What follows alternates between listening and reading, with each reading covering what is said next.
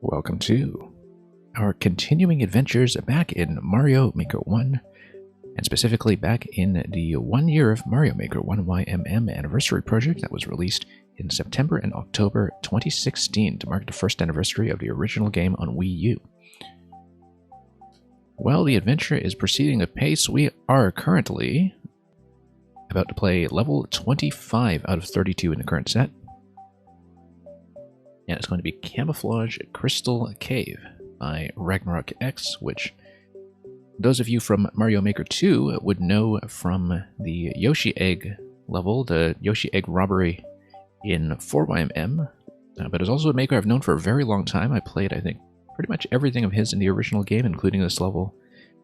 Somebody I've known across several different Nintendo communities over the year. Very knowledgeable, and also somebody who absolutely loves the new Super Mario Bros. Games and theme. So, welcome Meng, incidentally. But let's post the link, first of all, to the level codes for the remaining pieces that we're going to play today.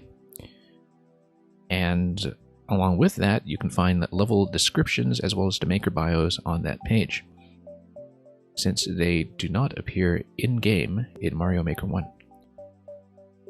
With that in mind, we may as well read what Ragnarok X had to say about Camouflage Crystal Cave. The description says, "Go spelunking in this confounding crystal cathedral. Don't let the colorful patterns fool you as you traverse its marvelous halls. Pay close attention to your surroundings and look for clues to ascertain your path, or you may find yourself falling to your doom. 10 pink coins await those with the skill to find them all, but they are not a requirement to complete the course. A birthday cake and a special present can be found as well, but few will find them." Let's dive right in.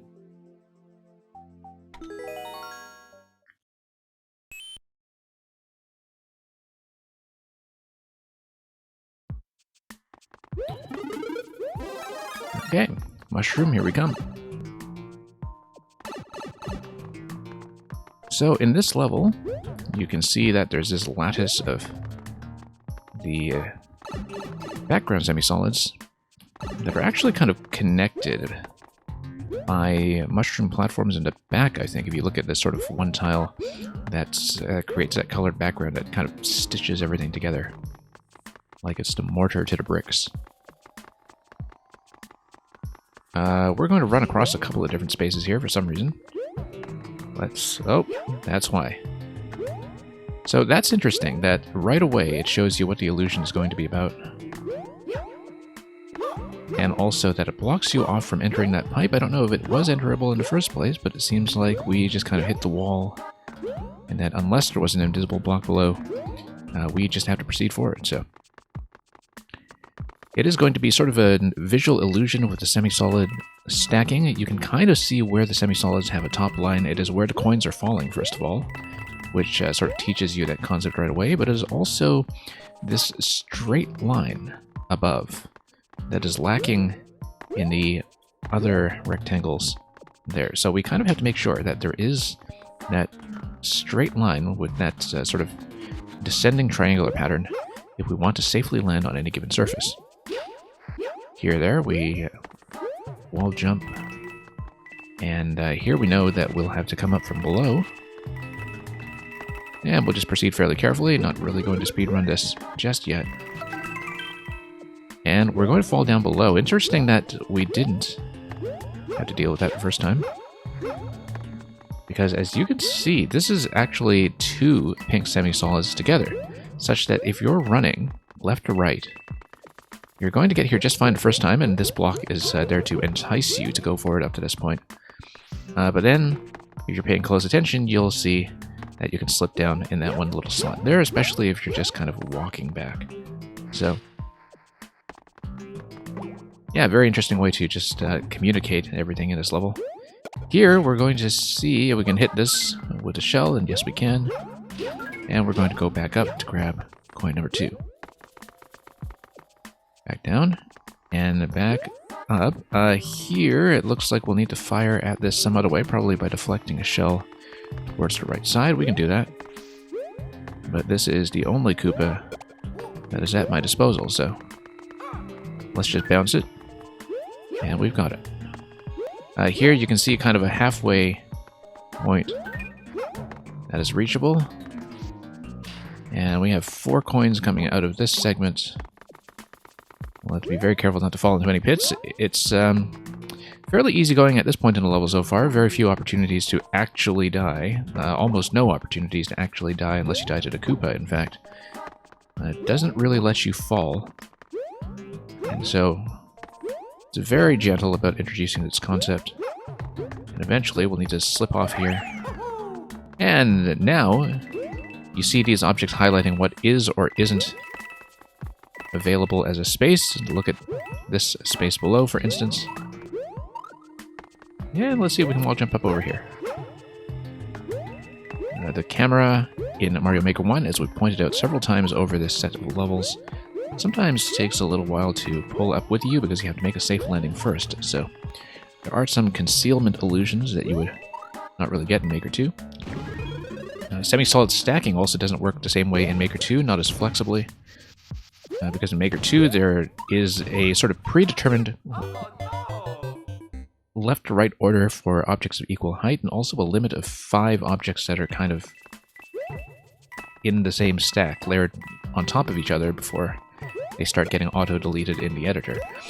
And so there are a couple of constraints that actually make a straight remake of this level impossible, although I know that there has been a very similar concept in one of the other themes, maybe one of the SMP3 themes that Ragnarok X managed to make work in Maker 2.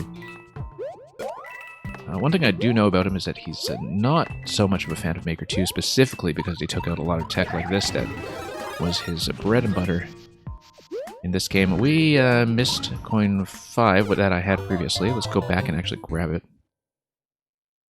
Too busy talking here, forgot that I didn't claim it a second time once I got to the checkpoint. It is, of course, up here above this little bit. If you wall jump up towards it, that's where we were talking about the ceiling and the camera.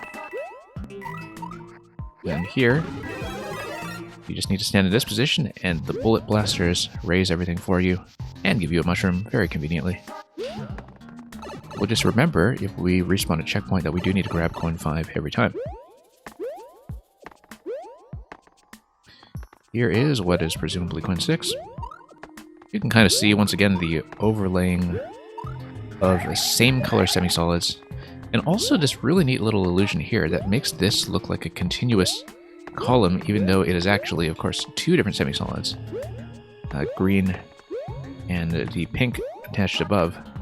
That's true of all 3 of these columns, actually, the sort of illusion that you have a protruding surface in the background that crosses multiple strata. And Luca, welcome.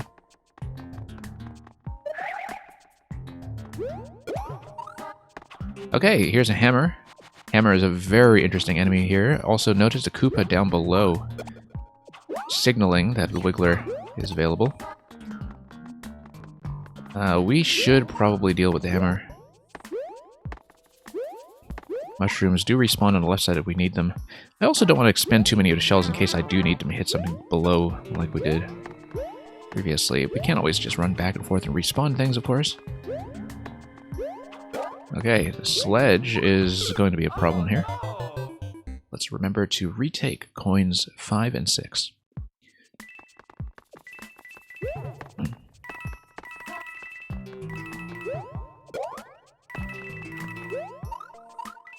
Whoops.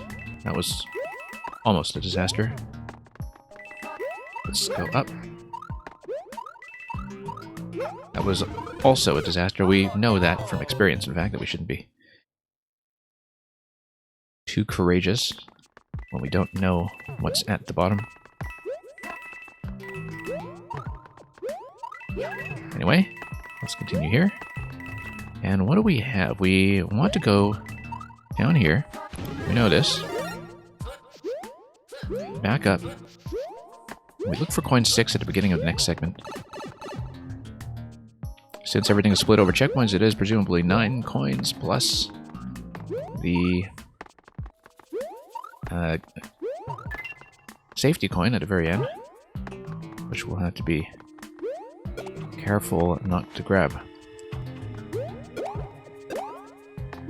Now, when I played this level originally, and this distant memory is coming back to me from years ago, I didn't really know much at all about the key coin and checkpoint logic at the time. I might even have learned about key death from this level, because surprise, surprise, in spite of the fact that there is a safety coin, I think I remember having learned about key death because I took a key death at the secret.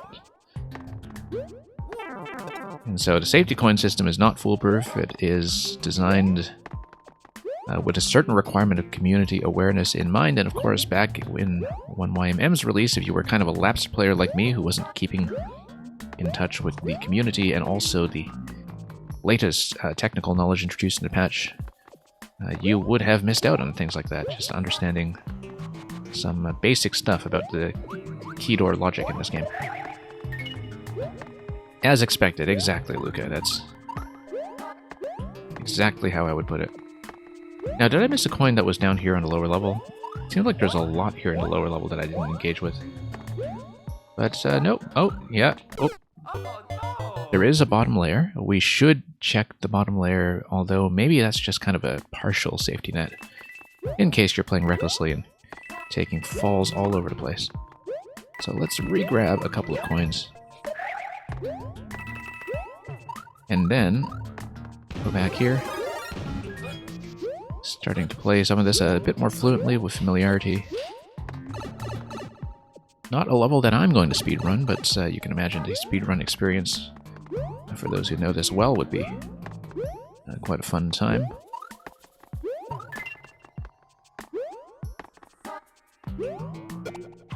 Okay, let's do this. And let's do this. Yeah, we grabbed coin 6 already. Coin 7... Let's get rid of the sledge. Yeah, we were going to check the whole area down below before we proceeded up. Let's do that. Just in case there's something interesting. And there is nothing interesting. Okay. Just a partial safety net, and also... you know, a nice little aesthetic thing as well. Just to make full use of the two-screen vertical space. A lot of openness and verticality to this, as was seen in so many Maker 1 levels. Since there was no recourse to scroll stop, people instead made a ton of use of the available space to sometimes create these very big, flowing, continuous layouts. And it's kind of funny that with the introduction of scroll stop in Mario Maker 2, we've had much more refined concepts, much more reliable concepts from a technical perspective, because there's so much more control over how things load in. But at the same time, a general loss of interest, I think, in very refined levels that have this spaciousness to them. Like, we can still make them, but the people who are quite serious about highly refined level design, I think, are often also the ones that are using scroll stop tech to the max to try to control how everything is working and maximize reliability. And so I think for a number of different reasons we've kind of had a lot of this openness fall out of fashion, and that's something that we've spoken about on the stream many times.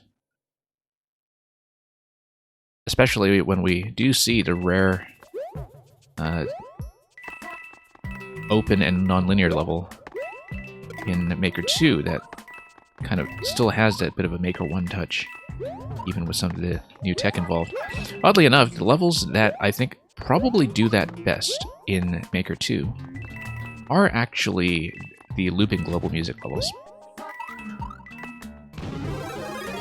Because by their very nature, the global looping music levels do often have you traveling through this vast contiguous space. You know, if you think about what a typical level by General BB or WBC looks like, in terms of having most of the entities taken up by the music tech and using everything remaining to kind of have you weave back and forth in an open collectathon coin hunt. Like, that kind of style is probably the closest to what we have in Maker 1, with the difference that there's tons and tons of global looping music.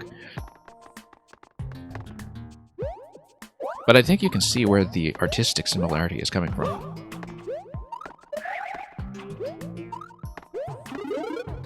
And in some way, it's been a bit of a technical arms race, I think, where that kind of level, if you think about the best examples in Maker 2, they're partly memorable because they are the global music loop levels, and so concepts like these ones that are sort of very entity-heavy, like if you wanted to make an open level that's very entity-heavy because you don't have most of the budget taken up by music, that's something that I think is a relative rarity. And apart from the few people who are truly kind of Metroidvania specialists. And there have been a couple of makers in Maker 2 like that, of course, but far fewer, I think, and far less prominent than in the first game.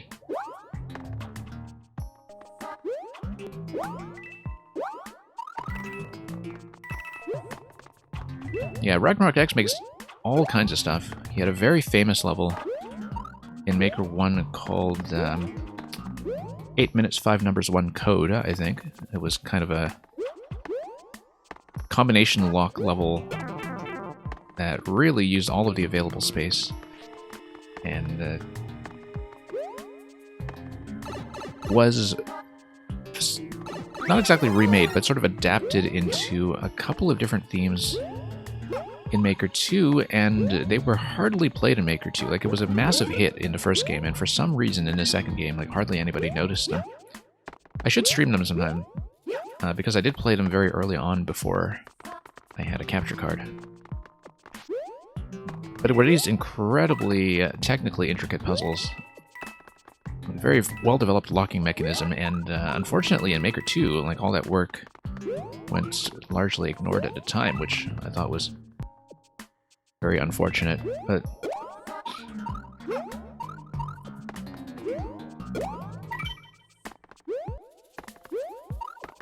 and yeah, despite being a really excellent and knowledgeable maker, I think Ragnarok X is one person that kind of had a bit of a hard time in Maker 2. There was that one notorious incident in 4YMM where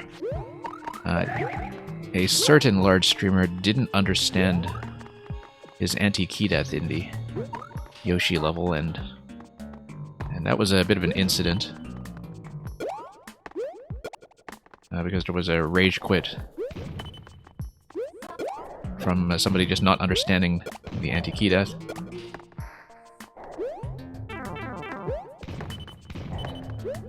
And it's very unfortunate because I don't think I've really seen much out of him in Maker 2 since that thing happened. Anyway, we're past this checkpoint that has 3 coins remaining, or rather 2 coins plus a safety. Let me just make absolutely sure that I had checked this. I think, yeah, this is just the cavern being a cavern. It does kind of look like there is a landing zone there, though, doesn't it?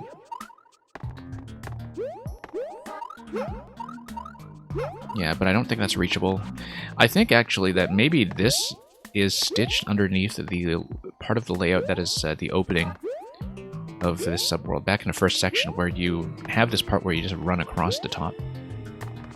They might actually be stitched together.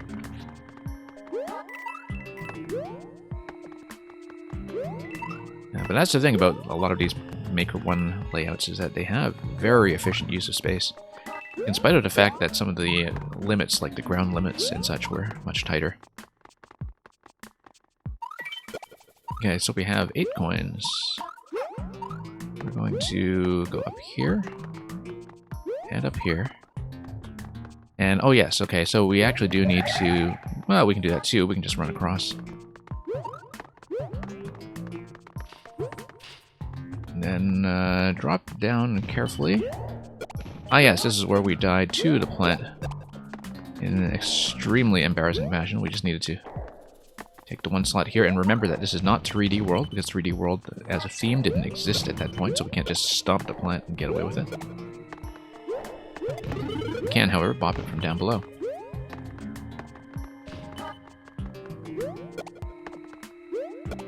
Hey, have to shake a lot of Maker 2 habits here. All over the place. Here is the safety coin. We're missing one coin. We're missing one coin. Oh, here it is. Okay. Now that's interesting. I think we just need to dip down really carefully. I think there probably was a way to do this without taking a damage boost, but maybe it's a mushroom check.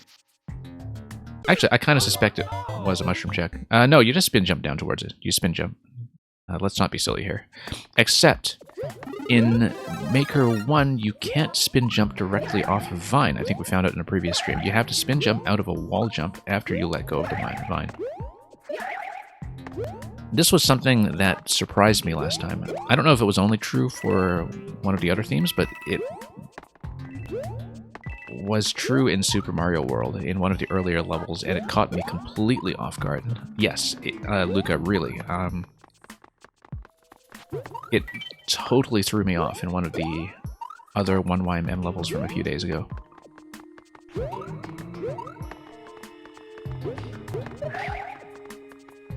And yeah, like, you know, there are a lot of more famous engine differences that I think people remember, but that's one that just made me question what I knew about this game. There are some really interesting nuances when it comes to the changes between the two games. Oh, there's oh, I see. The Fire Flower is just a bonus for getting through the key door, so if you had Miiverse, you could stamp a screenshot at the end of the Fire Flower as proof. Anyway, so yeah, you can't... Oh, maybe you can.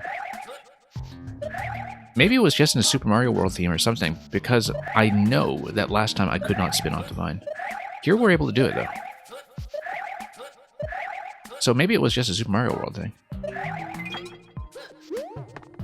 Yeah, because one of the things that I ran into in the last stream, for instance, was that if you have a big Goomba that splits holding a key, in this game, when you hit the main Goomba, you get the key immediately. You don't get the kill on both of the fragments that spawn out of it. But yeah, that's sort of interesting that you can spin off the vines in this theme, but apparently not in Super Mario World, unless I just misunderstood something about the mechanics last time. But anyway, here's a Yoshi rescue at the very end, so you can ride Yoshi out with you. And we got ourselves the true ending. So, thank you for the GGs.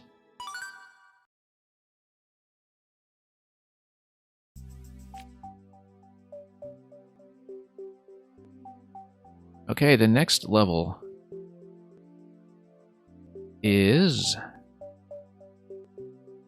Let's bring this up. It's called Lair of the Munch Trees. It's by some guy named Kavik. I don't know if any of you have heard of him.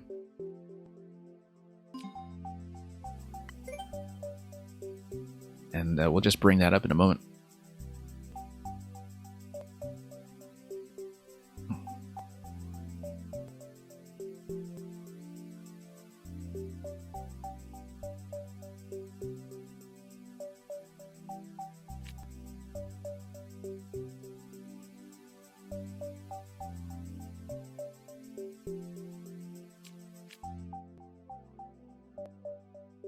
So, here is Lair of the Munch Trees by Kavik. I think everyone here knows this already, but Kavik was, of course, the mastermind and taskmaster of the Years of Mario Maker series. Somebody who is very hands-on about personally curating and playtesting every level in each of the successive projects. In fact, for 1YMM, I think because everything was released on a daily basis, one level per day, starting with the anniversary in early September, Kavik, I think, actually personally wrote a blurb on Reddit for every single level that was released. And that doesn't appear on the Link website itself, but this is his contribution, Lair of the Munch Trees. And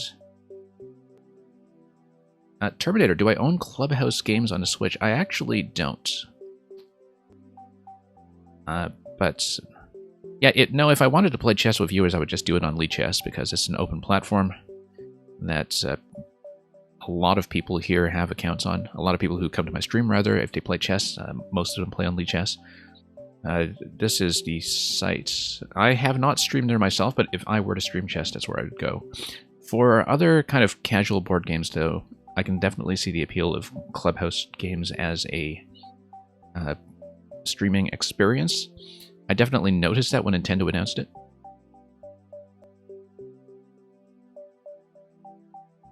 But anyway, back to this level. Yeah, okay, so Kavik, by the way, has been following along with one of the 1YMM streams, some of the 1YMM streams, rather. And so a bit of a shout out to him as he combs through the VODs. I did receive some feedback from him that he thought I went extremely slowly. So naturally, with a 57-second world record on Lair of the Munch Trees, we're going to take, I don't know, at least half an hour. Maybe more, depending on how much talking we do.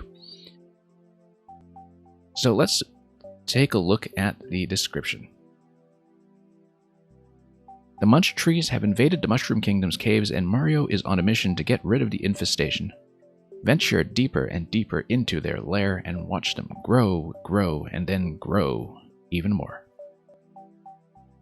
So we will play this like we're watching grass grow.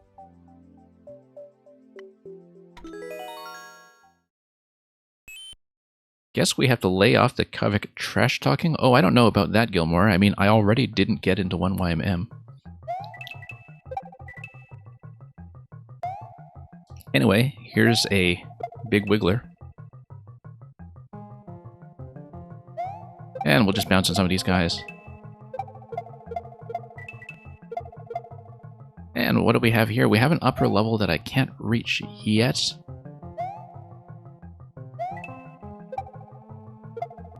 Not that it would be possible from this kind of distance, but I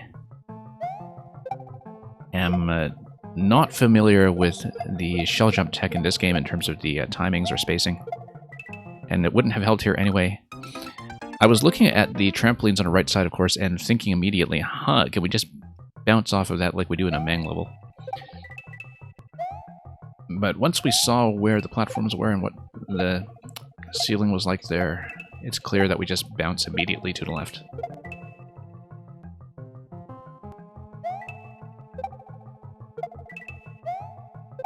And yeah, Donkey Mint and Gilmore totally bringing the gossip here.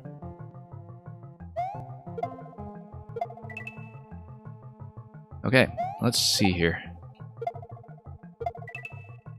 I feel like these springs are trying to encourage you to, bounce in and bounce back.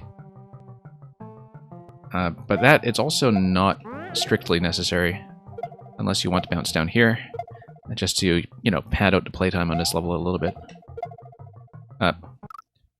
Like I was saying about padding out the playtime on this level.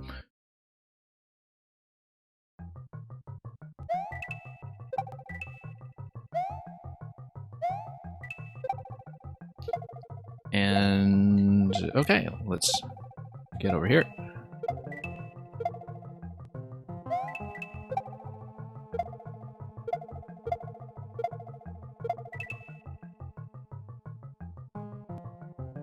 And up here, and let's see if we can have some visibility on the next wiggler after that. We can, because the coins are fairly good about signaling that. I have not seen any of the 5 pink coins yet. They might all be in one segment for all I know. Also, coins down there indicate to me that I can safely go down, unless, of course, it's just a place to land. If you miss over here, no, there is some encouragement to wind your way down so you actually properly get visibility of your landing zone.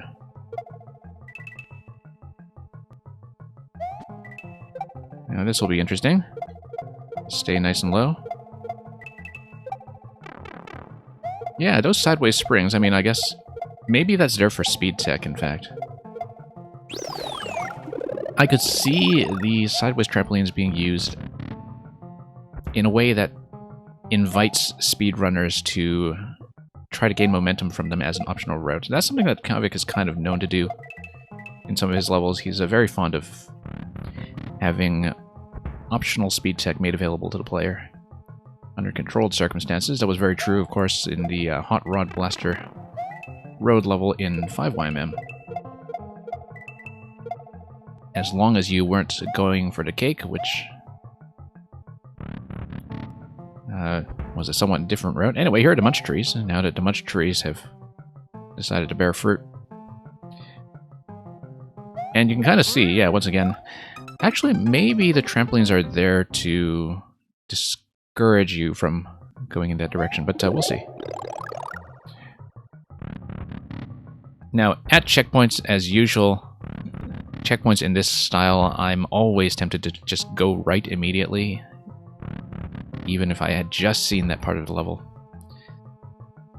Luckily, I didn't make that mistake here, but usually I do. Because very often, I respawn at checkpoint and I just run right without thinking.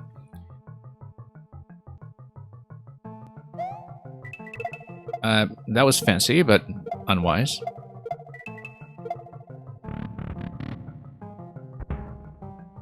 And yeah, Oily Olive, perfectly welcome to lurk here when you're doing some level building.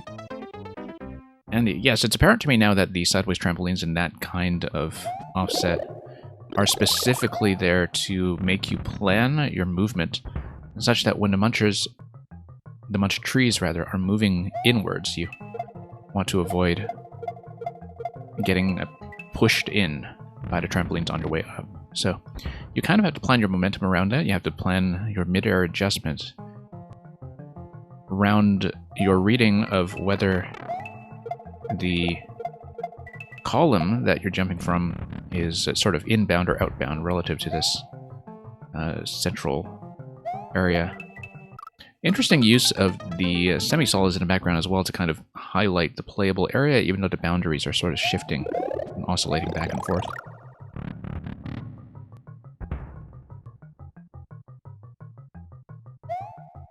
Whoops.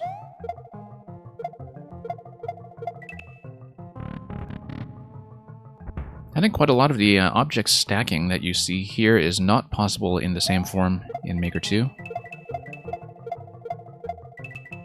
We can go directly off that if we have some sideways momentum. I should actually decide and commit to one particular method instead of just going for it. And yeah, like Document was saying earlier, you think he actually optimized a speed route for this using the springs. That's what I gradually started to gather about this as well.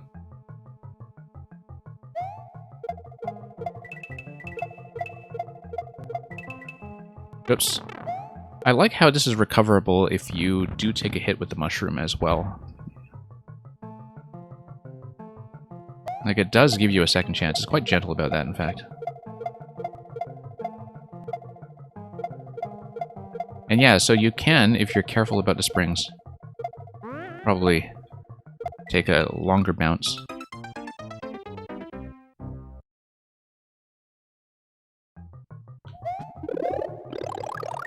And yeah, look at the stacking logic in Mario Maker 2. Like,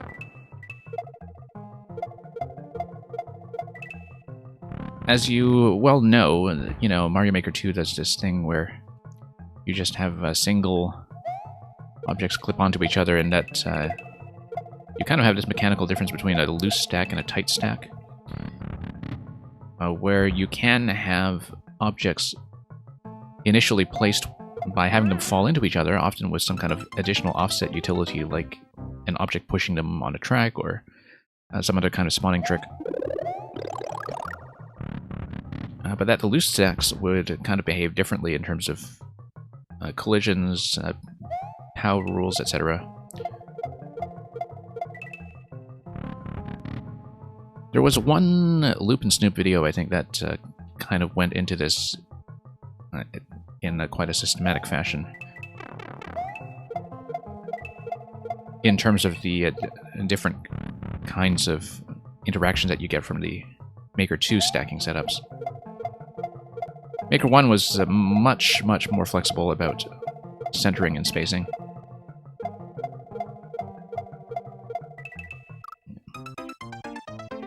We just needed to kind of stay on the right of the two wigglers on the top left.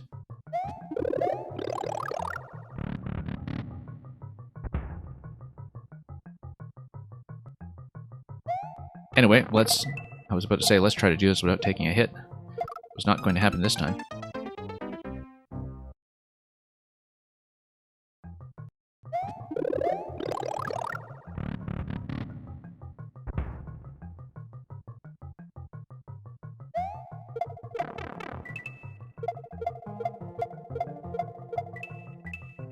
Okay, we'll get over here.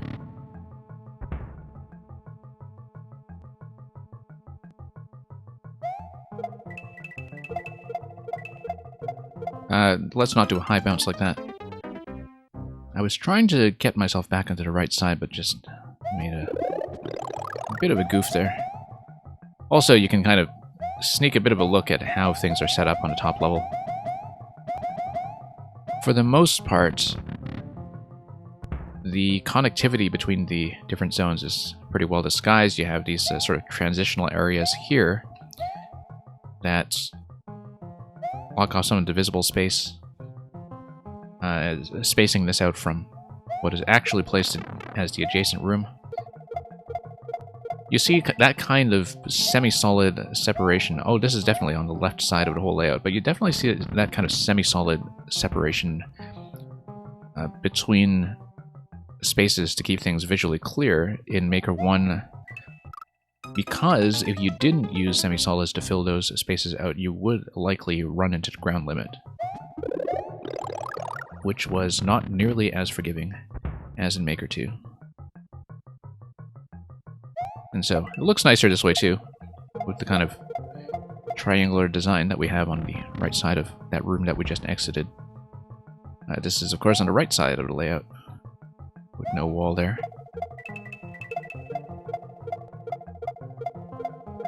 And we'll miss once again. Whoops, we'll miss twice again.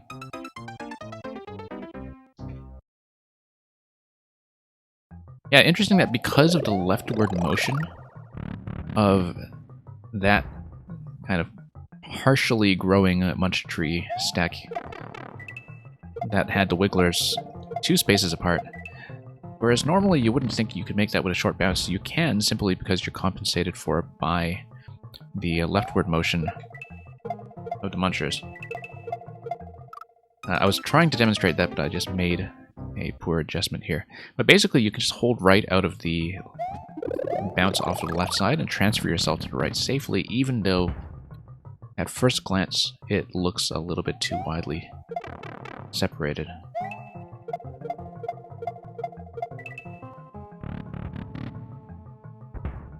Anyway, we're going to be very sloppy about this.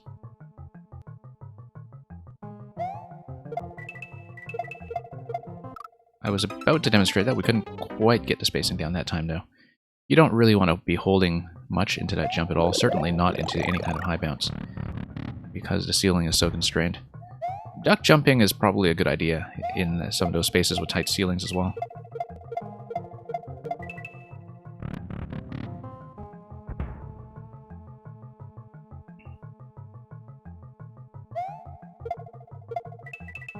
Oops. This is going to be a problem. Anyway, back to the munch tree as we go. Notice that the springs are actually a little bit more threatening if you are big.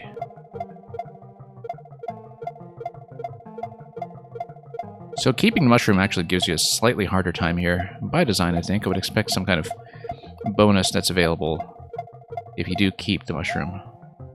Or something else that rewards you if you check that state, unless, of course, we hit a checkpoint right away, because that would give you a mushroom directly and make that state equivalent. And there's a key door right there. Like we expected, it's just 5 key coins in one section. So, no need to worry about key death or safety coin nonsense. Up.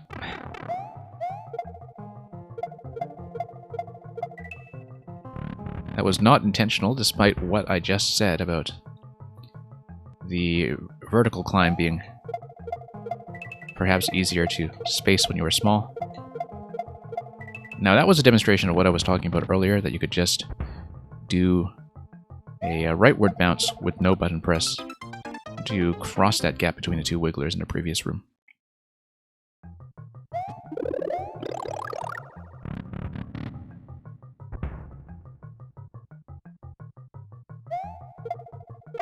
Yeah, first bounce will probably do it if I just do a high bounce.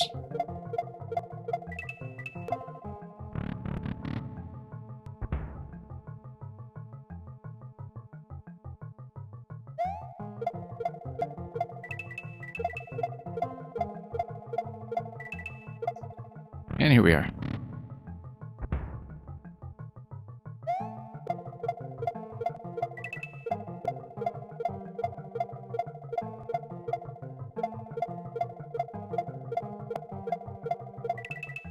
Okay.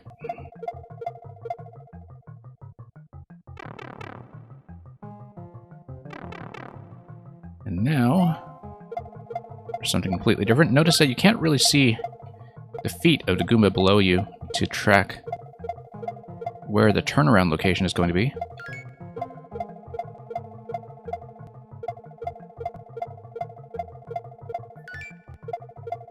I may go for the question block first in case there is a midpoint mushroom.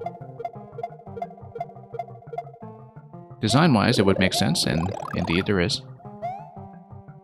Notice the mushroom platform is just kind of hanging out on the left side to add a little bit of aesthetic variety to the boundary.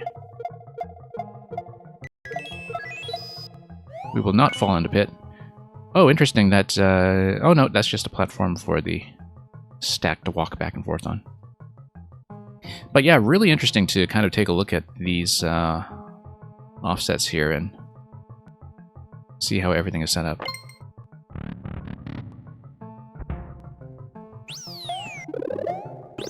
Really interesting spacing all around. So yeah, I guess no reward necessarily for keeping the mushroom out to that point, given that you just got a refresh at the halfway point. Unless, of course, that was a progressive power-up, which it could very well have been. Indeed, having a progressive power-up in that location would create a different state here, depending on whether you are playing continuously or respawning from checkpoint. Notice the muncher design on either side.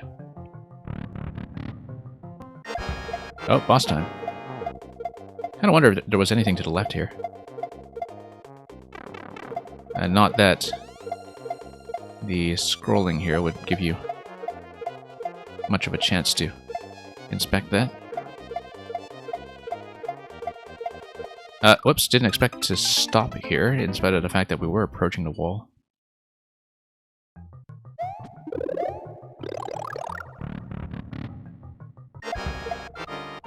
Nope, nothing to the left.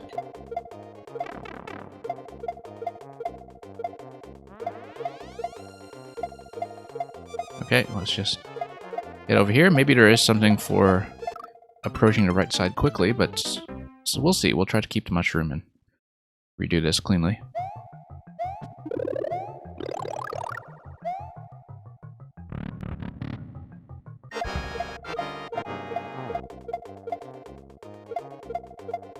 And down we go.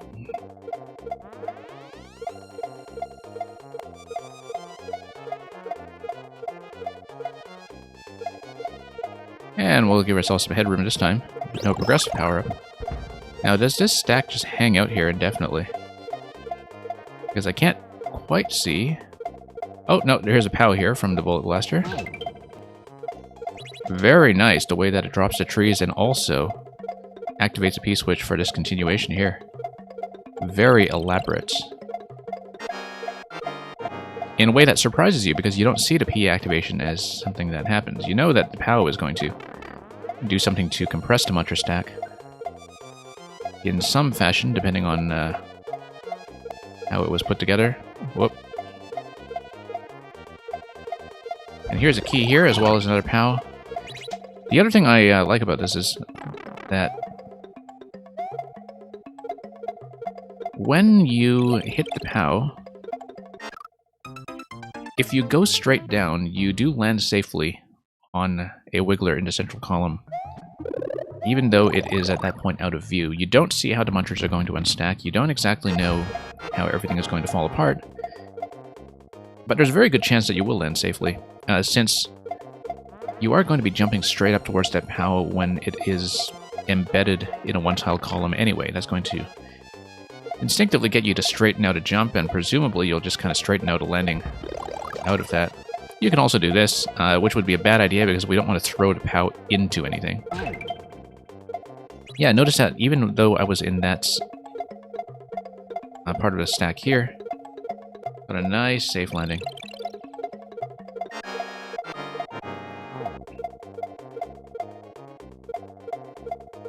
Anyway, let's go over here.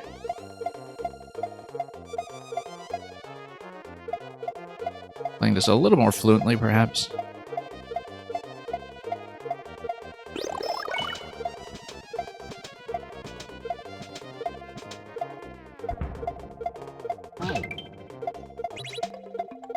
And then now we can see that not only does the P-switch stop a conveyor at the bottom, and it must have been the same setup on the other side as well, that the stoppage of the conveyor is...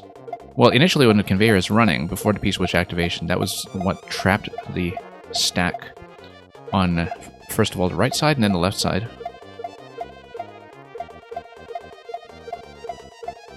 And then now, what do we have? We just have the key entry. You kind of have a safe landing point that will take you to the right, I'm sure.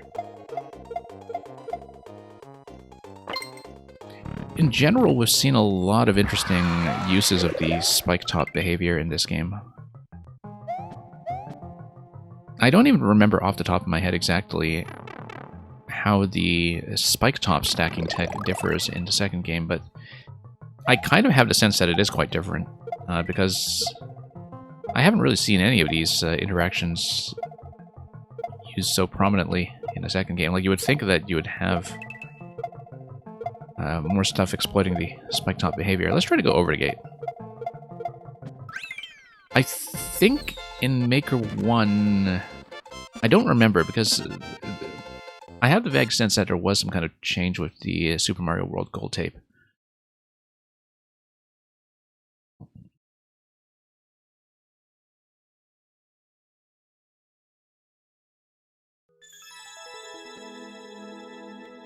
But yeah, very interesting level. And this was a really speedy clear of 15 minutes once you're past checkpoint.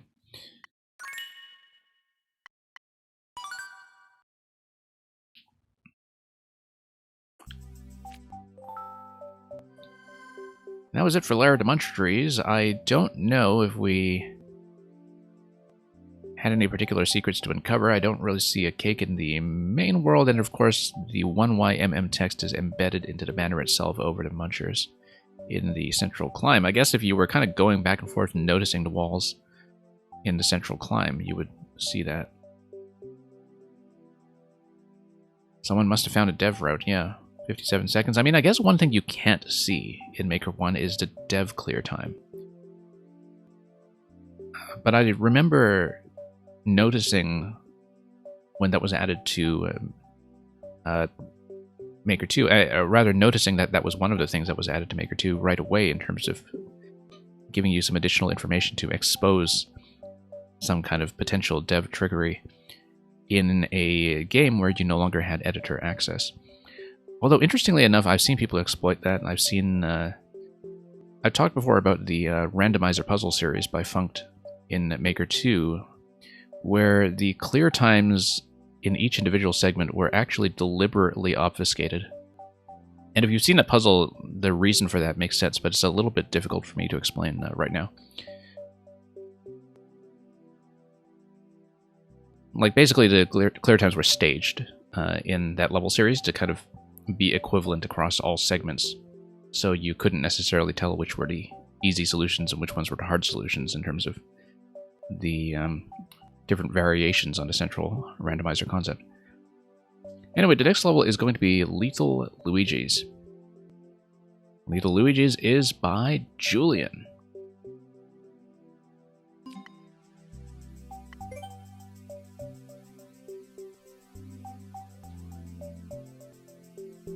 Just one moment while I punch in the code.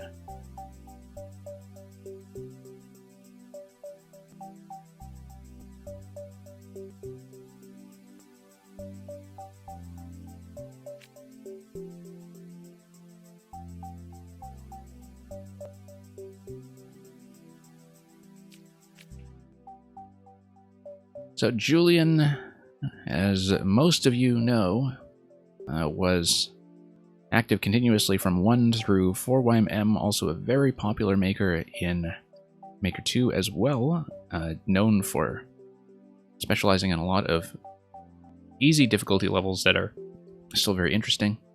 For the past year or so, I think, though, he has been streaming pretty much exclusively Mario Kart. Like, he's involved in some kind of Mario Kart league or something that he has set up.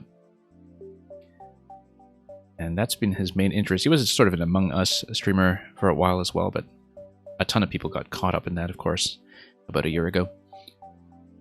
So we haven't seen Julian around for some time because he's kind of drifted away from Mario Maker, but let's take a look at what he was up to over 5 years ago in Lethal Luigi's. The description is as follows. This level is based on Luigi's. Yes, Luigi's. Mario can show again who's the bigger brother and stomp Luigi into the ground when wearing the Mega Mario costume. Chain Chomp's posts are looking like Luigi's and you can jump on and off them just a bit like P-switch jumps. Combined with some clever mechanism, you can actually build a whole level using this technique. So we'll see. I'd forgotten most of the big mushroom, amiibo giant mushroom interactions when you see them through the CRT filter. And so seeing them occur in some of the earlier levels that we played in the 1YMM series kept bringing a few surprises in terms of, some of the sprites like Luigi replacing some of the bullet bills as well, I believe. Anyway, we treat it like a P-jump and we just stomp on Luigi in CRT mode. Once we come up here and take a look. Okay. This is a Julian level. It is going to have a nice soft reset here in the training section. It is also going to have a reset pipe to the left in case you need it, which I do because I missed the P-jump timing. Or rather, stump jump timing. Which I think is a little different than it is in Maker 2, so even the P-jump timing that I'm used to in Maker 2 is not really equivalent, I think, to the stump jump timing here. We'll have to be very careful about this, because I haven't learned it yet, and we'll have to practice at the pipe until we do.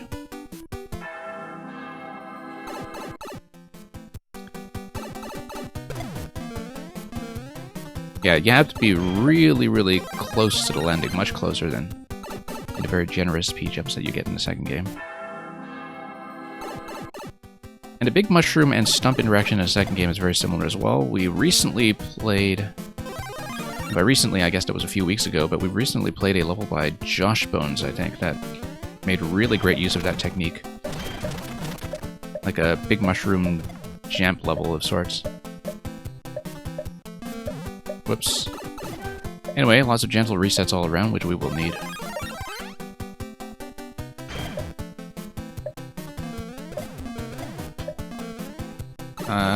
Yeah, we'll go for that coin. I mean, we've got plenty of opportunity to reset here.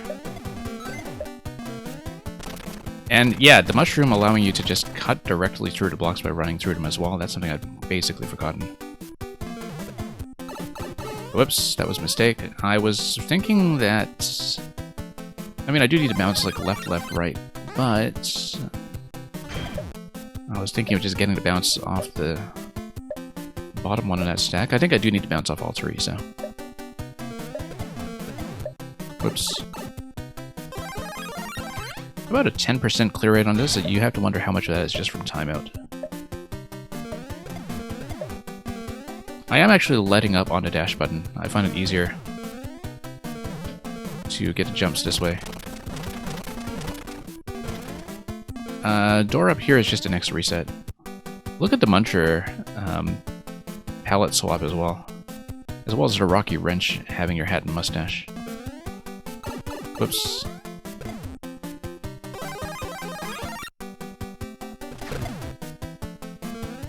No, too soon. Too soon. So yeah, it is based on the wrench throw timing. Whoops.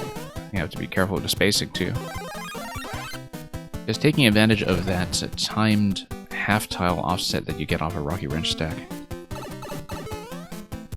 Which I'm totally going to flub here. I've been letting go of the dash button so far, but here I'm covering enough distance that I think maybe I can't afford to do so. There we go. So that was with the dash. And then here we're going to stomp on Luigi that's on the track. And miss.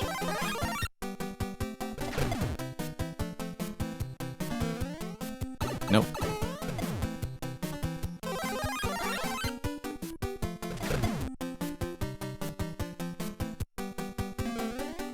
Nope. Still miscalculating.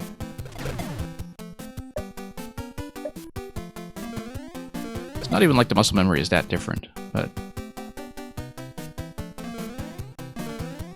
these are the kind of little things that can throw you off. Very nice, by the way, the placement of that cannon, allowing you to just get into a cannonball bounce. I didn't know about the large cannonball giving you this rolling Luigi animation, in fact.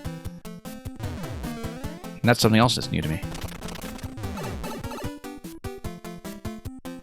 I think originally, back in Maker 1, I really didn't see that many big mushroom levels. I mean, it was locked to this amiibo. That was certainly one consideration. Let's do this again so I can try to go for the coin. And yeah, man, it is almost like stepping on Sonic. Except greener. Like the Green Hill Zone.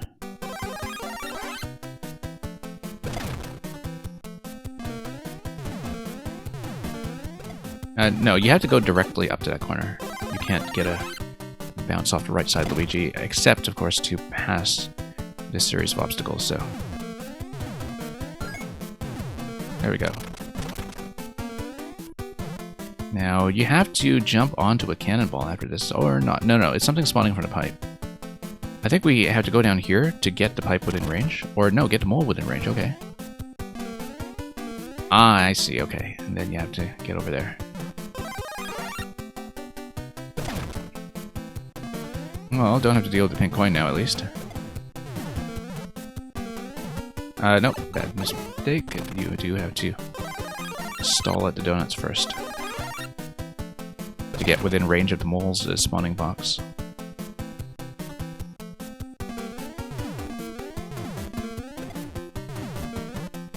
Yeah, you lower yourself. You let the mole bounce all the way, and then you follow it.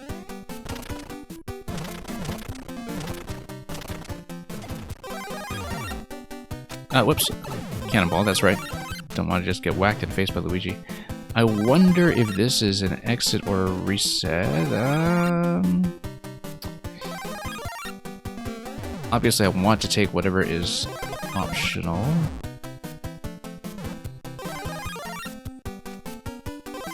This looks like a reset point that comes back up, though, right? So let's see what this is. Yeah, it is a reset. I wonder what's killable here that requires to reset. Oh, probably because you're just hitting Luigi and then you loop back around if you fall. That's all there is to it. Notice the blue track. Something else we pointed out in the last stream is that the tracks blend in really interestingly in Maker 1 because of the way that the track patterns actually kind of match the background color of the theme. So here they're blue because they're matching the blue sky of Super Mario Brothers Grassland. Nope, let's reset. Very kind of Julian to offer me that.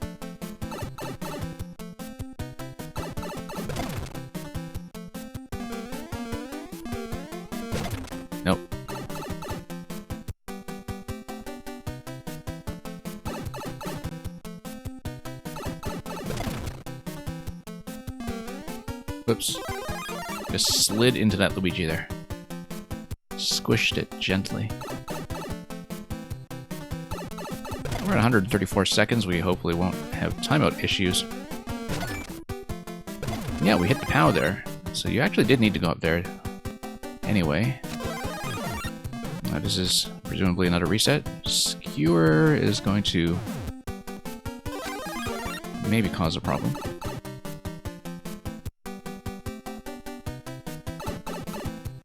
Skewers were introduced in the last major patch for this game as well, which was back in May 2016, I want to say, the same patch that introduced key coins.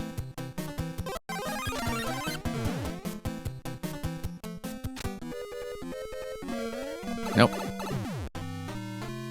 Just a matter of timing there.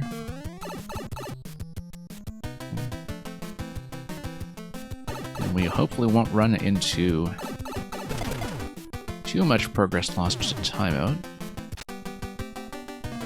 Oh no, too soon.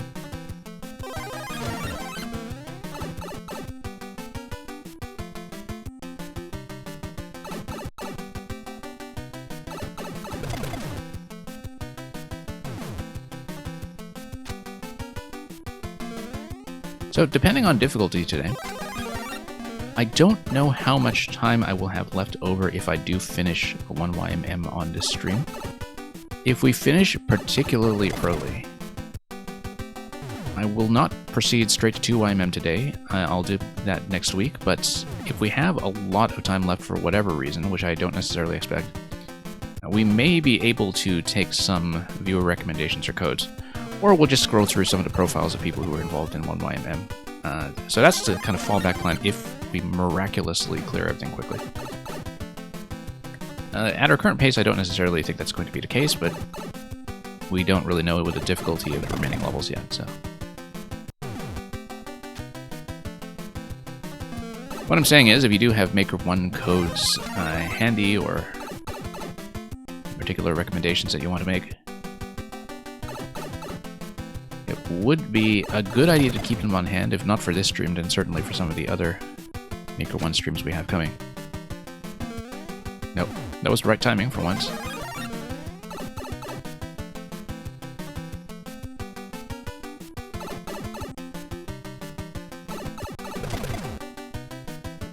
Yeah, you can go right away on reset, actually. There we go, finally. Now, what do we do here? Can we actually make it up to the next line? I don't think we should do it that way. Ah, and then it's going to be over to Cannonball. I see. 17 seconds, we are going to time out here. So.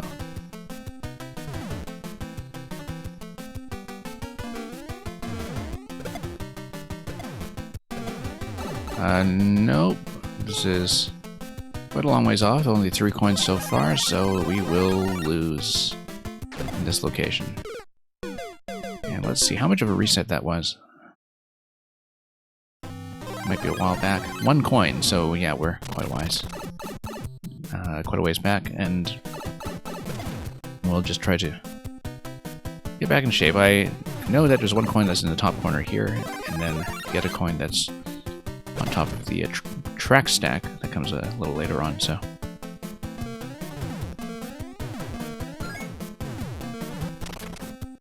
Okay, mole here, we let the mole bounce.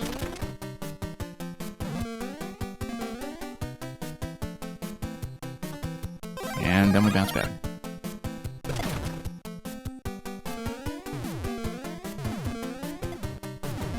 Okay, there we go. Getting the timing down a little bit more cleanly, at least. Nope.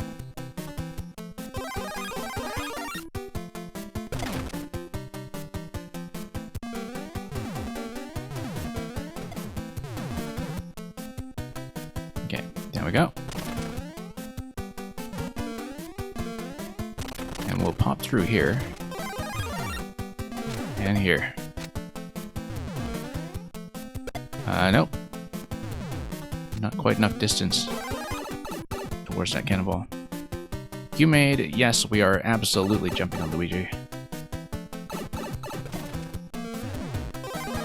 It's funny because this level is called Lethal Luigi's, but Luigi's not really the one being lethal here. Except for the cannonball ones, I suppose. Actually, not much about this level is lethal. Like, everything just gives you a soft reset, so...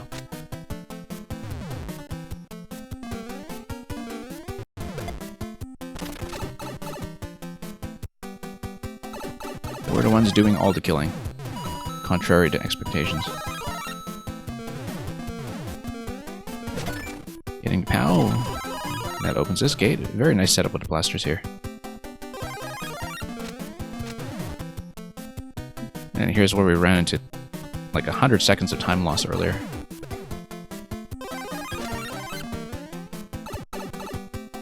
So we'll see if we can do it any better this time.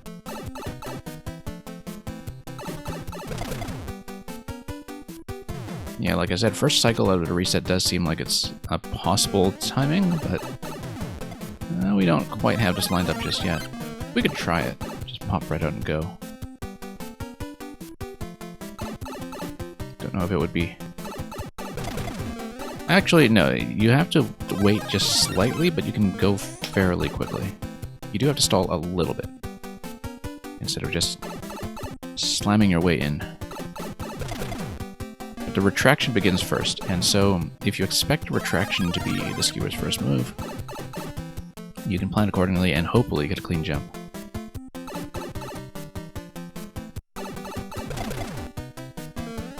Nope, not quite. That might have been it if I'd actually hit the bounce timing correctly.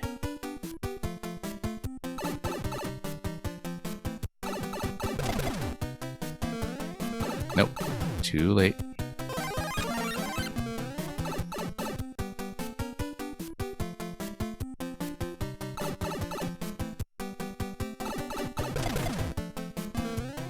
Nope.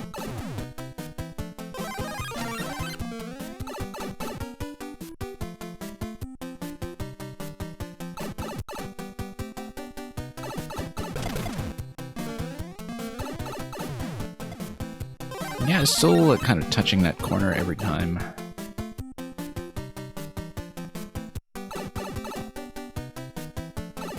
Not quite making it here.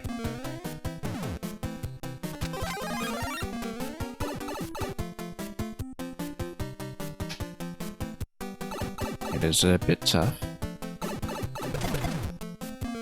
Probably easier if we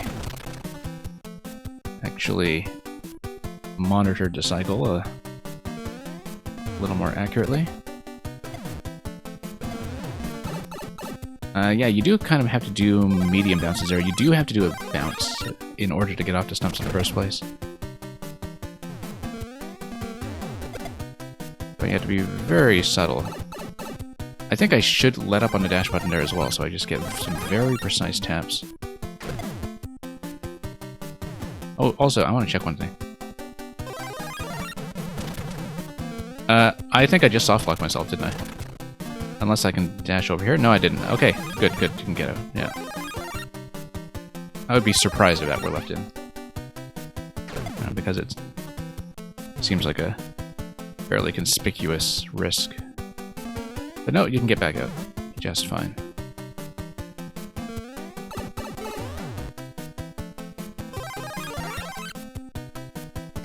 You have to wonder, in fact, if that would be some kind of secret placement. I wouldn't expect some kind of additional key here, but you could imagine that in a level with a different scheme for secrets, you could do that. Oops.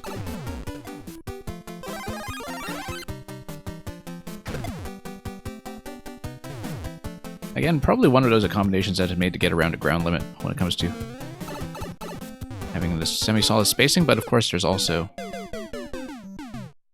the aesthetic considerations here. When it just comes to making the ground have a lot of variety. Julian does the same thing all over the place in Maker 2 as well, in terms of having these very natural-looking ground patterns. I remember that specifically about many of his Maker 2 creations. Oh, no, let's get the coin.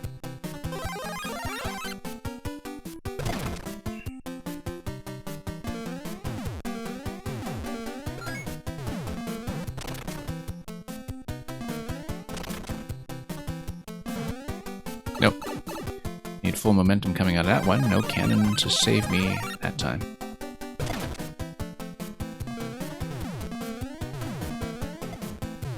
So I can't be the only one who sees that rolling Luigi cannonball pattern and thinks of Blanka from Street Fighter 2. You see what I mean?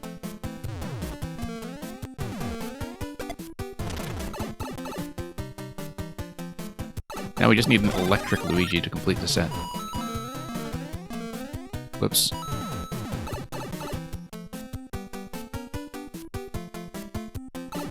I mean, not the only video game character who has animations like that, but that sort of straight horizontal midair roll like that is just something I so closely associate with Blanka. Whoops.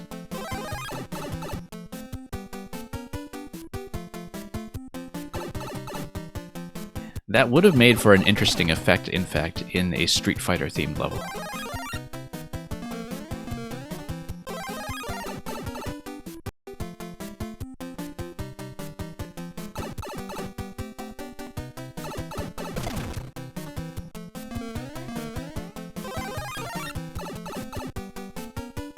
I mean, if you're just going to be Big Mario here anyway, facing off against that rolling Luigi, I guess that's the closest thing you can get to E Honda. Who absolutely slaps. Sonic does have a roll.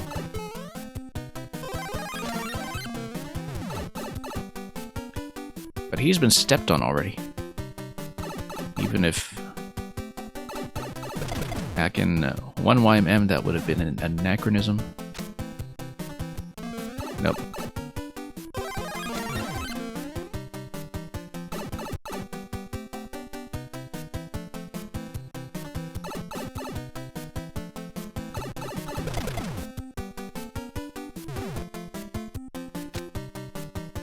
Nope, too soon.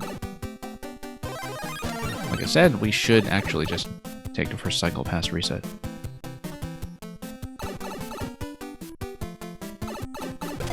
Skewer goes up.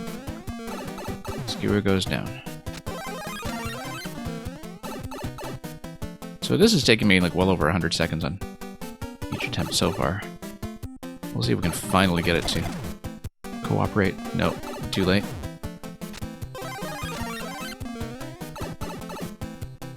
It's very true that Mang hadn't invented Sonic yet.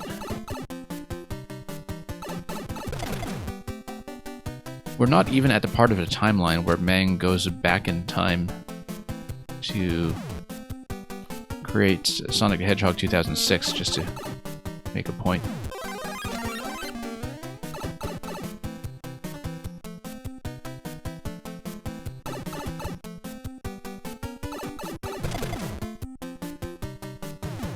Or the part where Mang also goes back in time to ask Michael Jackson to create the soundtrack for Sonic 3 and Knuckles.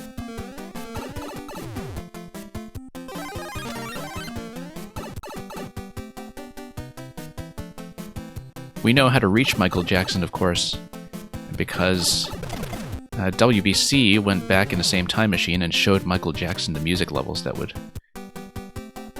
lead to the creation of hits like Smooth Criminal.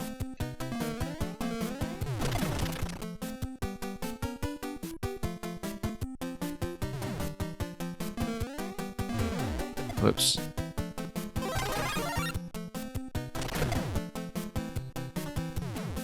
Whoops. Not quite.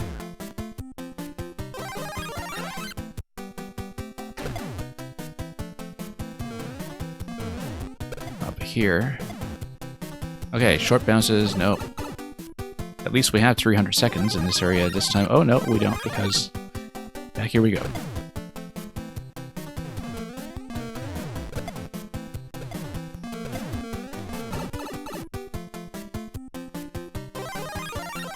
Yeah, even in the first bounce here, the distances are close enough that you don't really need to hold the dash button out of these to get over to the Cannonball Luigi, and then further to the right.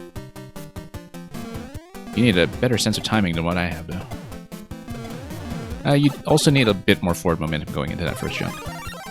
You can let up on the momentum a bit after the first bounce, but let's not go right away. Let's wait for the second part of that. Yeah, the second rise of the Muncher here is what I want, generally. Nope, still need to go a little bit further to the right on the first bounce. Kind of overshoot the first one slightly, if I can.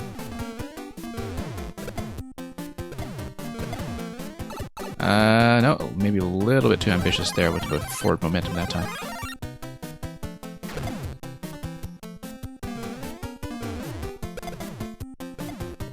You've never seen Luigi and Sonic in the same room? You would think that... I guess Smash Brothers doesn't count because Smash Brothers has all kinds of characters who are basically clones of each other. And so both Luigi and Sonic, even if they were spotted together in that game, they would still have some semblance of plausible deniability. Ah, okay, no, it drops that Luigi. I didn't see what was going on there. Thought it might be something like that, but I couldn't quite see where I was going. I didn't grab the big mushroom. Where's the... I'm gonna get one. Down here. It's the first time I've accidentally skipped one on a reset.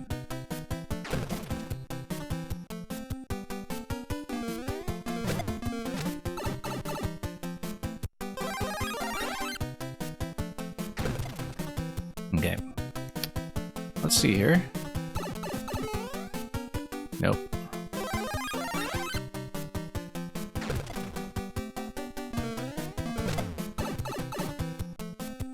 Just some poor momentum control coming out of the landing on the bottom Luigi in the first stack.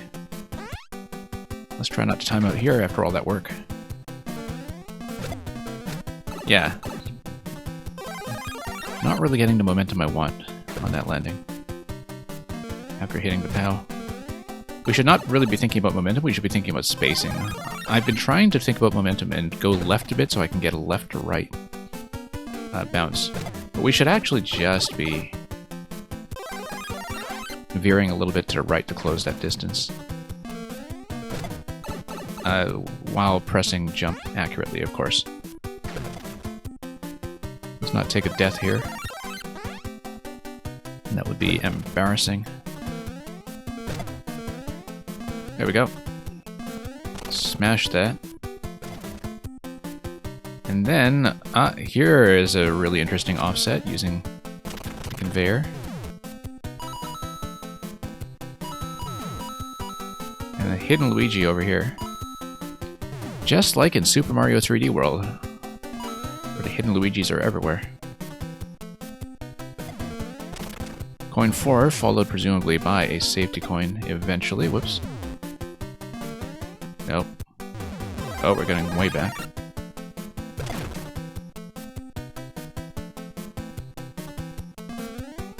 Nope. That was the right timing. On the first jump, not on the second jump.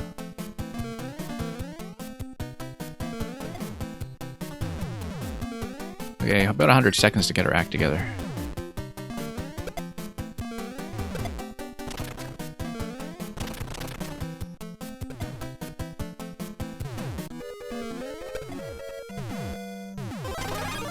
Well, timer is going to be a bit of a threat here.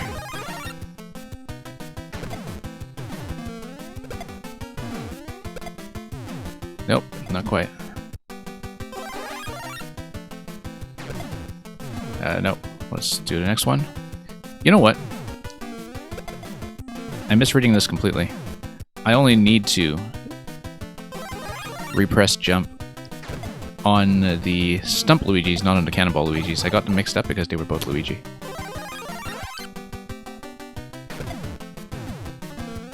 And so if I just hold a bounce into the cannonballs, it's much easier to do it that way. Time pressure, of course, is starting to create some issues. We might have a big reset coming back to coin 1. If I don't get this sorted out quickly. Just watch, we're going to take a key death at the very end. Just watch. Nope.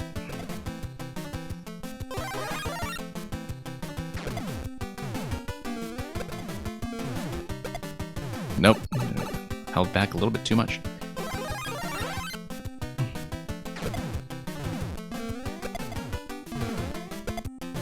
Nope. Well, we'll see. 30 seconds. Turning into a speed run all of a sudden. Whoops. We'll see. No, lost too much momentum. Should have held dash into that.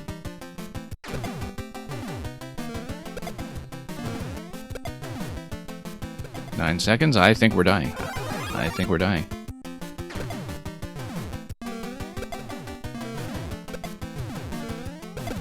Two seconds.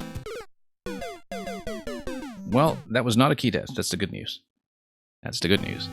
And we also have checkpoint at 3 coins. I'd actually forgotten that was a checkpoint because we hadn't taken a death since then, I think. So.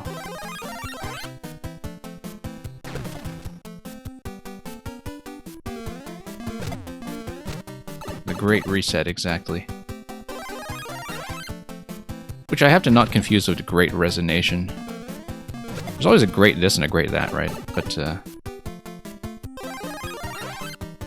isn't the Great Reset that sort of conspiracy theory that says that architecture that was created by, like, before the First World War was actually the remnant of some earlier hidden civilization or something, like some kind of predecessor to human civilization?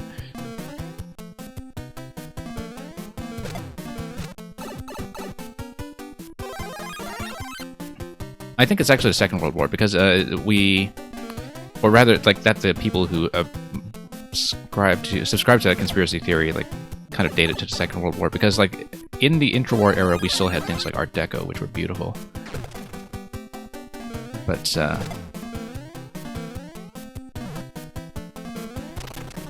my general sense, though... Oh yeah, no, it's only from the Flat Earth types, but people with no sense of history. Flat Earth types also have no sense of geological time, right? But, I mean, here's the thing, right? Like, that particular conspiracy theory that basically says that there was this huge civilizational split between pre-World War II and post-World War II brutalist architecture with concrete blocks everywhere and such. Their whole theory is premised on the idea that there's just some kind of catastrophic civilizational apocalyptic event separating these two periods of human history. And the thing is, there was an apocalyptic event separating these two periods of human history, and it was called the Second World War. So what's the problem?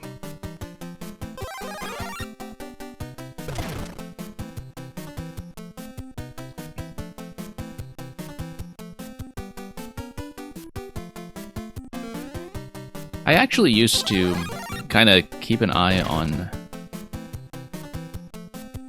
a theory that mostly is emerged from people who do, like, historical metrics and such, like sort of data analysis on history from the former Soviet Union in particular.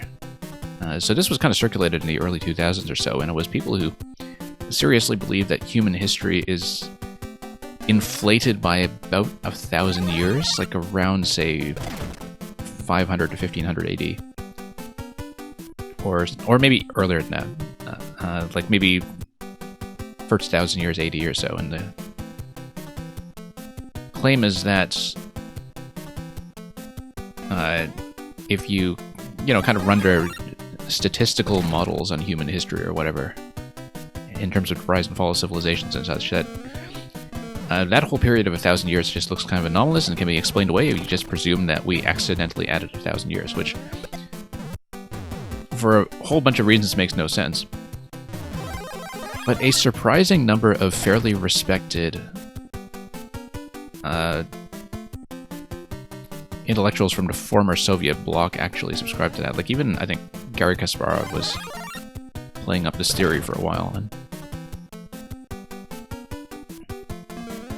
I actually probably first heard of it from something that Kasparov had written around the time. But if you kind of keep in mind that they were mostly people from the former Soviet bloc that were sort of proponents of that theory, it makes some sense because they had grown up in an environment where, you know, they were just constantly being lied to by all kinds of Soviet revisionism, right? Where, you know, their local town maps would be lying to them because they were afraid of being intercepted by American intelligence. And, like, space history or geological history, like, all kinds of stuff, you know, was just kind of messed with during the Soviet era. And so you have this entire generation of, like, sort of post-Soviet thinkers that were very distrustful of anything that is the official story.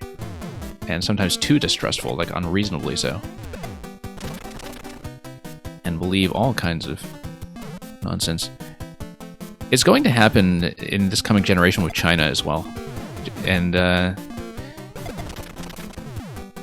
like, I don't know if you are aware of this, but if you look at cartography, for instance, like, GPS coordinates over the entire People's Republic of China are actually wrong. They are kind of deliberately distorted, like, sort of by...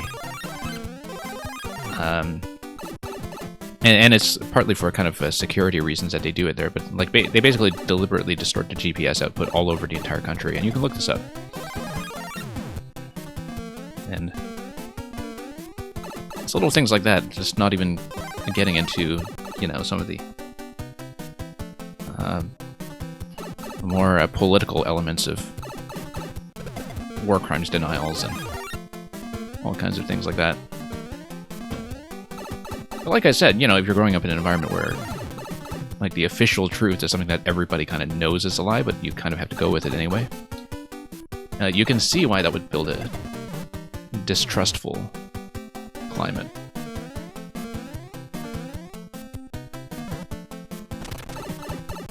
Anyway, we are at 200 seconds at this point, and we are finally going to reach the safety coin. Before I pick up the safety coin, let me just make sure I'm not at risk of anything really special. It looks like there's a cake down there. There's a kind of teaser for the secret room that wouldn't fit in anywhere else. Let's just go.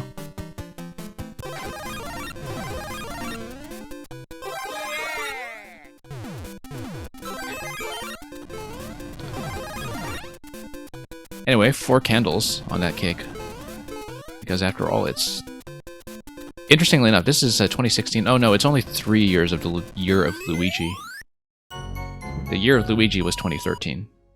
The year when Nintendo was promoting all kinds of Luigi-related content at once.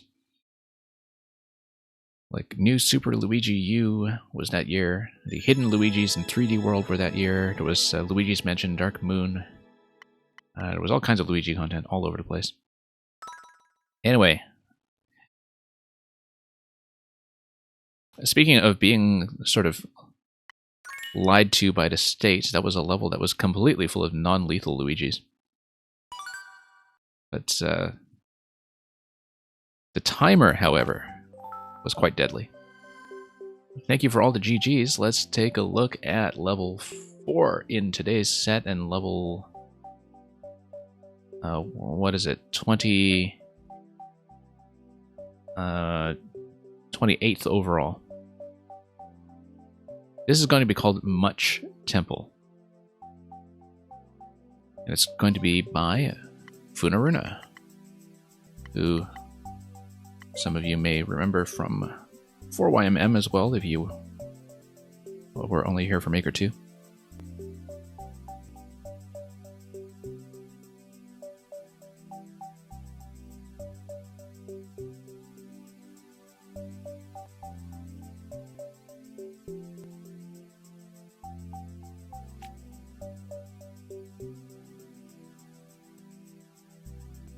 Anyway, let's load it up and see what's coming. This is also going to be one of the lower clear rates in the project. I remember that Funaruna's levels in Maker 2 as well tended to be on the hard platforming side. I believe the 4YMM level was the Sinking Blasters one. The title escapes me at the moment, but it was like a Sinking Blaster in Poison platformer. And it was actually kind of on the easy end for Funa. And it was still somewhat challenging, I think. But here's Much Temple. You've got a 0.63 clear rate. That's partly going to be a function of the length of this level, because the description says, the level consists of 6 compact and tense platforming sections made accessible with infinite checkpoint chamber connecting the level. Much Temple and its challenges await for the fearless Jumpman. Gilmore's telling me this one's tough, but has some cool setups. Well, let's find out what they are. Like we've been saying in the previous streams, at the time of 1YMM, because checkpoints and key coins were themselves so new, it's kind of interesting to see how much use people were getting out of infinite checkpoint tech already. That's interesting. Wonder what that coin was doing. This pipe is just room 1. Oh, I see. It's just there to kind of signal that you're entering that room. I don't know why I thought that would work.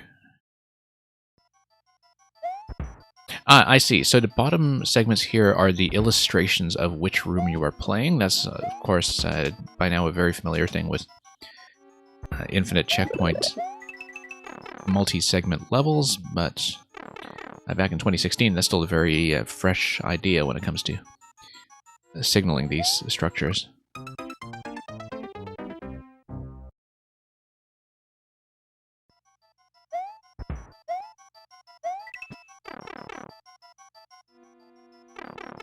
I should just jump directly through this, shouldn't I? No, maybe not. Like, I feel like if I catch it while the block is on the bottom of the circle, then I have a good chance to get out of there in a way I like. Rather than jumping on it when it's on the right, I should jump on it when it's on the bottom, and then... I am slipping a little bit, though, because of the fact that I'm kind of going against track momentum at that point, and I want to get a jump off of that, but I am getting pulled back a little bit, which is affecting my ability to get a nice crisp jump off of that. So we'll figure out some kind of reliable method to get through this. It's more important to figure out an intended method than it is to just jump it. But yeah, no, I think we'll just kind of Circus Charlie this thing and jump through the hoop, maybe, and rather than trying to get on. Because if you do get on, if you're against the track momentum, that does spoil the next jump a bit. So I think it is just a case of jumping through, and we should read it that way.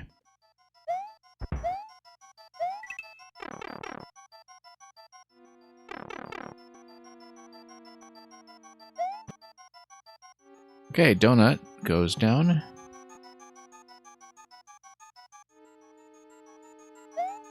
And, yeah, a full jump there is actually just going to ram you against the ceiling, which I guess we have to think about.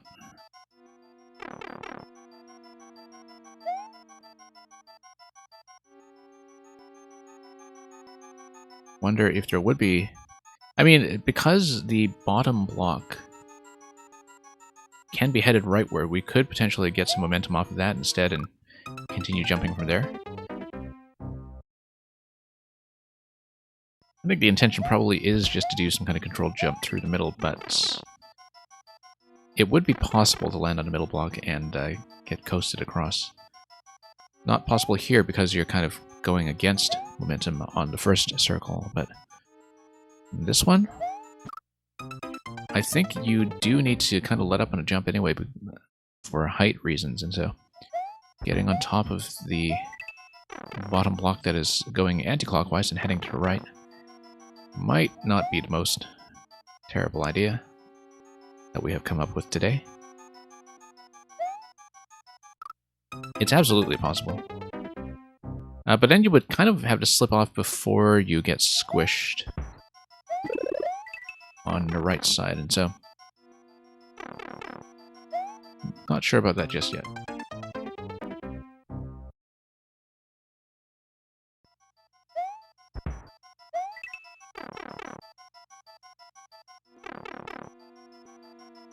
Okay, there we go. That's feeling cleaner.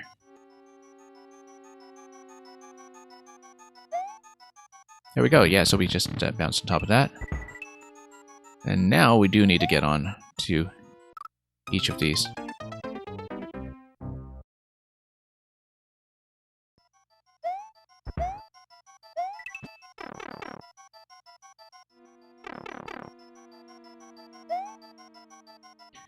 Okay, back down we go. And then we slip right off before the squash. And then, okay, good. Save that. Miraculously. Yeah, if you fail high enough, you have plenty of time to recenter yourself.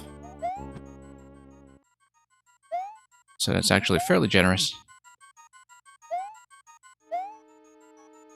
In terms of giving me a bit of extra safety. And there we go. That's it for this segment. Not nearly as bad as you might have feared. With the yellow coins telling you where you've already exited. So here's the exit from Checkpoint Recycler. Kind of wonder what's going on with all these coins. Probably just as a signal for which coins you have hit as a memory aid.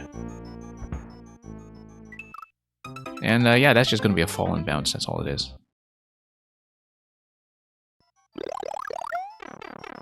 And yeah, this is doubling as a mushroom check as well.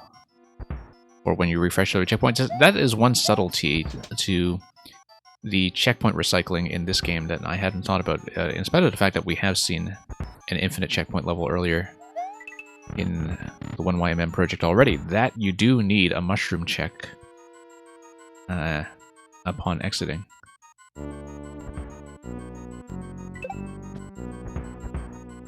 You only need one mushroom check if it's just a sort of one-way thing where one checkpoint is cycling directly to the other one. So that's still protected from any kind of timeout-related nonsense. Okay. Pretty easy going, actually. Not too concerned about that one.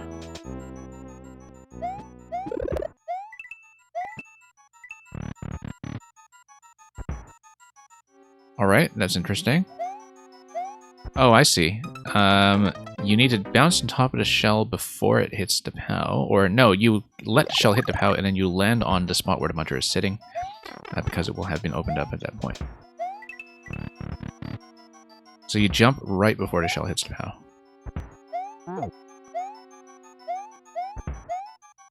Nope, next one. Whoops. Let's not just die to hopping on a donut block. That's not how you play Mario Maker. I mean, that is how I play Mario Maker, but that is not what I normatively should be doing.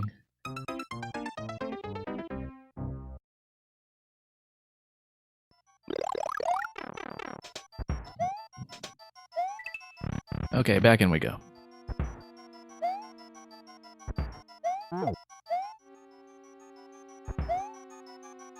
I have a bit of a shell ride here. And slipping off the end, as we often do.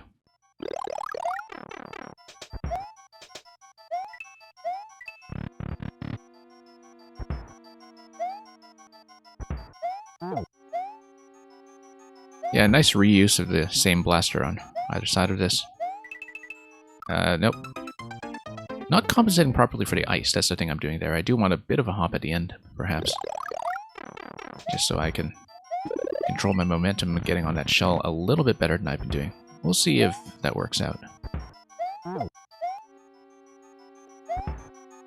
Yeah, might as well just ride out a donut block. No particular reason not to. No, that's too much of a hop. We need to get ahead of the shell if we want to do that.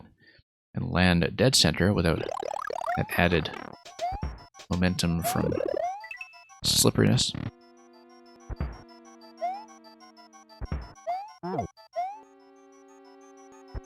Oh, I thought it got that jump, but apparently not.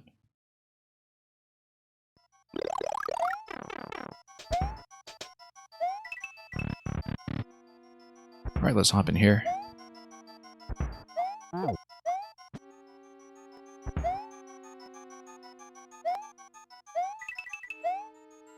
There we go, and then I tried to make an adjustment, and that was a bad idea.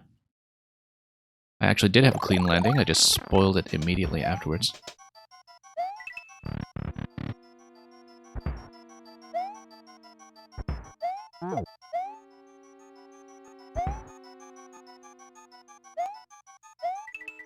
Yeah, not a good idea. Do want to get ahead slightly.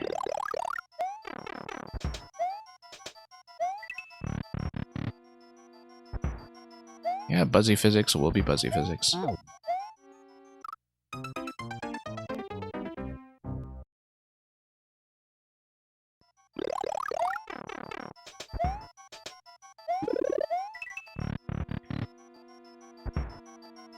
Now let's get back into this. Part of it is like muscle memory being a little bit different, given the sort of nice full-size chunkiness of everything on the Wii U gamepad.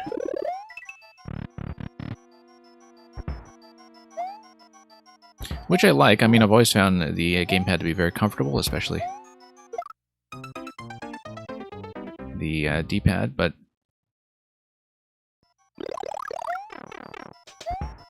I find that, you know, with the usual positioning that you have in Mario games where you have the tip of your thumb on Y and the base of your thumb on B, that sometimes I do tend to be a bit sluggish on tapping B.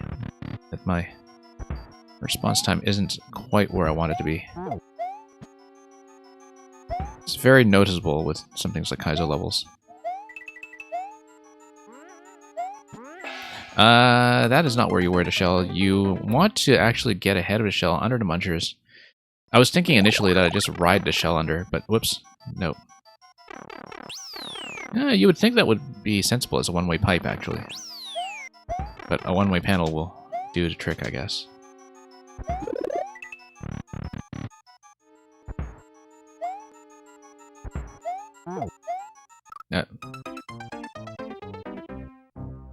But yeah, maybe I am supposed to get off the shell in that ice segment and then jump ahead of it, otherwise the Muncher Squash might come down a little too soon for me. We'll have to find that out the hard way.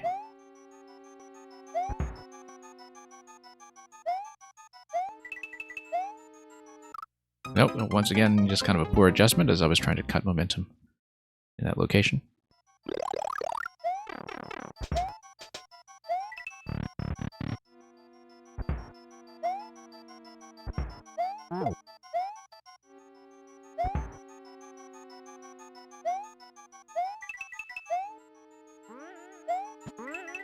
Oh yeah, because the shell goes up top, that's why. It is necessary to go under. I didn't even take that interaction far enough last time to see that the shell would sail on top like that. But now we know. And that's going to be the left side of the board clear.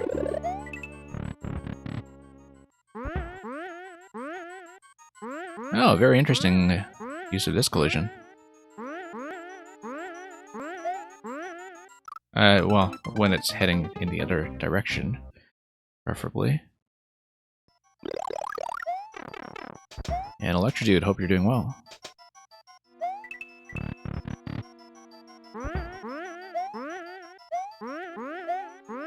We have to be a bit crisper on that, or we can just skip one spring. It's probably easier to skip some springs there, in fact.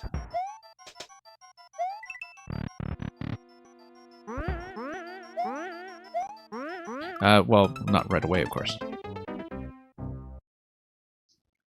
I have no memory of whether, whoops, this collision here with the note block track spacing would still work in Maker 2. I guess it depends on the subpixel priority of the surface that the springs are sitting on.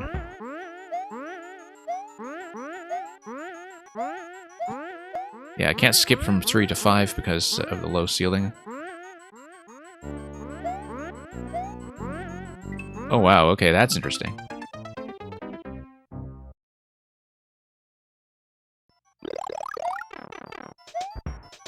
Should have scrolled to the left first to see the whole pattern load in before I tried something that risky. Yeah, we're going to jump from 1 to 3, but then we need to go 3, 4, 5. Counting from right to left.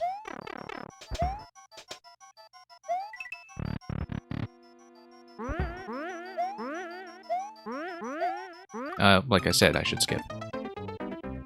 I know this, and yet that's how I'll do things.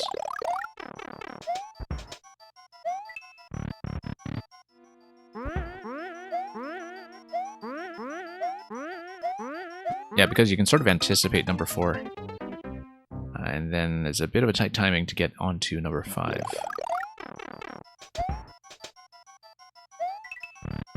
Which we managed to do cleanly last time, but...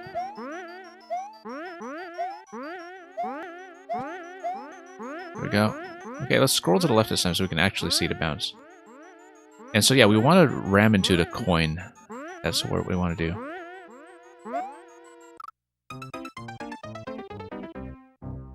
So you kind of have to keep an eye on both patterns at once. And ramming into the coin and dropping immediately from there should land me accurately where I want to go. So we do need to read this in advance first.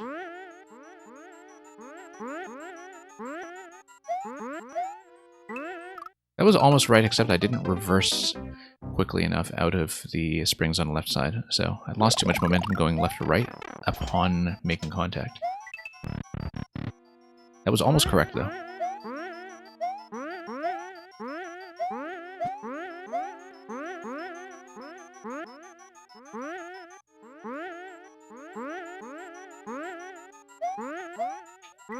That was too high. I did hit the coin in my defense, but that was too high.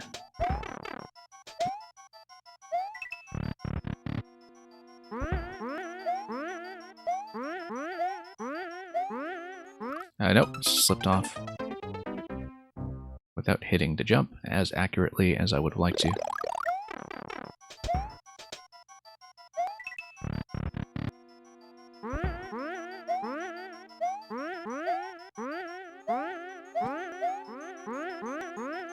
Let's watch this once again.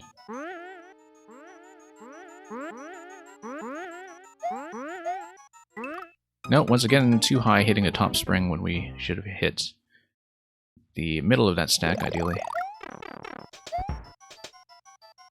That's going to require a little bit of adjustment.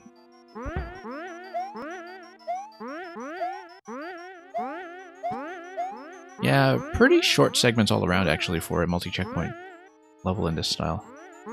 Just to keep things reasonable, I suppose.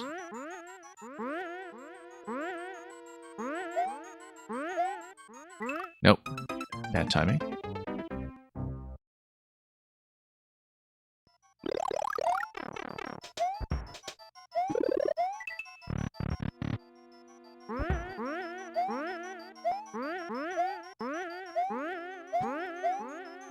Now let's see what's going on here.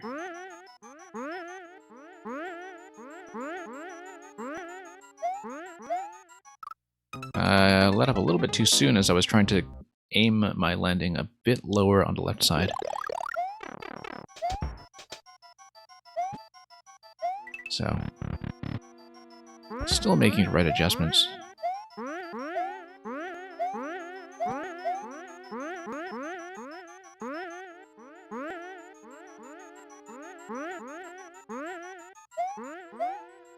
Nope. Yeah, previously I was doing quite a full jump going to the left, and then that was still aiming too high.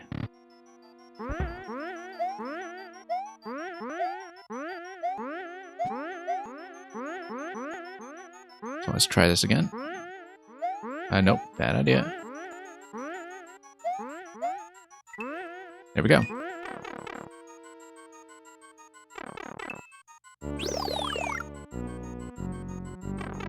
Yeah, what you don't want to do, of course, is time out in that room as you are descending towards the first checkpoint, but that's quite an edge case. Anyway, here's the Koopa Muncher room. This is false advertising. The signal in the previous room told me Munchers on top of Koopas. This is Koopas on top of Munchers. Which I guess is much more jumpable, but still.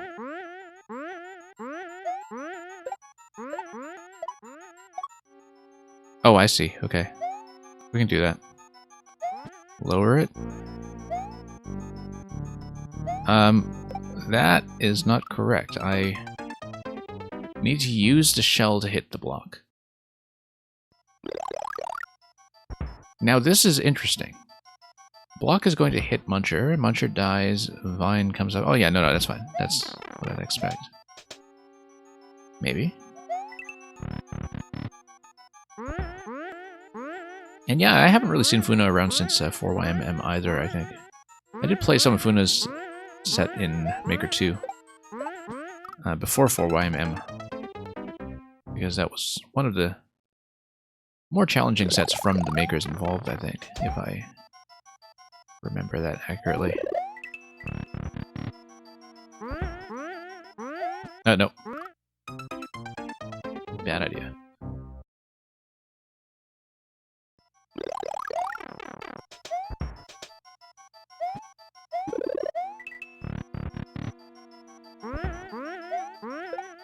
Anyway, first cycle on that is going to be perfectly fine. I was going to jump onto the shell and then whack it against the block under the Muncher. We presumably get on either a vine or a spring after that. I don't know if the spring is going to cover enough distance there, but we'll see. Nope. Way too slow. Need to be very quick on that if that's going to be the method. Can't be jumping on top of the falling platform that much, I just won't be able to catch up to it.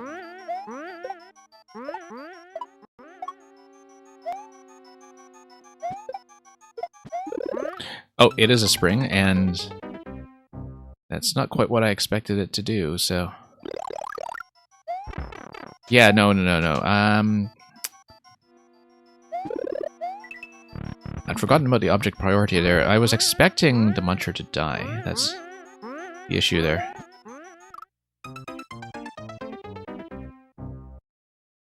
And I don't know why I was. I sometimes find that if I'm streaming, my memory of basic mechanical concepts just goes out the window, especially when you're switching between these two games.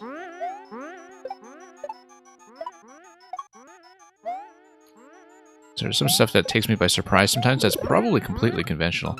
Yeah, so you just need to get on the spring and then jump to the right under the Muncher towards the clouds. And that's all it is. Need to aim that accurately. Now that we know what's coming. That was not great. Although, interestingly enough, you can sneak under if you really want to do that.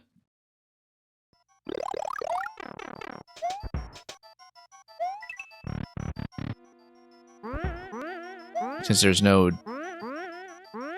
don't land clear condition or something. Which would be a bit impractical for a multi-segment level, but I mean there are ways to do it, of course, if you wanted to, but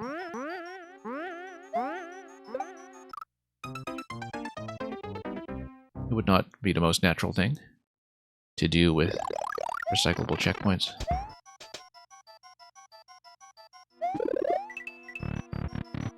You'd always have to make sure that from checkpoint the player can catch a vine or something, like fall into a location that doesn't negate the clear condition. Actually, no, you can't have checkpoints with clear conditions, so never mind, what am I talking about?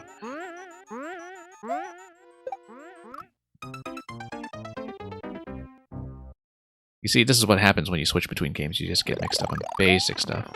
It's like, oh, why haven't we seen the don't land clear condition with infinite checkpoints? Because we haven't seen it with any checkpoints. When I first started playing Mario Maker 2, what was the most surprising thing I discovered in the game? Actually, Terminator, that question is right on topic. Because the most surprising thing was that you could not have checkpoints with clear conditions. It was a big problem for the first level that I made in Maker 2. Because the first level I made in Maker 2, like, I kind of just dreamt up the concept ahead of time based on the trailers. And I thought I wanted to, from weekend 1, make a level that used tons and tons of the new tech in Mario Maker 2 all at once. And I'm still proud of the level to this day, but it has one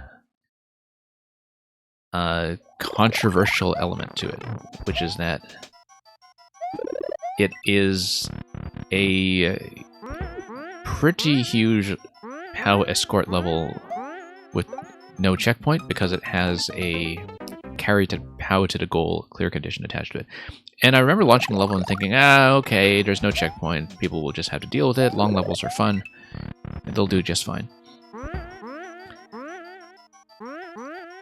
Players desperately wanted a checkpoint.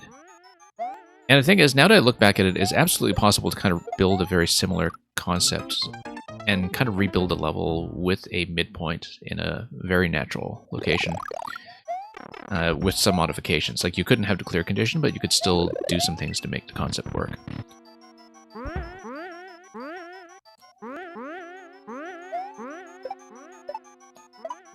But I think at the time, I certainly didn't correctly estimate how hostile to long levels without checkpoints some of the player base would be.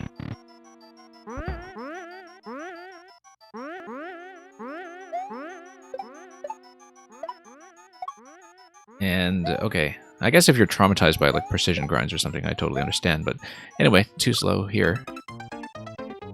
Merlin, welcome.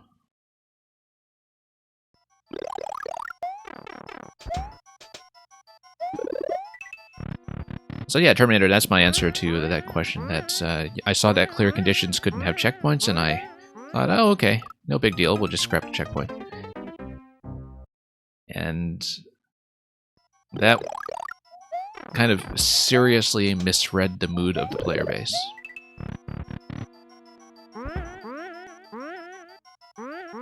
Terminator, I kind of do see why they did it that way, especially when you see the implementation of clear conditions having some definite effects on things like the spawning rules, for instance. For instance, clear conditions that involve certain enemies or objects actually manipulate what does or doesn't respawn, and there are all kinds of like really weird edge case behaviors introduced with clear conditions. That's probably the developers just didn't want to deal with. I could see potentially for Mario Maker 3 that they would find some kind of compromise solution that would have to remove some of the functionality of the existing clear conditions as they exist now, or change the functionality of how they work in Maker 2, but allow people to do condition levels with checkpoints that are still clearable, as long as you pass the clear checks from every checkpoint, of course, which would still just be a standard requirement. I can't think of any good concrete examples off the top of my head, but I think it is possible to sort of imagine a setup that just doesn't make those two concepts compatible, even if you do pass the clear check at every point.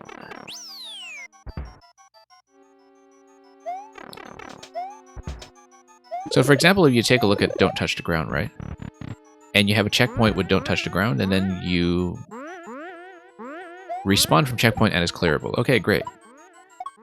But then what is stopping the player from cheesing the level just by deliberately failing the condition, rushing all the way to the checkpoint, grabbing the checkpoint, dying, and then resetting with the clear condition intact? Like, how do you police that, right? The way that you would have to do it is by making sure that the checkpoint also depends on the clear condition, such that you're not allowed to grab the checkpoint flag unless the clear condition is still alive at that point. But then if you do that, you would have to think about how that affects the logic of all the other kinds of conditions you can have that involve things like holding objects. Like if you have a survive with the POW condition, then suddenly you need to deal with all the cases of players being required to take it across checkpoint And like the logic would just get more complex from there, because you would spawn in that location. Like, you would be required to get to the checkpoint with the POW, but you would spawn from checkpoint without a POW. And, you know, you would basically have to deal with all those discrepancies. And I can totally see from a developer's perspective why they would look at this with the large variety of clear conditions they have and say, okay, we'll just do this the easy way and say no checkpoints. Especially because you would, for the first few months of Mario Maker 1, there were no checkpoints anyway, and so from Nintendo's perspective, they probably thought, okay, players will just deal with it.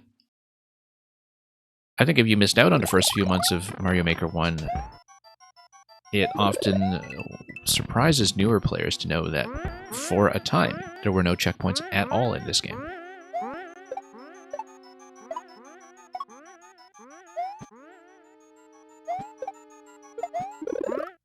Which, come to think of it, was a bit of a hindrance to levels I made back then as well.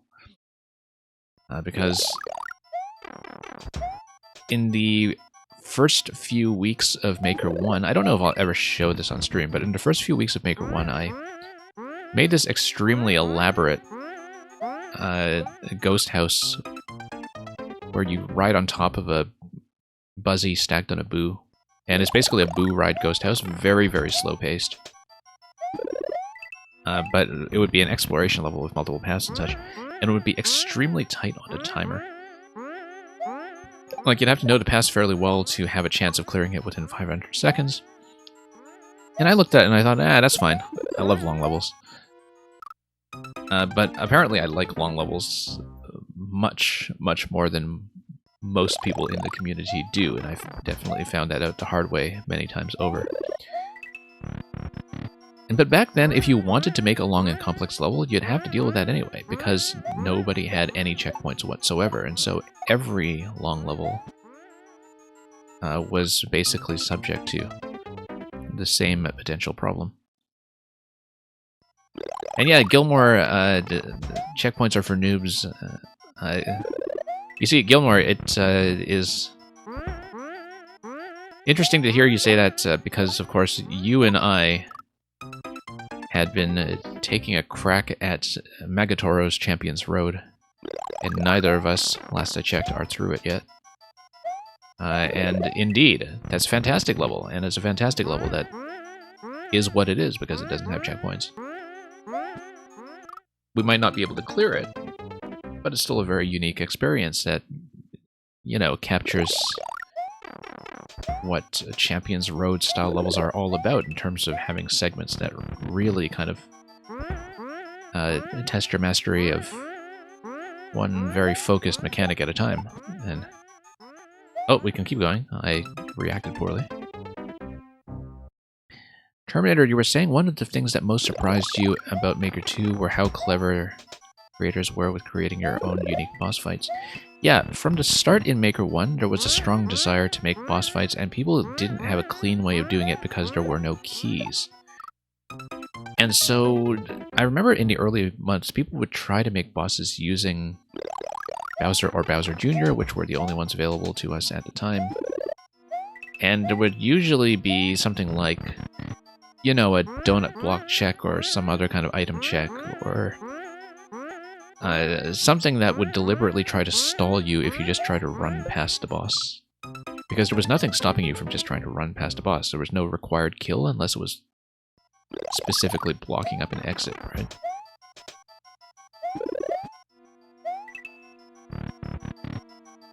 And so with the key patch in Maker 1, and eventually a lot of the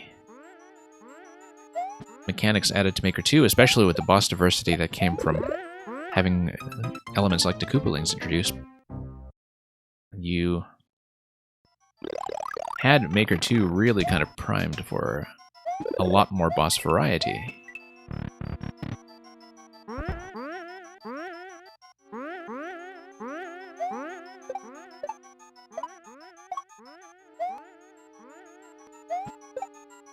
I mean, you have so much flexibility just from using Boom Boom, for instance, because...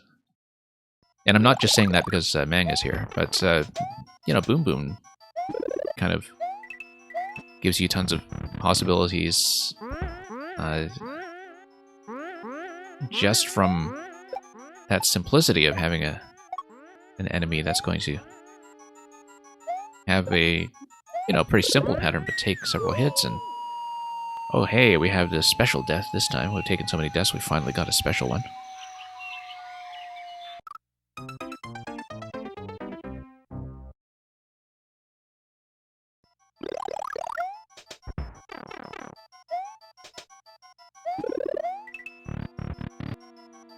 But yeah, that's one thing that's definitely to Maker 2's credit, is that despite the things that were lost from Maker 1,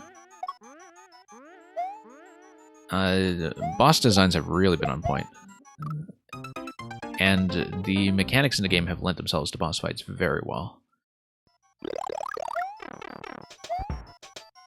Of course, sort of in late period Maker 1 when everything was patched in, especially when keys were patched in, you started having a lot of people explore boss designs already. Like the Lair of the Munch Trees boss that we saw earlier in this stream with that back and forth POW and P setup, that was extremely interesting.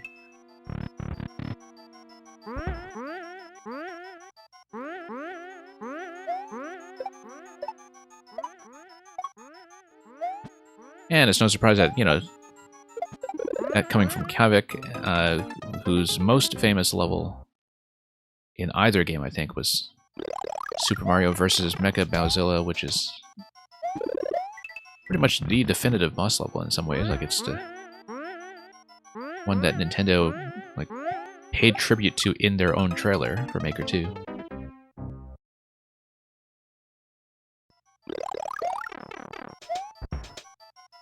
Yeah, let's pay attention here.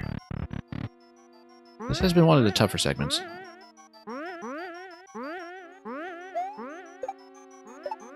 Entirely because of that requirement here to sneak under the Muncher with good timing. That and Bowser's Big Bean Burrito, exactly.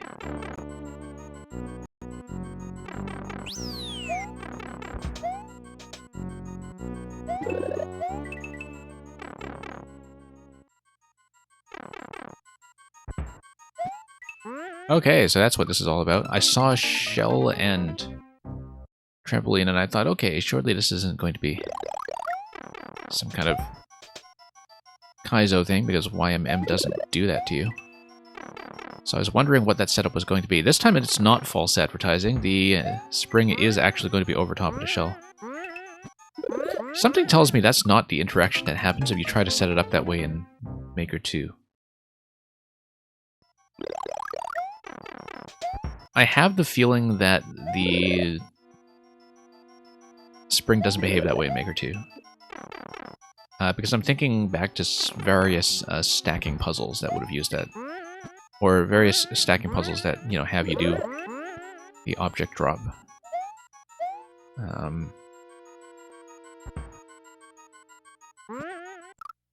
Yeah, is it going to be a short bounce and then a high bounce through the coins?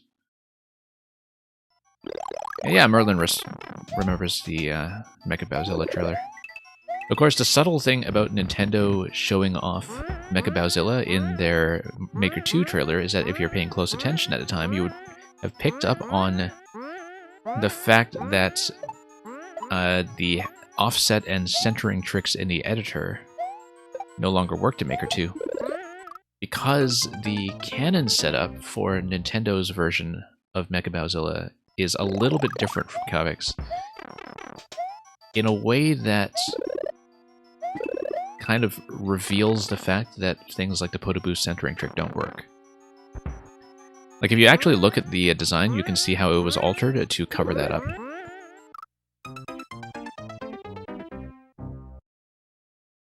And yes, Gilmore, that's the answer I was looking for, and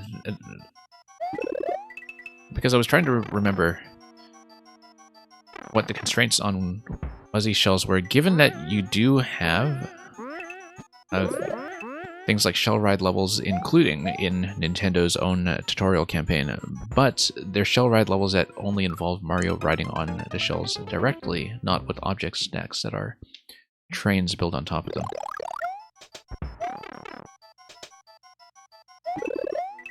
Yeah, I was trying to remember exactly what that change in collision rule was, but thank you for clarifying that.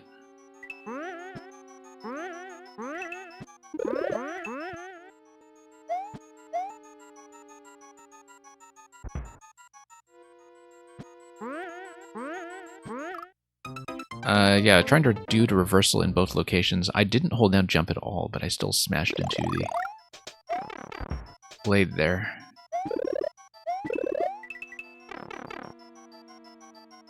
That note block is an SD lock, yeah. Let's take a look at that note block.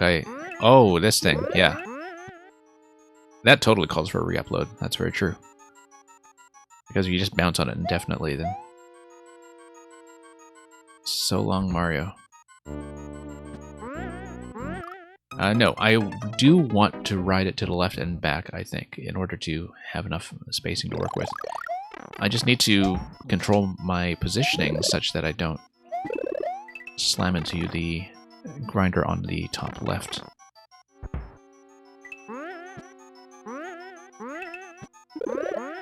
No, too high.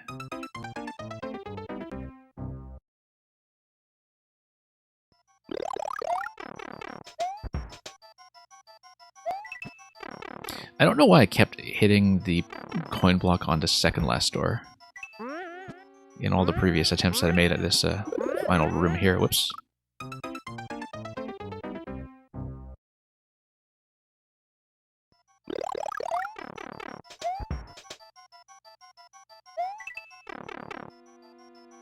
Terminator. Terminator, we've definitely talked about this before, probably in relation to some things like the Master Sword levels that you have, because conceptually a lot of them kind of required this. An SD log is where the player is required to take action to kill themselves. So basically, in Smash Brothers terminology, that is what we would call an SD. In order to you know, actually reset a checkpoint. So a soft lock is where you have no option except to reset completely from the start unless you want to wait out the timer. An SD lock is kind of similar in that you can die, but you have to actively take action to die. So you have to look at the level and say, whoops, I guess I can't continue. I guess I have to move in such a way that I have to die. And it's a very subtle thing in level design that is very much a part of kind of professional platformer design, and especially the sort of Nintendo style of design, where in Nintendo style design, in the official Mario games, and in most platformer games, you never have to guess whether you have to take a death and whether you are able to continue. Either you're able to continue or you just die. You don't have to take action to recognize the fact that you can't continue any further in the level. In Mario Maker, usually you see SD locks all over the place because some concepts just you know, require a fairly significant workaround in order to avoid that. And one good example of that is if you require a power-up to continue into level and you lose that power-up and you have no way to get that power-up back. So let's say you need the Master Sword to continue, for instance, in Maker 2, and you lose the Master Sword and there's no way to continue. But you're also not immediately dead. And so as the player in that situation, you would say, okay, I guess I lost a Master Sword. I guess I can't get another one. We have to deliberately run into something so I don't have to wait for the whole time out. So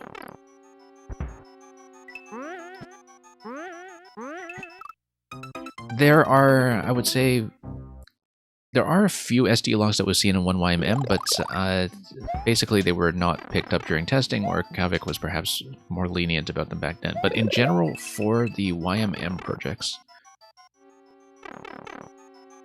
in an effort to kind of have the same sort of clarity and polish that things like professionally designed platforming levels have, generally all the SD locks get tested out of existence. There's quite a significant amount of effort from the playtesters and the designers, in fact, to get around SD locks in the design.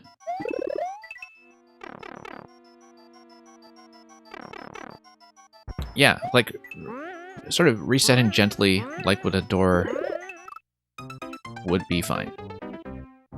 But if you just kind of bounce on top of the note block and you realize, oops, I've got nothing to do, I guess I have to die, like that would be an SD lock, as we see here.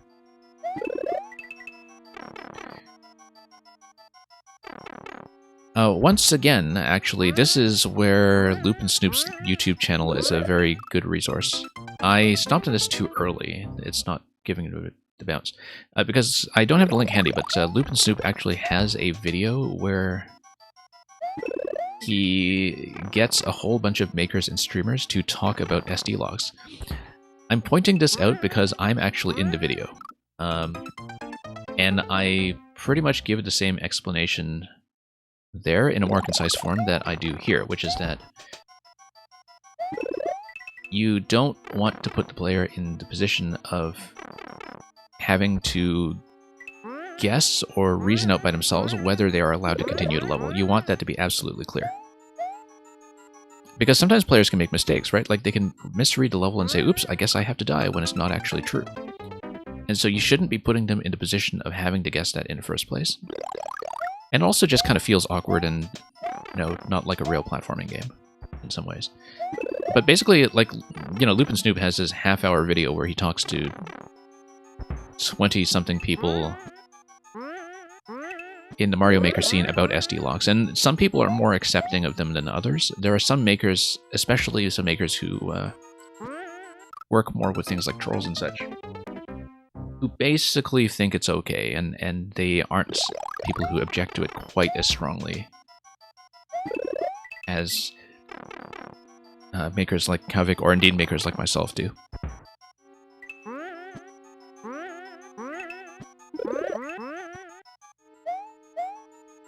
I don't have a link on me right now. I might pause for a moment and look for it, in fact, because I might have it handy. Give me 1 second. I'll see if I can dig it up in my bookmarks for this kind of thing. If I can't find it quickly, I'm not going to pull it up, but it's somewhere in my Discord, like way, way back. And I will have to see. Ah, yes, I've got it. I've got it. This was from May of 2021. I should actually just put that in a command or something, but here it is. This is the video. So yeah, that's where Loop and Snoop talks to 28 makers and streamers about SD locks. And also kind of gives an explanation in his terms about what SD locks are. It's one of his best videos, I think.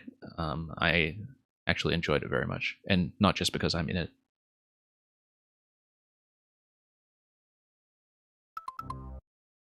And yeah, Gilmore, I think a lot of it is the obviousness that mainly the problem with SD locks is that often they introduce uncertainty. Like the one here, for instance, it's not that big a deal. Like the one in this room, it's not the biggest deal because, yeah, you might be bouncing on top of the note block, but what else are you going to do, right? Like it's effectively like dying if you missed a train, and because you literally have no other options. On the other hand, though, it's easily fixable with a reset door, and so, you know, given the option of having a reset door, you would use it. In this level, I actually kind of wonder if Funo would have just run out of doors. It's entirely possible, just given the complexity of this layout, that I haven't been kind of paying attention to the door or the door count in the subworlds, but that might have been the issue here. Anyway, we have the key. Let's not take key death. That would be horrible. Where was the key door? That wasn't... Oh, no, it's here. Okay. With the keys on top of the pipe signaling that this is the key door.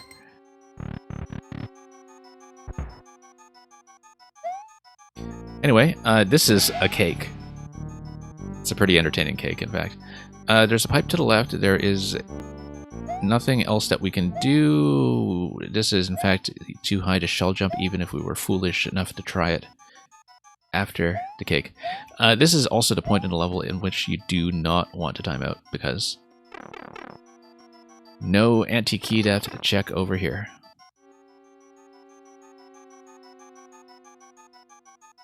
Whoops, I was trying to grab that and go, but I guess not. 1 YMM. It's not like we would have done much other than hit the munchers on the right side anyway, so... Unless you could smuggle a POW in here, I wonder if you could anywhere, but I don't see how you could, looking at how the level is laid out. Mid-air for a secret, exactly. The nice thing about this, Gilmore, is that you can just check it in the editor if you really weren't sure about that. Anyway, thank you so much for GG's. Let's continue. Let's continue. That was Much Temple. That is a very accurate title. That was Much Temple. The next level is Infiltration of Kupadine. Okay, this is going to be interesting. I don't know how playable the next level is going to be for a reason I will explain in just a moment. But we'll try to bring it up. And it should be playable, I think, but I don't know if it will make any sense. And I'll explain why in just a second.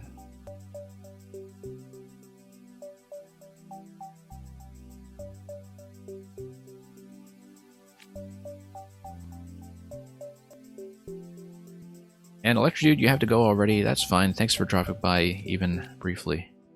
I know it's a very early morning for you, so have a good day.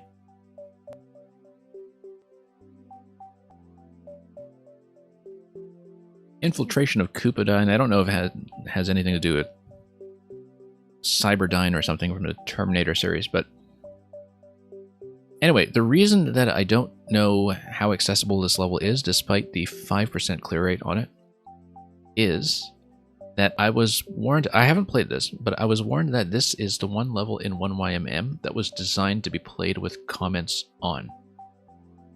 And it was designed with the expectation that you would have access to the Miiverse comments over the course of playing the level, which might not have been a good idea anyway with levels this popular, because they would just be plastered with user comments everywhere. Speaking of which, one of the things I wish were in place for Maker 3, and which should have been in Maker 2 in the first place, is some way to set your settings to view creator comments only. Because then you could actually have comment-driven levels or map systems or, you know, other things like that without having tons of clutter on levels that get too popular. But my point anyway is that supposedly this is a comments on level, and was also the reason after Miiverse closed down that Kavik very wisely decided never to accept comments required levels again. So we'll see if it makes any sense whatsoever, or if we'll just have to kind of reconstruct the story here by inference. Beware of the T-1000. Yes, the Netcat, that's exactly what we're going to do.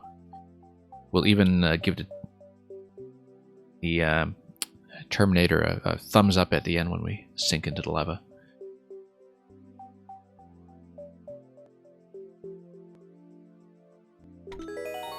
Oh, I forgot to read the description. Let's pause and do that, because I was too busy talking about the comments.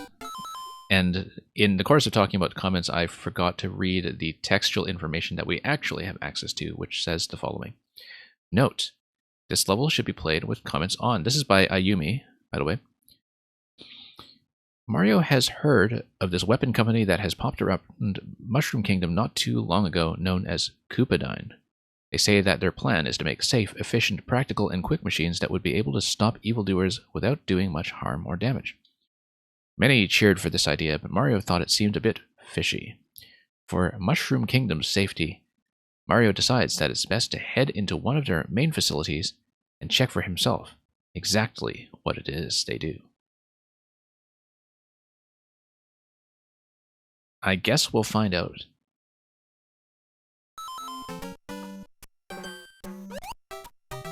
And, yeah, I guess that Terminator, as in Terminator Mode 2016 in chat, I should have expected you to yourself speak as the Terminator. I understand why you cry. I can't do the Arnold accent, unfortunately. Not even if I'm talking about state governance in California. Whoops. Where do we want to use the bomb? On the left side here, okay. Can we steal the P going into the next section? I bet we can. We're gonna steal the P.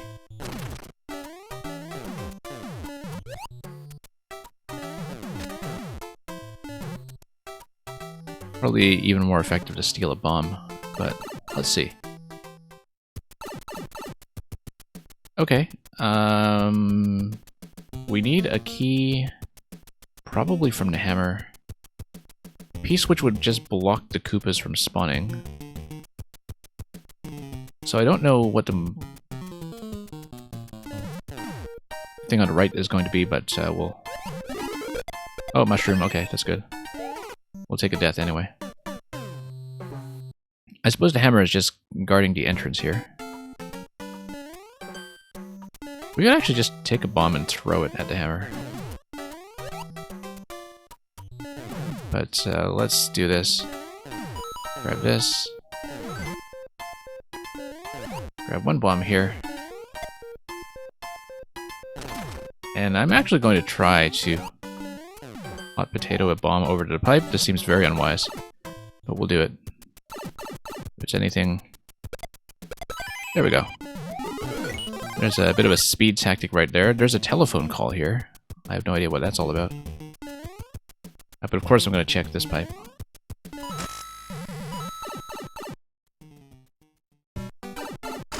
One YMM. And here's a mole at what looks like a reception desk or something. Oh, here's a coin. Well, coins must be optional if that's the case.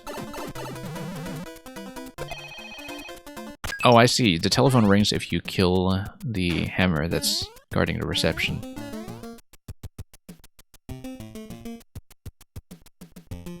Once again, love the, whoops, blending of the track patterns into the backgrounds of each of these themes.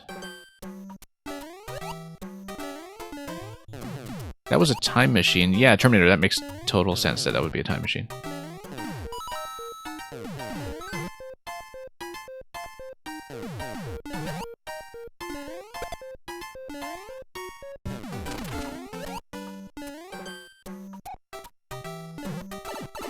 Anyway, hot potato.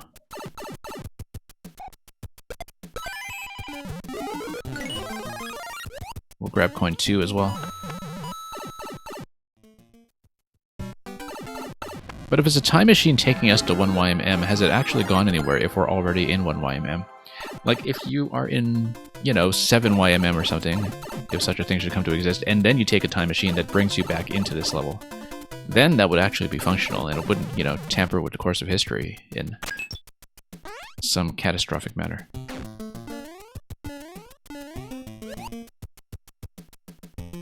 This looks like it could have been broken open by a bomb. Not that we could have carried a bomb all the way here and survived. I don't think we could have. We'll just grab this coin instead. Look at these dry bones. Okay, that's interesting now. Dead Koopas everywhere. Oh.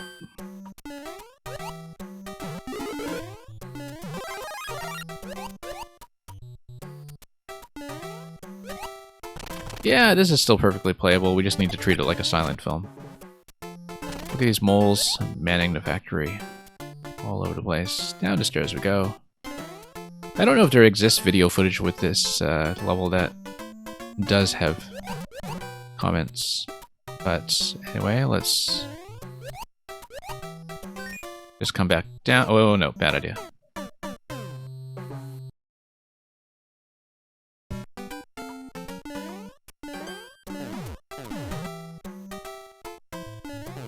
But yeah, you have this mole up front.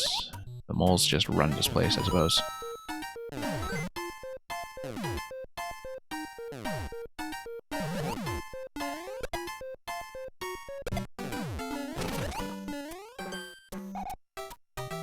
I like that pipe setup, the pattern rather, that was in the top left.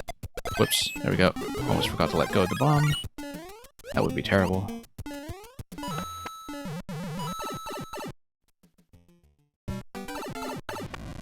One YMM.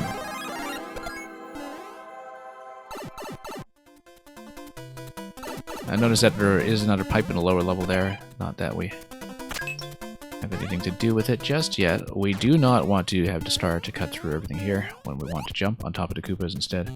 I actually wonder if there's something we can place here. Probably not. If we had escorted a P actually into this room, we could check, but I doubt there is anything.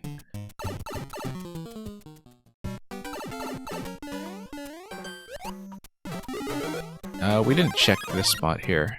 Oh no, no entry.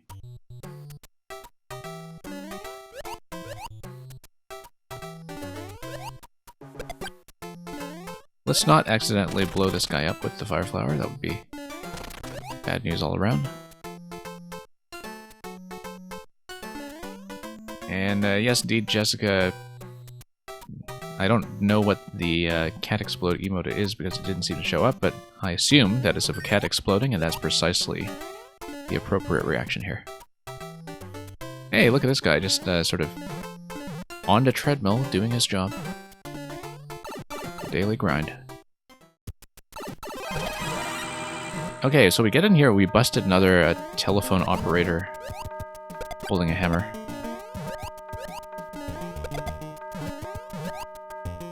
Anyway, this is going to be infinite. The Wiggler is just going to be there to annoy us. I assume this pipe is something, but let's go for... yeah, let's check the pipe first. Whoops. Never mind. And then we'll go for the coin afterwards. Oh, hey, that was miraculous.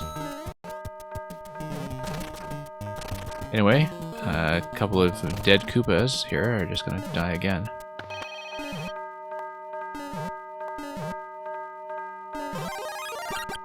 I think the Wiggler at the front is just sounding the alarm because I broke into... oh yeah, Terminator caught this as well, yeah. You thought the same thing. It sounded the alarm. And these guys are all telephone operators at the switchboard. They're calling in an emergency, I think.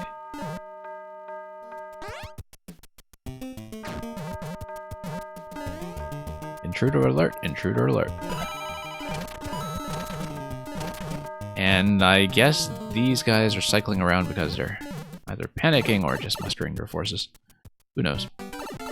Anyway, Thwomp. Oh, whoops. I meant to jump there.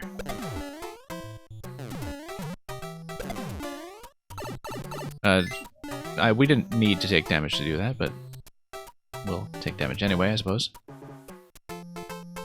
Anything spawning here? Yes. Many things spawning here. We will, of course, check the pipes first. And then head up, and it's going to be taking a shell up when we can. So let's not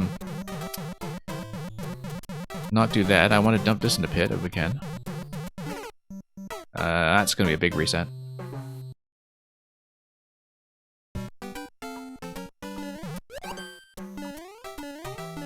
And Jessica, what accent do I have? Would anybody like to offer an answer to that? I myself am from Canada. I don't know that my accent is necessarily very standard for that. I've spent a good amount of my adulthood in England, and if you are sort of a Canadian or American expat in a place like London for any amount of time, you actually find that a lot of the other expats there also have this sort of roughly unguessable accent that's kind of blended like the old Hollywood transatlantic from the early days of talking pictures. Terminator says bird person. Yeah, Terminator was actually the person who kind of introduced me to Rick and Morty in some ways. I mean, I'd heard of Rick and Morty before, but I hadn't really ever looked into it. And then Terminator, very early on when I had first started as a streamer, came by to my stream and said I sounded like bird person from Rick and Morty, and of course I just had to look that up.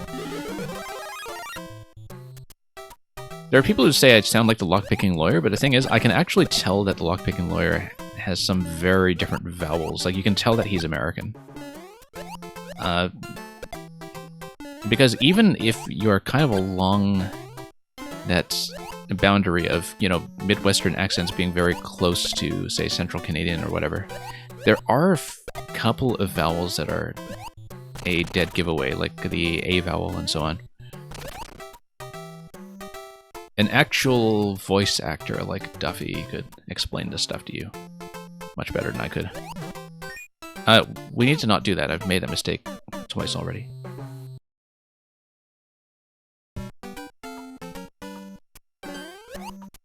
What you were noticing was the French-Canadian part of saying this and that. No, not really. I don't really have a Quebec accent at all, I don't think. Sometimes I just have things get a little bit garbled when I speak into the mic anyway, so. That's not necessarily an accent thing, that's just me occasionally not speaking clearly, for all I know.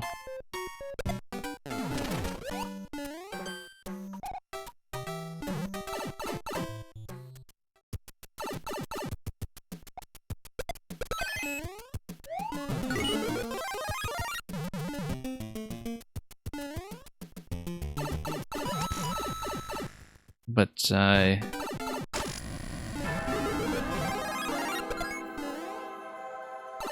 it's been some years since I was actually in the UK, though, so that element of my accent has kind of declined with time, but then that happens. You know, people sort of gravitate towards the speech of their social environment, but it's a pretty interesting effect to watch that, like with a lot of the transatlantic expats, and that goes true for the other direction as well. Like if you watch people who used to be based in the UK and moved to the United States, for instance, you see them speak on television or what have you, they also have this very interesting accent that's kind of like this mix that occasionally has unexpected surprises.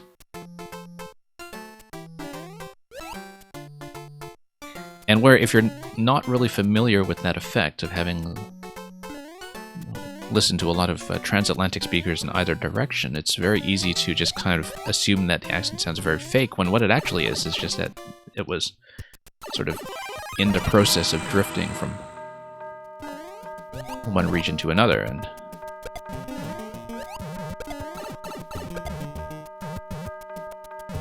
that's just how it happens. Did we enter this pipe previously? Yes, we did. Or no, I didn't. Okay. Never mind. Oh, that's fine. We'll just drop down to this Koopa and go to the right.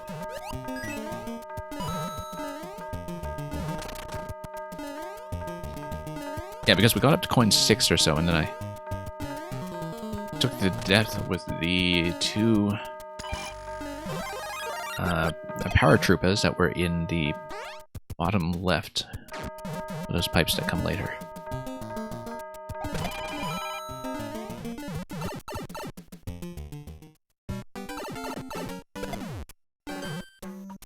Okay.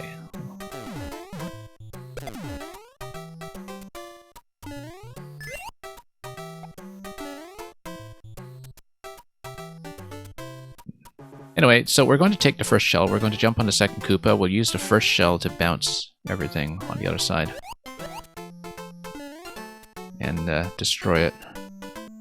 But this shell is going to shake on me in just a moment. We gotta... well, never mind. No, it's not.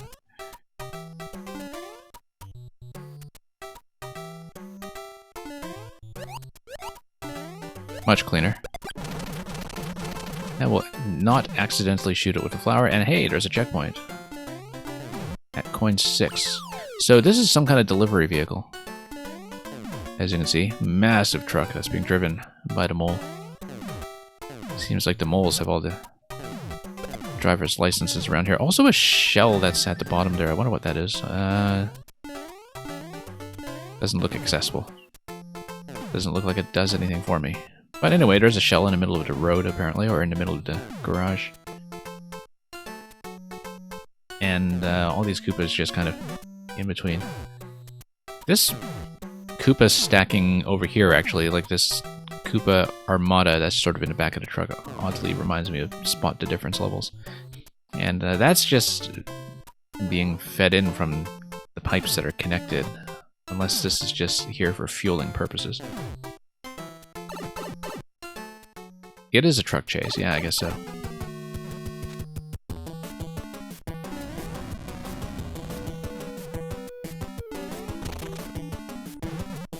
And anyway, here's a Dry Bones assembly line. We will come over here and ride this out so we can grab the coin. That was unwise. Hope the flower isn't required for anything anytime soon. Oh, we get another flower anyway, so. We stopped the conveyor. We have a bomb that's crushed on that side. And then that gives me access to bombs, which give me what? Let's see here. It gives me access to throwing something on the note blocks on the right side. But then why? Oh yeah, because I would have to kill it. Okay. Because if you throw a P-switch there... no, that doesn't lock you, because I think the P-switch would just be activated, right? I was definitely wondering, like, what happens if you throw a P-switch on the right side? Like, if it lands to the left of the flying Dry Bones, then you're in big trouble.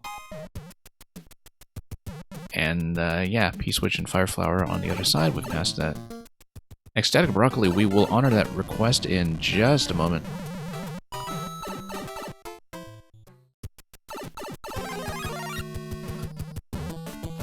And, yeah, let's try to do this boss fight first, and then Ecstatic Broccoli, I will read number 88.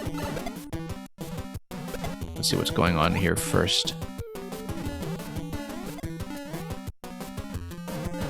Anyway, 2 coins over here, and that makes sense that you have the boss holding a key, and then you have a safety coin later on for whatever secret lies at the end.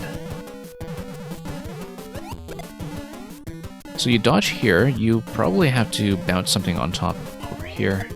Probably shells, actually. You fire shells into the bumpers. By grabbing shells and jumping onto something else. And then the note blocks will send the shells towards Junior. Now, why are we no longer receiving any shells? That's... Oh, here we are. No, because he wasn't throwing at me. You need to be in a position where he will, in fact, throw. In order to do that, you need to kind of move up a bit so Junior is drifting up to your height in the clown car. But he's also kind of off screen, so let's see. Maybe I just need a bounce. Bounce on the bomb, raise him up while he's on screen. No, not quite. Oh, there we go. And then, yeah, let's actually... Whoops. There we go. And I totally missed. So, big reset coming. Anyway, we're at checkpoint. Let's pull up number 88. And yeah, Ecstatic Broccoli, always quite welcome to make such requests as soon as I am able to get to it.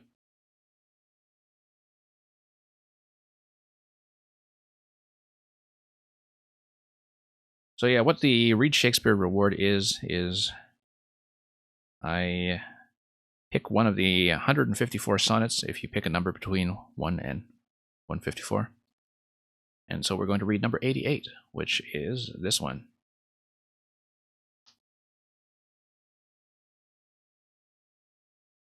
This is a very appropriate one for boss fights, I guess. Sonnet number 88. Oh, I need to bring up the reading screen. Hang on. Here we go. Dramatic reading. When thou shalt be disposed to set me light, and place my merit in the eye of scorn, upon thy side against myself I'll fight, and prove thee virtuous, though thou art forsworn. With mine own weakness being best acquainted, upon thy part I can set down a story of faults concealed, wherein I am attainted, that thou in losing me shall win much glory. And I by this will be a gainer too, for bending all my loving thoughts on thee, the injuries that to myself I do, doing thee vantage, double vantage me.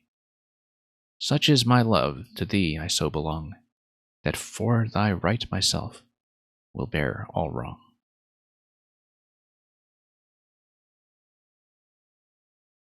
Thank you for that, Ecstatic Broccoli. Let's continue.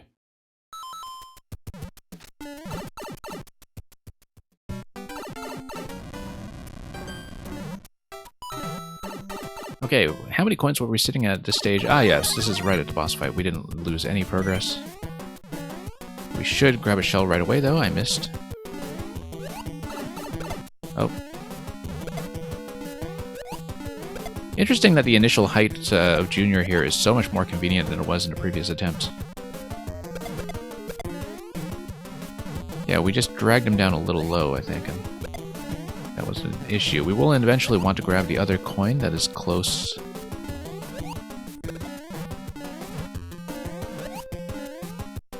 Okay, let's get a bit of height here, if we can. There we go, finally. One hit. Yeah, we're not really within range for spawning bombs, which is great because we don't have to deal with them so much. We do want to have a bit more room to actually do a shell pickup from time to time, though. I wonder if there's some kind of... I was about to say entity-related reason that we couldn't have more shells if they were somehow still alive, but nope, that's fine. It was just a matter of getting things in range. Get Junior to fire once again. No, we want to go for the second shell so it doesn't get knocked out. So we have a bit more room to work with. Okay, there we go. Interesting fight, but you can see how this is exactly the kind of fight that benefited quite a lot from Scroll Stomp in the second game. Simply because you would not have so many issues with things staying on screen for the sake of visibility and also just spawning consistency. But, you know, Maker won. People did the best they could. We're getting fire because we're 2 hits in. Anyway, let's not get hit by the Muncher's or the bomb as we grab coin 9 and head out the door with the boss key. And out we go.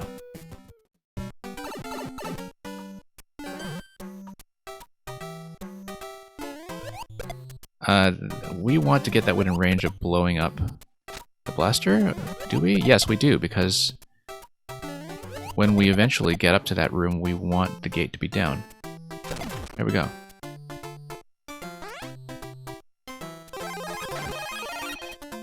Yeah. We're not dealing with this guy. Okay, yeah, there we go. Much better. And we're gonna bop this guy as well. Back here. Woo, okay. That was unexpected. But we'll take it. Yeah, so you do need the clown car to shoot through here. And yeah, Ecstatic Broccoli, that is quite a great line. Oh, I didn't even bother checking the doors that were under right there at the very end. Maybe they just match each other. But I probably should have checked that. Didn't even think about it. Anyway, we infiltrated Kupadine. We didn't have the comment cards to guide us along anymore, but that still seemed reasonably comprehensible, especially if you know that it's a Terminator reference all around. Not sure how some of the bosses fit into that, but they were interesting bosses. Pretty interesting pattern on that junior fight in particular, in spite of the camera issues with the first game that we talked about. Thank you for the GGs. Let's see what is remaining.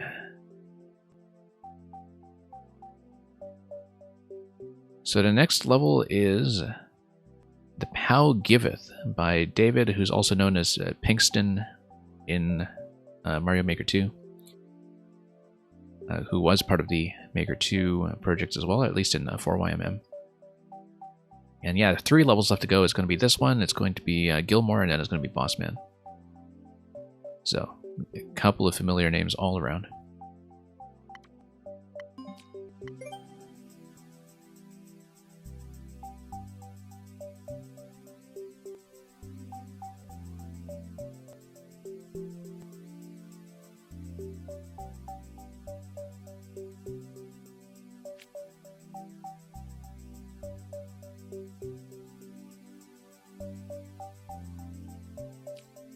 Yeah, if I remember in 4YM, David or Pinkston was the one who made that cat climb level in 3D World, which I had a ton of trouble with.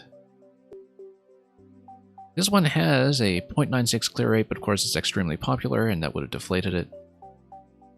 And we'll see what the concept actually is. The description says, or The Pow Giveth, this mechanically intricate dungeon demonstrates in many ways that the POW block can trigger changes to the environment, for better or worse.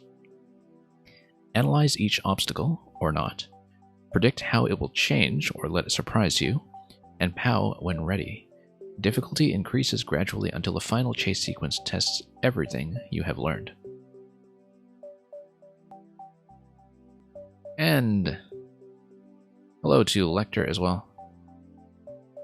Good morning. Actually, it's morning for a lot of people here. This is kind of right along the boundary when a lot of the EU viewers start to show up. For Meng, I actually have no idea what time it is whatsoever, because Meng has sleeping habits that almost approximate my own. But anyway, let's give this a pow. At our current pace, I probably will have just enough time to do the 3 remaining levels, depending on how they go in terms of difficulty. So yeah, I probably won't have time for anything else afterwards. But we'll continue with 2YMM next week, likely. Anyway, we're going to spin. Why would I want to spin? It's going to drop everything. Oh, now I want to spin. This is something you can no longer do in Maker 2 because of the way that enemies cannot collide with you in Maker 2 as soon as they make contact with lava. You would cut right through the Goombas rather than being able to land. Oh, whoops. There we go.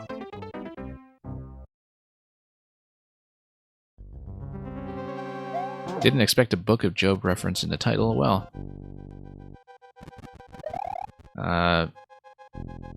The POW giveth and the POW taketh away, I guess. Anyway, let's grab the 1-up.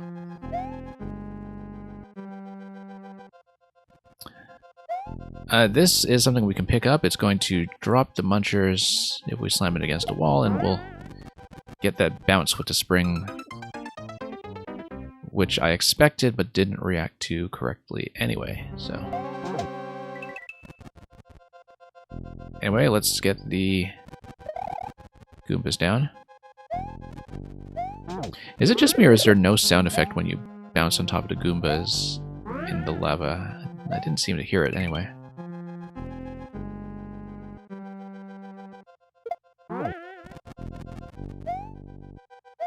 But yeah, we got the bounce there just from the offset of things falling into the springs.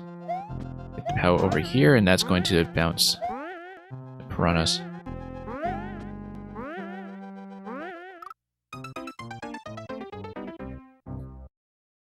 Now, the shells that are attached to the ceiling and which drop by proximity,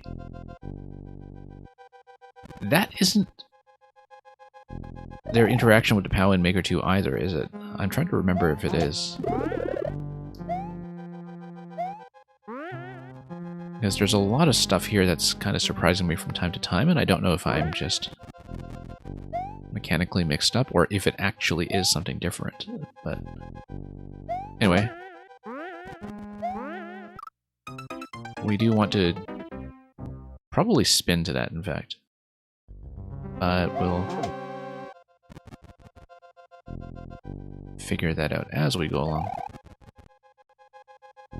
Also, love the use of spin here in huge coins to specifically avoid anything like the Z indicators, or if you're American, Z indicators,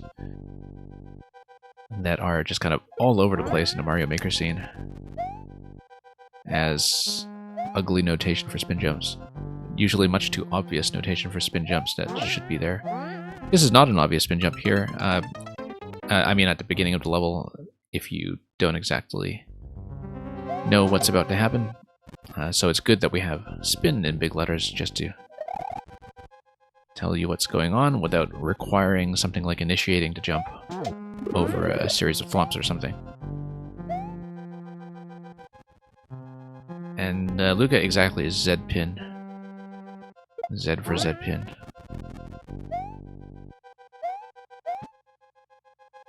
I feel like the whole idea of using Z for a shoulder button is something that comes specifically from Smash Brothers, especially Smash Melee on GameCube, where you would have Z designate that extra shoulder button that's very easy to overlook. Because in spite of ZL and ZR here kind of doubling for R and L on the controller, there's no other particular reason why Z should be the symbol there. And so you can totally imagine that people who are not really in touch with the Maker scene would just find those markers totally inscrutable, which is precisely why there is a rule against them in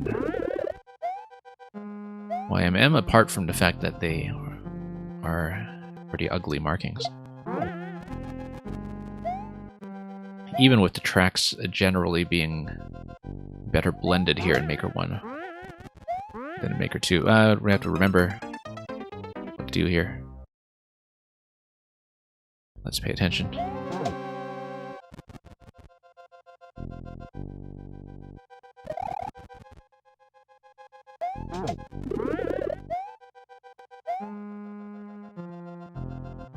Anyway, pretty interesting mechanism so far.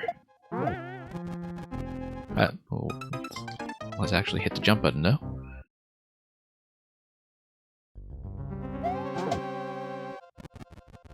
Instead of just gazing at the mechanisms the whole time.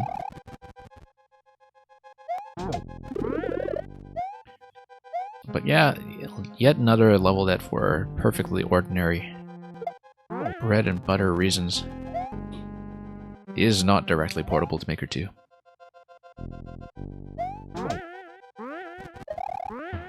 There we go, much cleaner.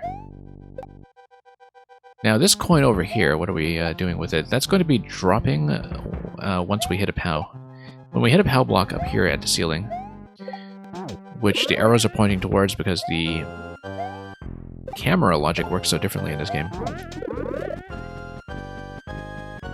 we wait for the bomb. There we go. Go immediately. Yeah, the coin drop is the activation there that we have to keep in mind. We needed to take a shell here. We needed to capture a shell and throw it in order to grab the key. Do we have... Whoops. That's not what I wanted to do. But or we can grab a POW and soft drop it and jump towards it, maybe, and use it as a temporary platform. But we'll have to deal with that as we go. There is a shell in the ground blocks on the right side later that kind of tell you that you need a shell for that. Maybe we refresh into that area using a pipe, but we'll go back and read that properly. Merlin, you need to go. Yeah, thank you. Dropping by anyway, and you have a good day. And yeah, Gilmore, this one is definitely sort of immediately impressive in some pretty interesting ways. Tons of variety in every segment already, even with this central concept. Pretty interesting timings too on some of these obstacles, like right here. POW, and then Y, and it's not gonna be a shell jump or anything, but... Oh, I was trying to capture that thing. Oh, no, you jump towards it and catch it on the way in. That's what it is. And I guess the pipe presumably would be something like a reset pipe to give you a second chance at that to prevent SD lock.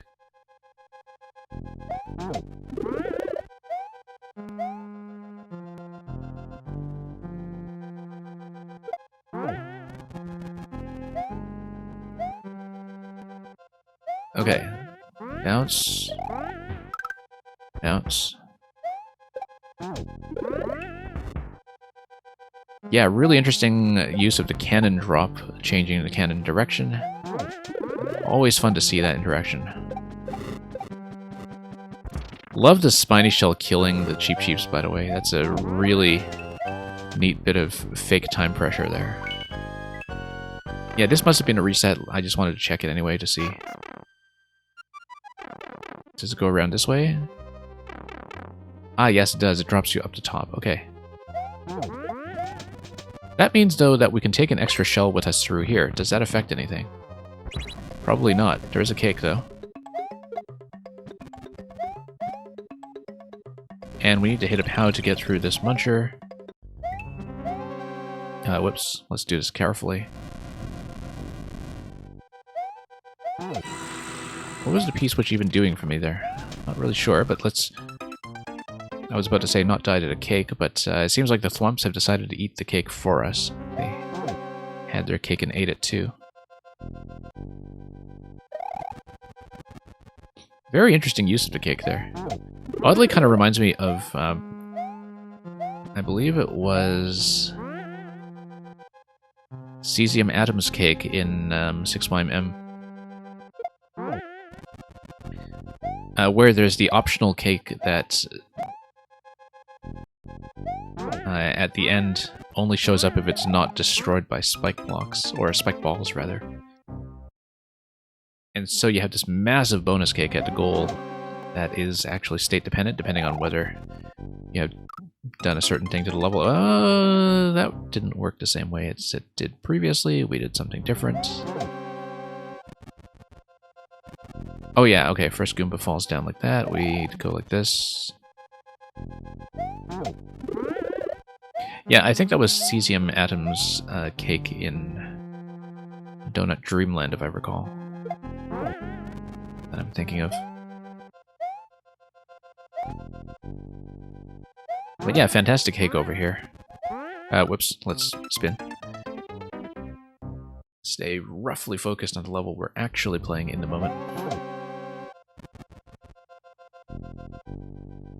Okay, much better spawning pattern this time.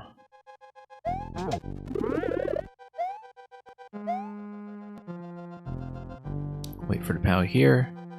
Chuck it, and a jump.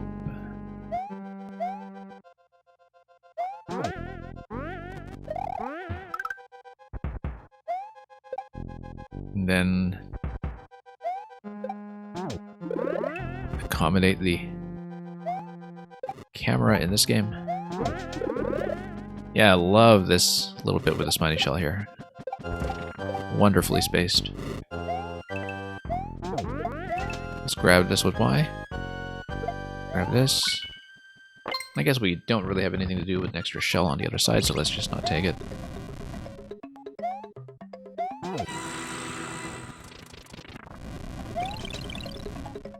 Anyway, mushroom check right above the checkpoint, as usual.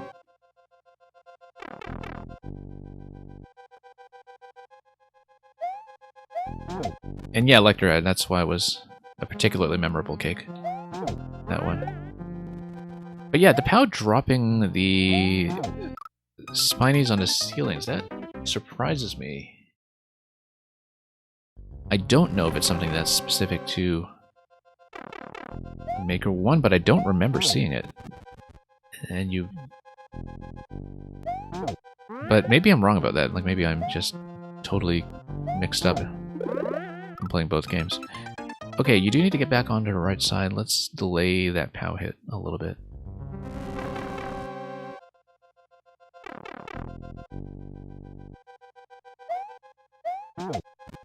Notice how the cross pipe designs kind of connect to each other in their own little way.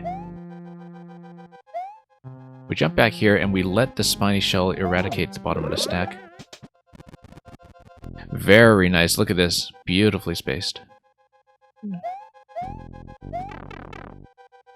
It does a Maker 2. Okay, no, I was thinking of something else then. Bang. I'm surprised I don't see it up more often. Then, given like how common you would think it would be. I mean, that's something to just kind of keep in mind as an underused Maker 2 interaction.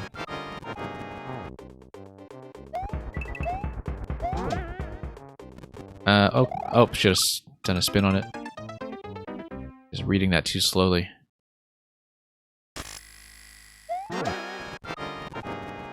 Anyway, going to have a boost stack chase in this section.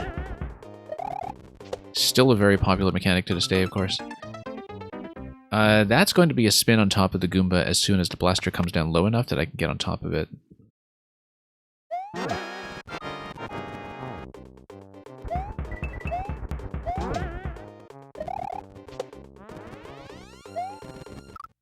No, it's not.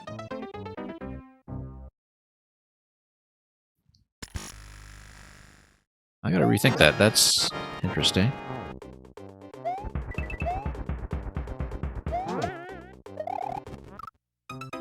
You get on top of that. The blaster and the muncher are both going to sink. Let's think about that, because it seems like the blaster's going to take a while to come down from that position. I would need to land on some other point.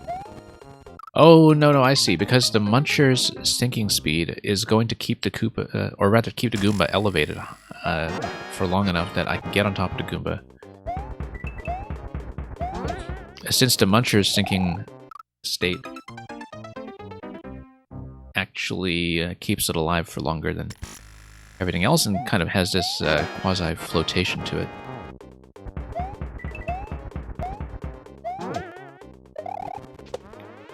Yeah, that's very interesting. And the Goomba takes so long to die there that we got plenty of time with it.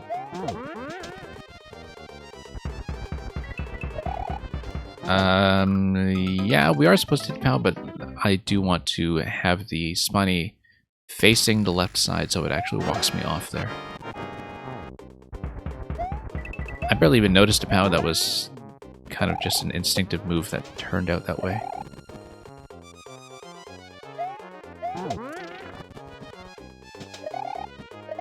Yeah, just an incredibly long uptime on that Goomba as the muncher below it is sinking.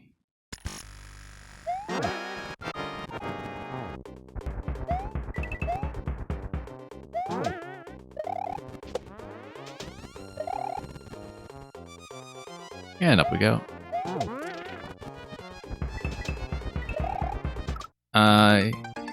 Yeah, if you jump on top of it, on top of the one-up mushroom track, that's still plenty of space. That's what makes the one-up mushroom obtainable. If you just head towards it that way, let's be a bit quicker here. And even without anything like a muncher bracing it, the sinking speed on these ordinary elements like the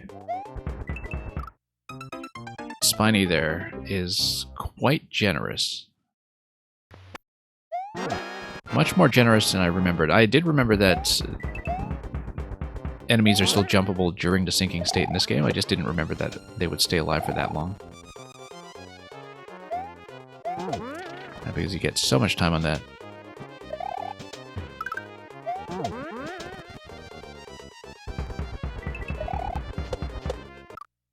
Yeah, so you want the spiny heading left. I don't know if the boo wall is going to give me enough time there, but we'll try to make it happen.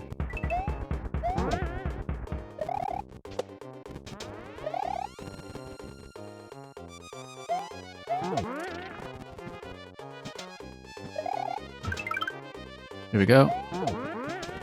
And yeah, I can always get to this area faster. That would be one thing that would solve the boo wall issue, is just not stalling so long on the previous jump. Some must sink a lot faster than others. Yeah, in terms of the enemies. I'm just generally surprised at how long these small size enemies are taking. Maybe it is something that's specific to things like the Super Mario World Goomba.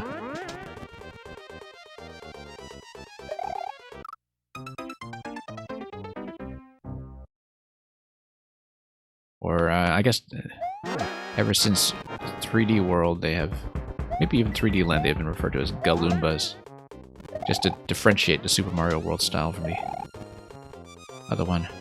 In a Super Mario World context, I still think of them just as Goombas, as originally advertised. Yeah, we're way too slow into Boo all that time. That is not enough room to work with.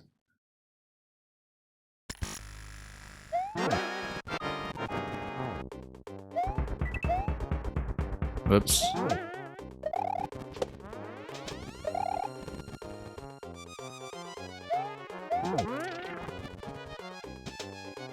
Definitely doesn't seem like there's quite enough room to outrun the Boo stack, given that there are these gates at a very regular pace. Just slow you down a bit.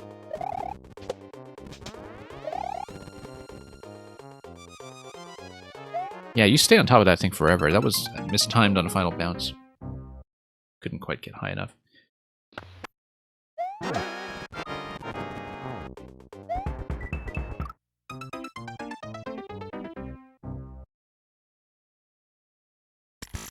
Interesting, too, if you look at the Goomba blaster stack, the Goomba is kind of displaced a little bit to the left, and the blaster sort of sinks at the standard blaster speed. And outpaces it.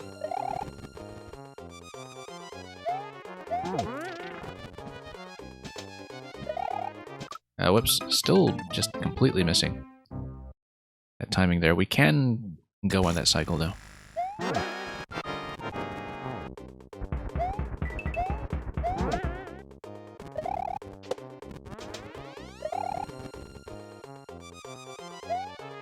And here we go here.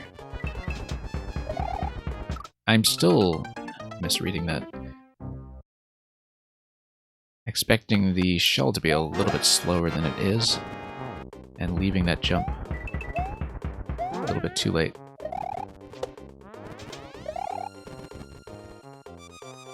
That's a fairly minor adjustment to make, though. And wow. Yeah, the mushroom does kind of encourage you to just go closer to the right there instead of going dead center. I think I just sort of instinctively try to go dead center when I see an element like that. But if we just go towards the mushroom on the next cycle, then much cleaner.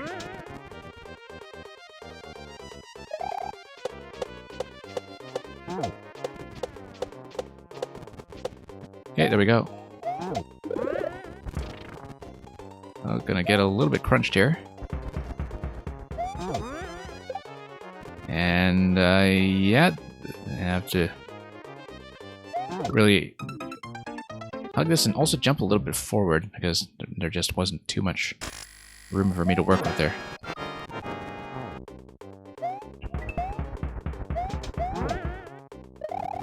Kind of love the spacing there. I guess there's plenty of room to improve on my part, of course. It shouldn't ideally be quite that tight, but the fact that it was still playable up to that point if I just aligned the POW hit a little bit differently is kind of nice.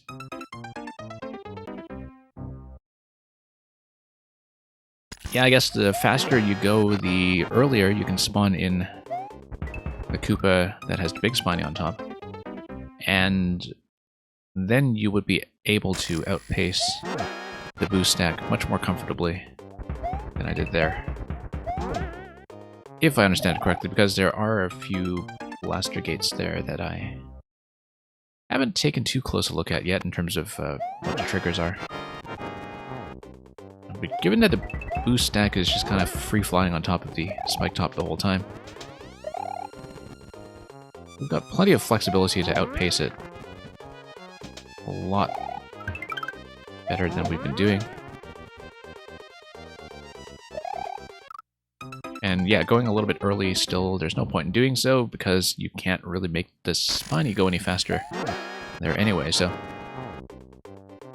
might as well wait for that jump to be comfortable. Whoops. Okay, no, I need the Goomba to sink before I spin on top of it, because if I spin on top of it while it's still exposed, it just dies, as we know. It needs to unstack from the Muncher first and get into its own death state, which is interesting. That's a very nice edge case behavior.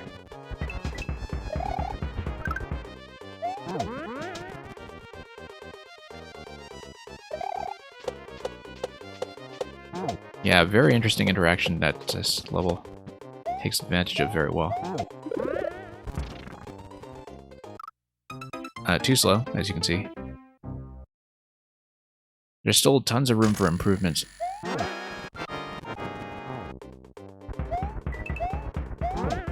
Especially on this first gate over here.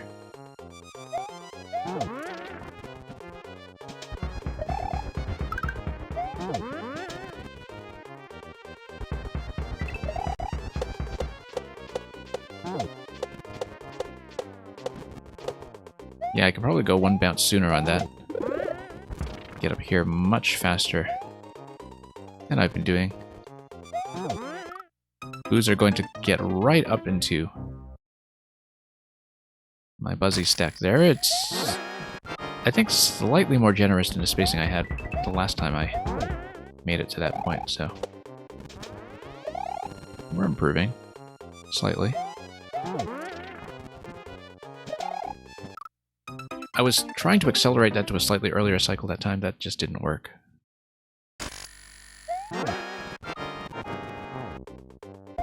But yeah, I'm catching that back and forth Spiny when it's going left to right. I keep feeling like I can improve that quite a bit. Whoops, not enough room to do so, though. That sinking blaster gate really does have a way of getting in the way a bit. Oops. That miss is going to cost me, I'm sure.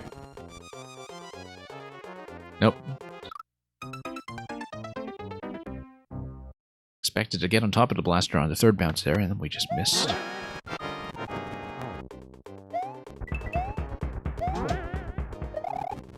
I really have to get into that spin immediately. Something still a bit too early about that.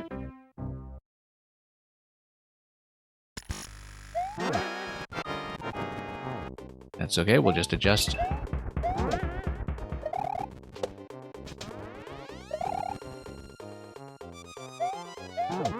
Get into this. I think I probably can make that with just a small adjustment. And improve my timing just slightly.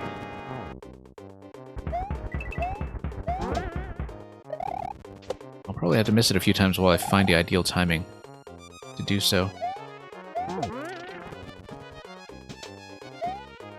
Yeah, once again, if I'm going to wait that long, I should go for the one-up mushroom.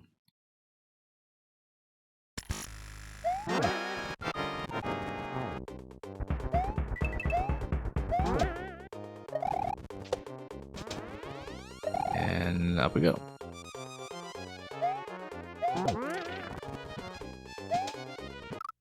No. It's not going to be it. Yeah, just doing a bit of experimentation on that a bit. I know I had it consistently earlier, but I'm trying to find a slightly faster timing on that shell because it's the most obvious place to improve on my current pattern.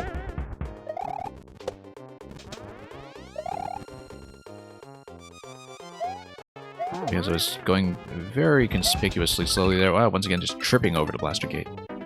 Falling flat on my face.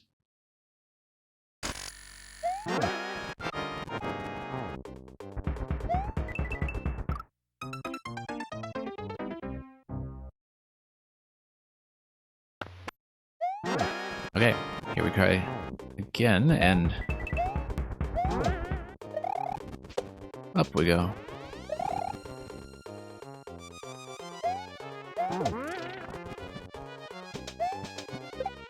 Okay, that's a slight improvement. I don't feel like I will have that down very consistently, but whoops.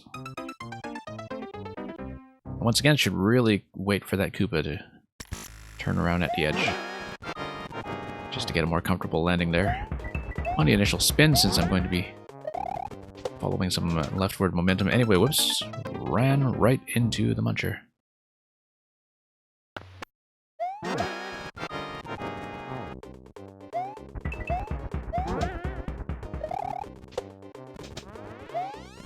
Nope, that's incorrect.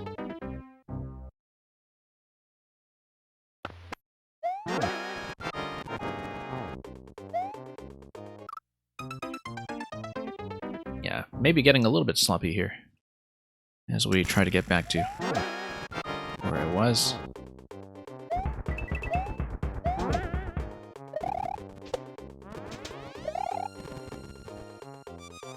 Yeah, fourth bounce there is pretty comfortable.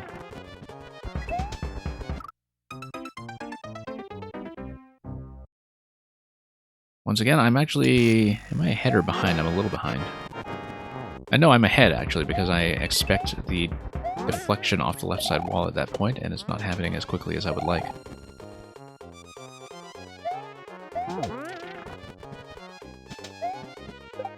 Much better. Let's wait for the Koopa. Waited a bit too long. That was correct, it's just... misplaying the jump distance there. Whoa, taking way too long on that jump.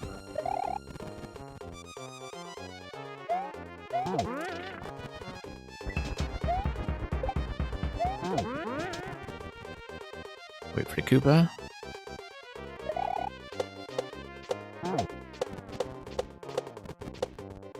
Yeah, gain a bit more distance over here. That's a lot more comfortable than what I had before. Wow, the boos are pushing me like crazy. Yeah, couldn't get a safe landing there at all. I was behind pace, I think by the time I got into that segment of the boo chase. I was already dead, and I didn't know it because the boos do slowly catch up. And the spike top stack are on top of... I mean, it would just be kind of aligned neatly with the Buzzy the whole time, but I would have trouble landing back on a Buzzy if I leave it at any point, which was precisely the issue there.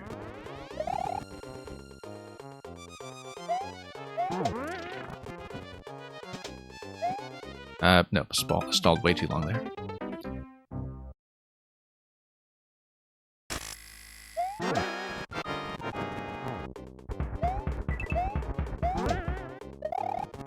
But yeah, lots of room for improvement all over the place in this segment.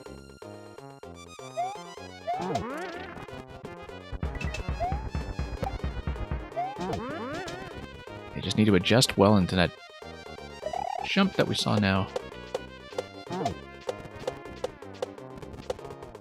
Get as much distance as we can off that spiny as it goes down into the lava.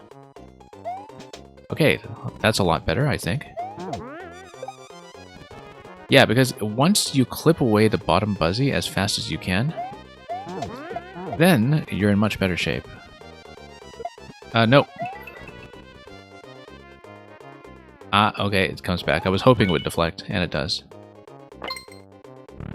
Very nice way of stopping the boost stack before it squishes you. Yeah, basically you need to, during that flight, hit the first POW as fast as possible so the Buzzy at the bottom of the flying Buzzy stack sort of releases its faster companion. Now, Yoshi is there signaling that I should find a way over there for that cake. What if I went back over here? Is there any reason to do so? Probably not. It's probably something to do with just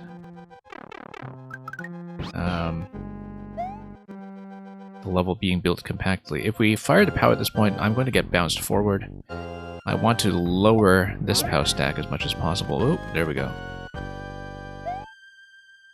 1YM, I'm missing a key. Why am I missing a key? It is a secret key placed somewhere here.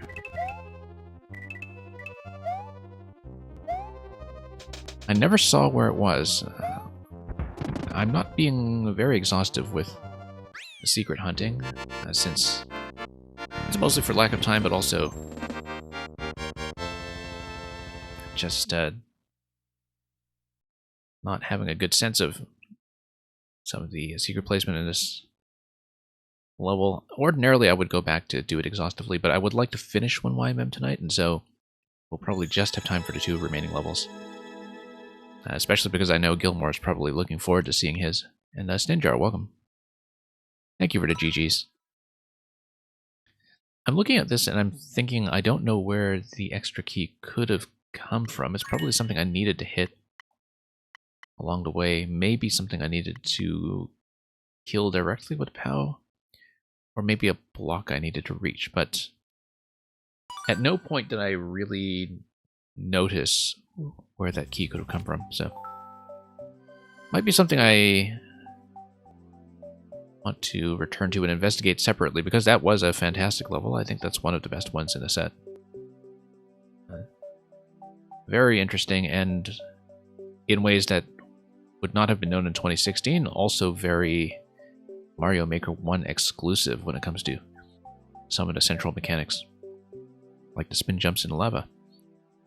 And the sinking speed and everything, so POW giveth, and Nintendo taketh away. Next level, the second last one, the penultimate one of this set, is going to be Power Star Dungeon. It is by Gilmore, also known as Melon Rind in the chat. And we'll just pull that up in a moment.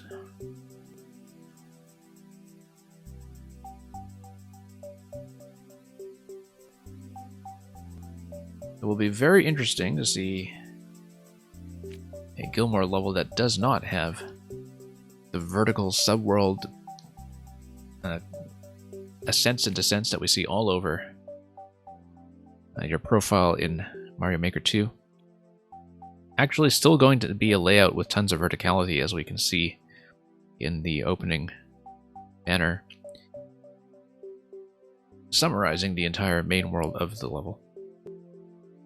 So we'll see. I expect we'll be going up and down the 2-screen vertical space quite a bit, judging by what I see already.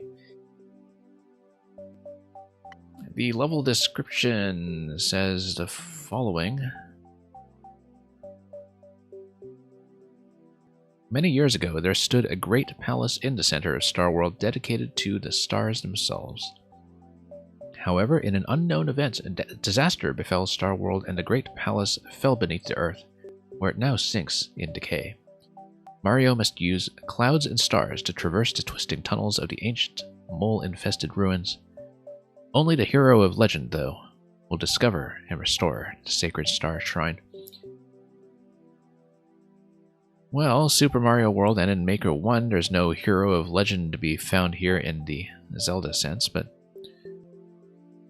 we'll be able to get some stars, so that's close enough. Let's take a look. And yes, Stinjar, the pipe stacking has been all over this project, and it has indeed been an element of nostalgia. For people who have come in recently, by the way, when I'm reading the level descriptions, they are off the website that has the codes for this set. This is the second last one in 1YMM, so we will likely finish it in a very non-completionist fashion this week, and especially before this cloud expires on me.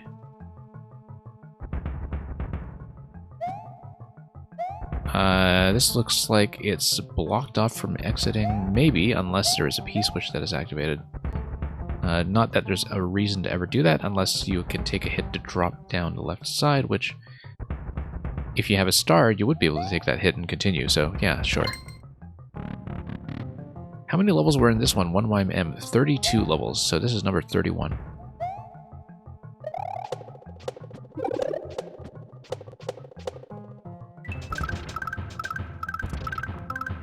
You needed the thwomp to hit the question block. The question block would presumably spawn a star that would save me in that position.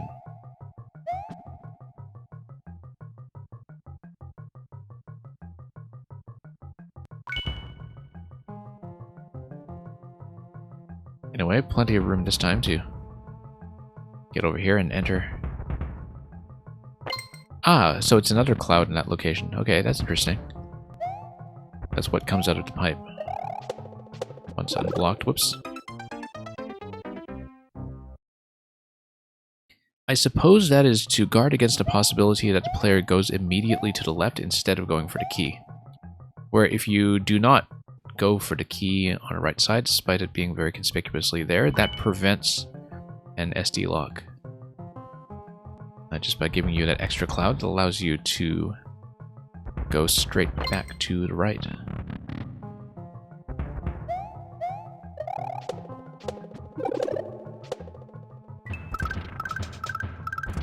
Yeah, actually, I just needed higher bounces on all of these moles, so we can do that.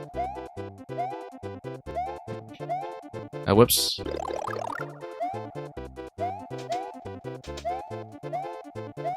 Very Yoshi's Island-like in some ways, except we're going to lose the opportunity to grab anything else here, so...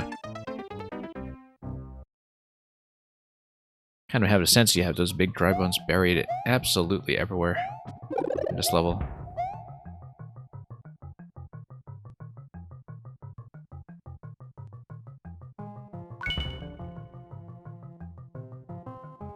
No, ground tile over here, you can't go over.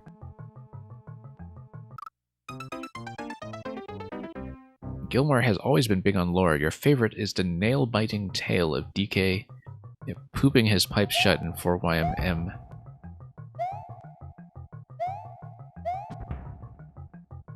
I'm trying to remember that. I'm sure I paid attention to that at the time. Oh no, because it was the rising and sinking level, that's right. And it was a rising and sinking level that was very much a DK style vertical climb, so...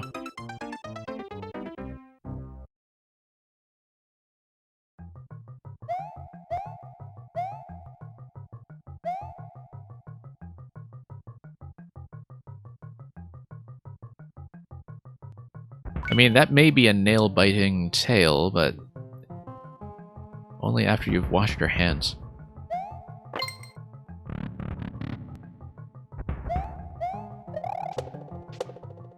Okay, nice and high. Just to get a thwomp to give me a star with plenty of room to work with. And let's fumble all this stuff.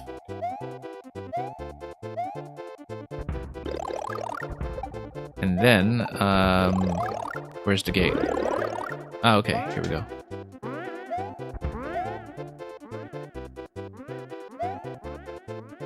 Oh, start. Here we go. Plenty of time to work with. Don't know what happens if I drop down below in that area, but I guess we're not about to find out. Seems like I could have gone left in that area, too. So much momentum. Wow, why was I kind of drifting like crazy here? Oh, because they're hidden conveyors. Okay, okay. The conveyor hiding that we previously saw in Cypher's Go with the Flow underwater.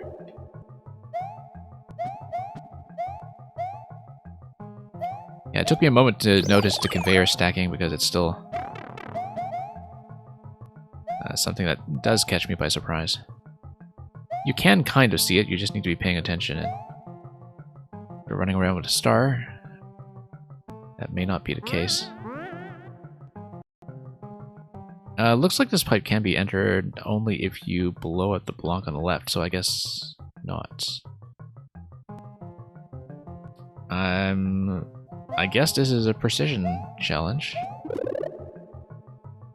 that will allow me to blow things up and grab a cloud. Nope, let's rethink this until I know where I want to go with it.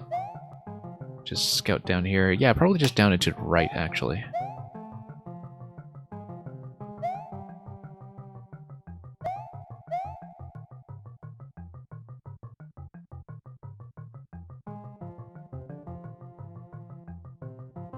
Yeah, the cloud does feel underused in some ways. Even in Maker 2, I find that there are a lot of things with the cloud that haven't really been fully explored.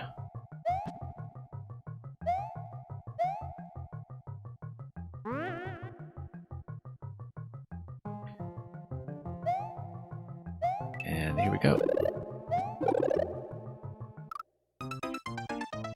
I keep forgetting the semi-solid overlap priority in this game. I've just internalized that as looking safe.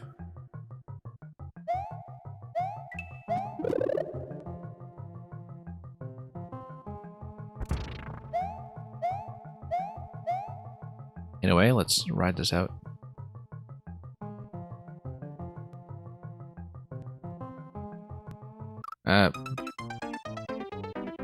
Without cutting too many corners along the way, ideally.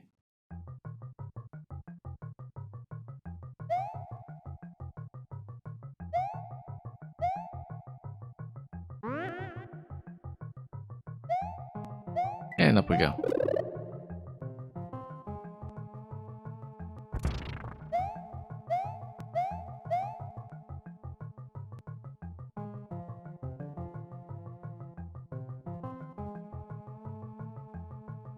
And same corner, actually.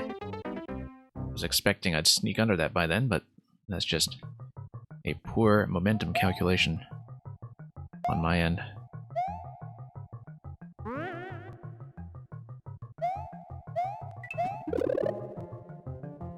Very nice of that coin to just give us an extra pointer towards that block.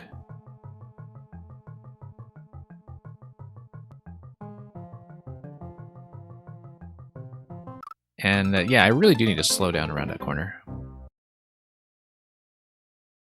Because my active time in the cloud is not really the issue there currently. It's just a bit of piloting accuracy. I could use some work. And Red Dungeon, welcome.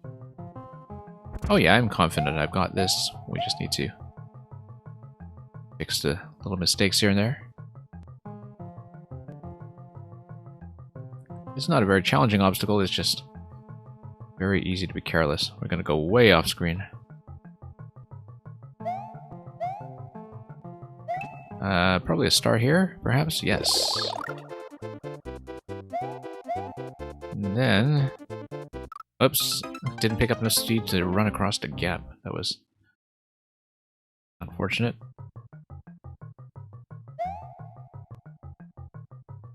I also haven't really mapped out where I want to go with that star. Yeah, it is going to be to right here, on the right side of this screen that we're looking at here. That's where we'll return to with the star once we have obtained it.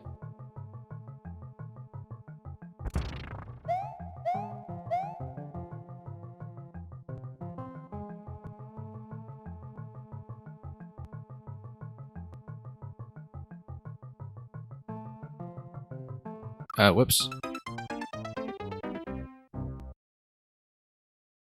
Don't need to spend a lot of time off screen there, but just enough that you do have to trust your muscle memory for how far you are floating. And Red Dungeon, I'm certainly doing well. I hope you've been fine.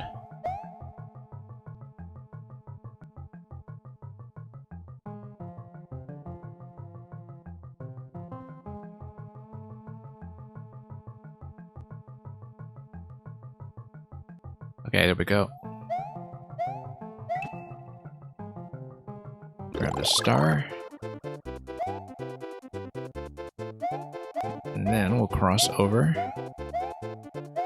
Oh, need to hit them out underneath, and then we're in a bit of trouble here. Went just a little bit too slowly as I kind of poked above to see what was going on with the munchers. Above the POW.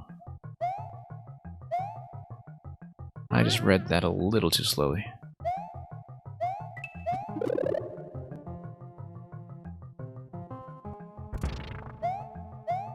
Oh, whoops. Let's take this guy. Wrap around the corner. And there's going to be this off-screen bit here.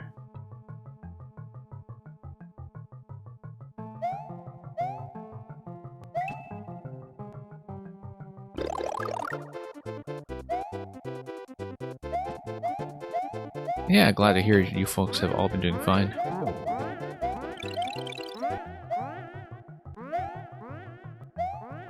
I feel like under ordinary circumstances we would have a yay sound effect just by getting through that, but no need for that here. And it's going to be more conveyors shooting me everywhere. That mole didn't even give me a key.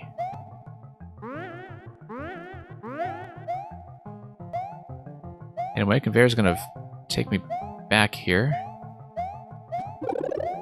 Nope, nothing going on there, so we'll just be very careful about that gate, and then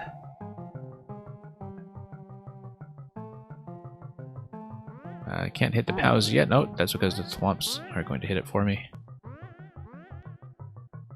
This is actually a fairly long flight time on this cloud.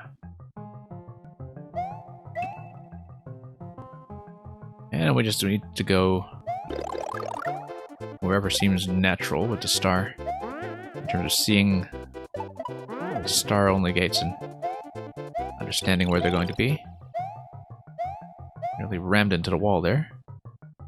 Luckily escaped just in time. I feel like it's just going to be more dry bones everywhere if we try to hit the ceiling. Checkpoint and mushroom check.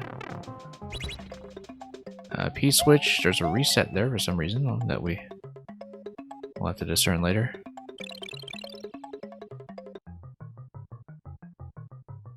Okay. Hopefully we're not too slow here.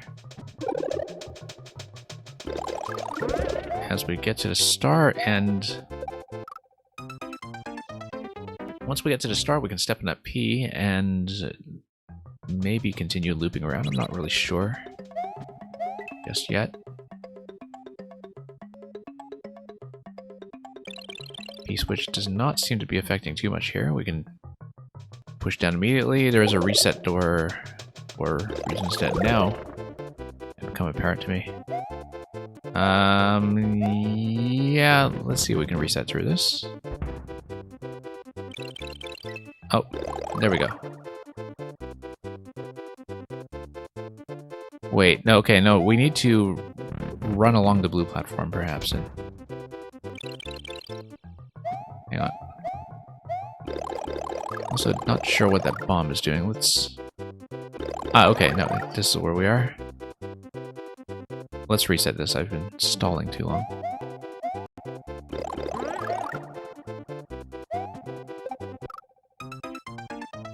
I feel like if you let it expire, then you can spin on top of the chomp and then you can get up to the P-switch. But that's if you let it expire, and so that's just a way of getting out if you do lose the star from stalling too long in that position. It tells me that if you are holding the star, perhaps that is not the way to go.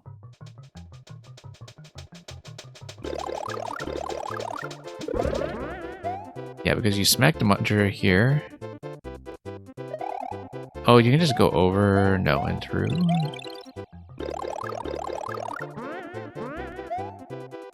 It doesn't seem like you can make it across this jump. Let's rethink it.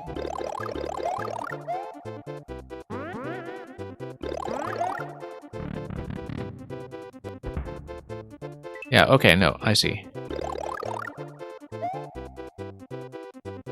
And then you just need to evade the conveyors this way. Yeah, that was not a falling platform area, that was a ride the cloud area that we had seen much earlier.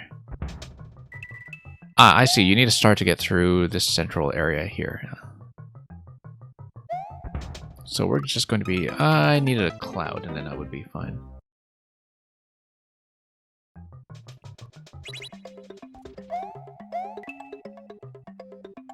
Now, given the lack of a cloud there, or a natural place to spawn a cloud, I wonder if I did actually SD lock myself, but...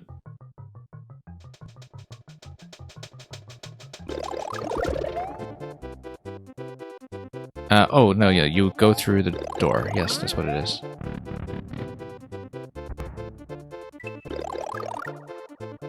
Yeah, you follow the conveyors. them do their thing. Come through here. Go through here, if I can do so accurately. Very nice of those skewers to do their thing in spite of conveyors popping everywhere. And that's a yay. And look, there's even a cake.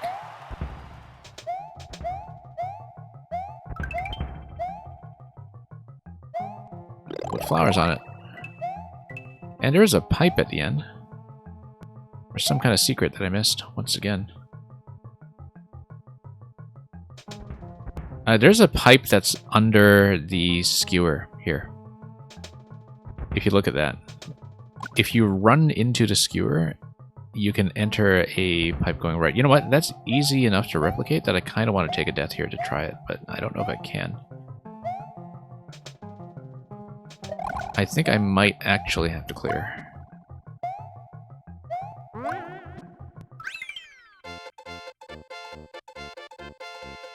That's quick enough that maybe I will go back to this one for the secret. I haven't really been doing it with levels so far, but we may have time, since we only have one left. And since Gilmore is here anyway, I do kind of want to check that spot. But I won't spend too long on it if we struggle to get back there. But I think that's it. It's the skewer at the end with that pipe.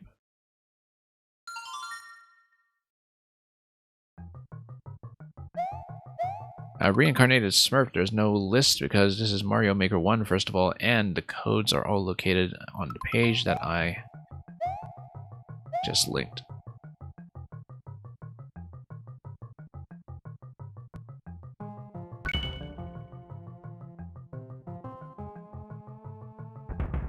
Okay, let's try this again. Hopefully more smoothly. Now that we roughly have an idea of how to navigate this.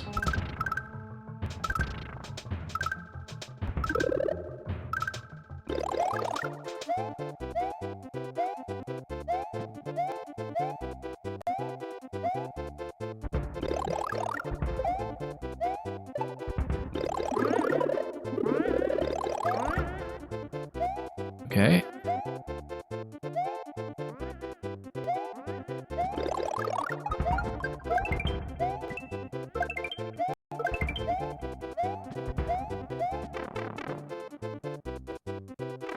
Also, you said the room with the chomp was just an overly confusing way to get rid of SD locks. Yeah, I saw that it was some kind of P-switch reactivation that would be accessible, and only accessible if you don't have a star. Like if you have the star timeout in that location. That seemed to be what it was protecting against.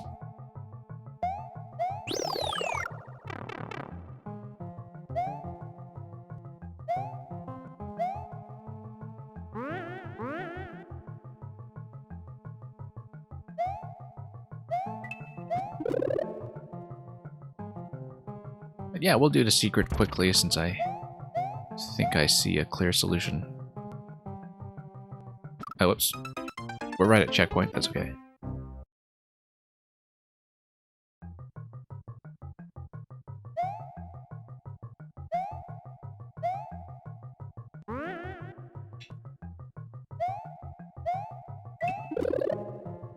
Pop this guy.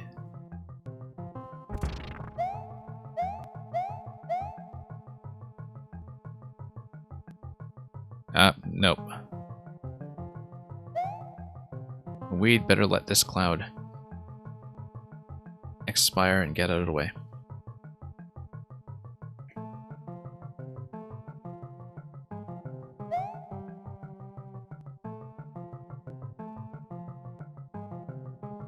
And then just fix our flight plan over here. Whoops. Same spot.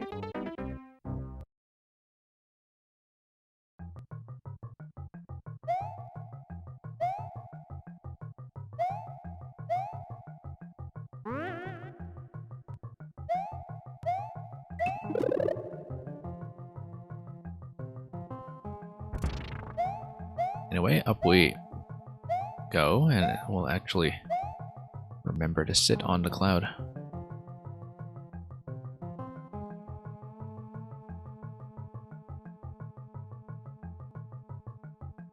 Whoa. I lost that much time with it.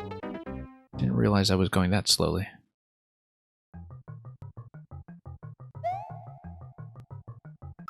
Yeah, no, because the cloud had spawned and I'd overshot it and I went back, and the timer already starts from the point at which it exits the pipe.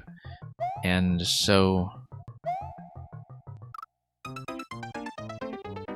I had lost way too much time even before I picked up the cloud in the first place.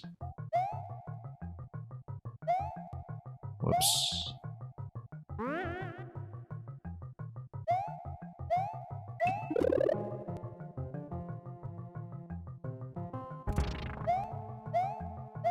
Yeah, I had to grab it immediately.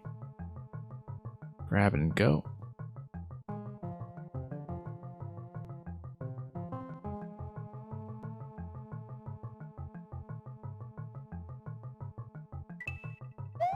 Actually made it up here directly for once, which is a bit of a change.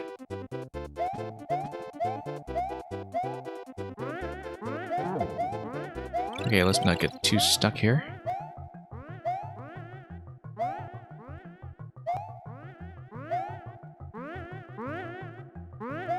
Let's not deal with them all.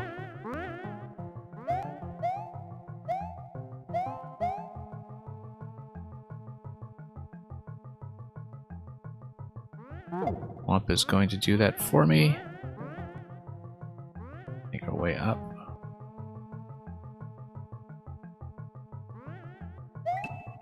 Just enough time to lose the cloud off screen.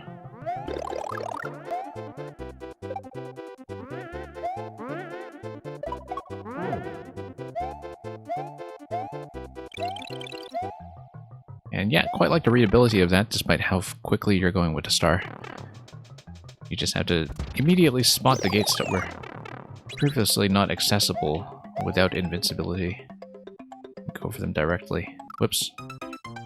We're right at checkpoint, no worries there. But yeah, I really do love a lot of the pipe stacking along the diagonals, like over here.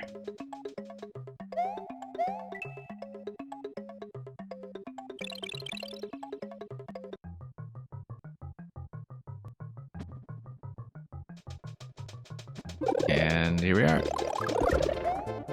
No, we want to enter the door. Yeah, the only thing was that it was initially unclear to me that the door is actually the target, because when you see two doors paired like that, you know, it's very easy to just assume that they're paired as some kind of reset for some reason, even though that kind of functionality would not really be that clear.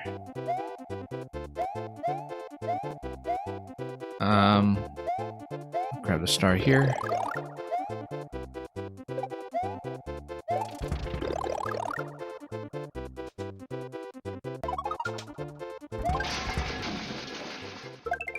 Okay, there we go. And we... Oh! Lost the star too quickly, because that is the entrance, but there is a conveyor on top of it, I think, so you do need to retain the star all the way through in order to do that, so... Let's fly this a little bit better than we've been doing. And through the door we go.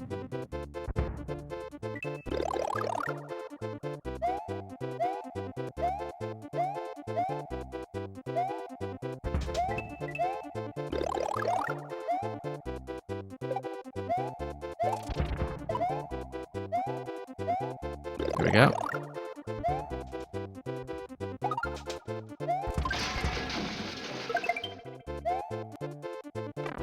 And yeah, you need to fight against the conveyor on top of the pipe.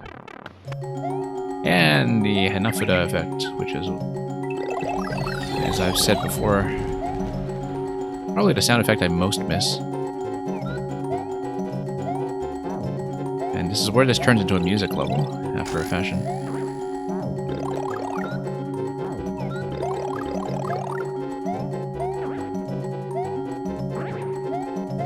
One YMM. What's on the left side? We can't actually go there. The semi-solids, of course, are carefully designed to not soft lock you. Why am I hitting a ceiling there, though? Whoops. Oh, because there are blocks all over the place. In that case, how do I get across? Let's figure this out.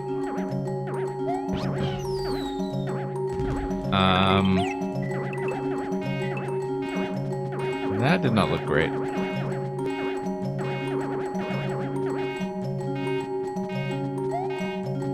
Wait a moment, but I'll die if I go out the standard way, though, right? Because of the skewer. So there had to be something else here.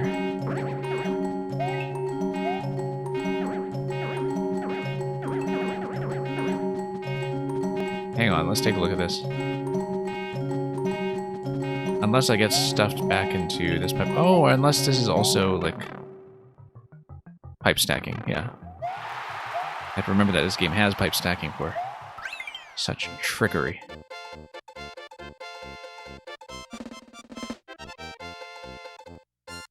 That's not even the first time we've fallen prey to that in 1YMM. But thank you for the GGs, and thank you very, very belatedly over 5 years later for the level from Gilmore.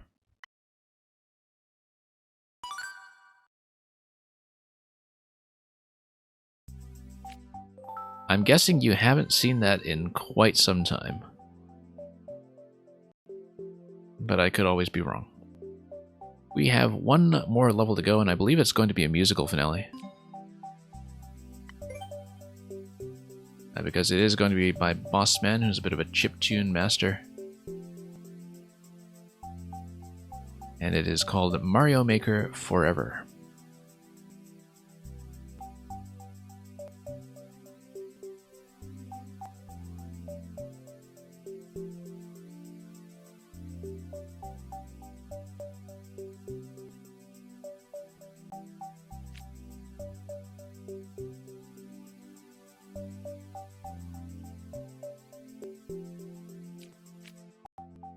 This music sounds slightly better than that last section. Well, that last section was a bit of a party. The only thing you were missing was the disco ball effect, but I guess you already had the old Japanese playing card effect, so, you know, you can only do so much. You've got to admit, though, that disco ball might have been a good fit. Look at how the title image is just kind of crammed into the top left corner of this layout, which is understandably fairly busy because it's music, but also with a lot of pixel art just tucked into it, with that cloud, the coin, the bomb on the top right, just lots of stuff going on to fill all of the available space. Yeah, it's been a lot of fun to look at the level preview banners and how, because they were very obviously visible to everybody, I think you just had a lot of people decorate every available space. Much more than you do in Maker 2, I think, where you kind of have to go out of your way to see it.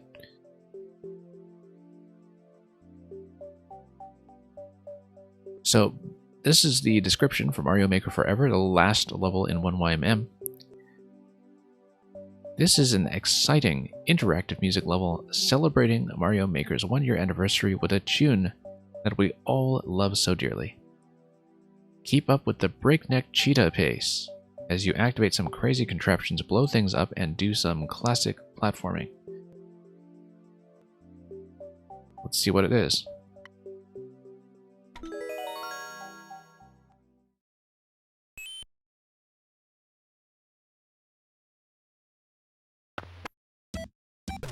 Aha! Very meta.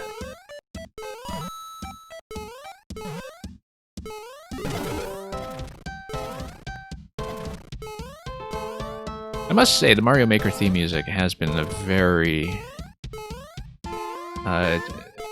melodious addition to the Super Mario canon, Super Mario repertoire.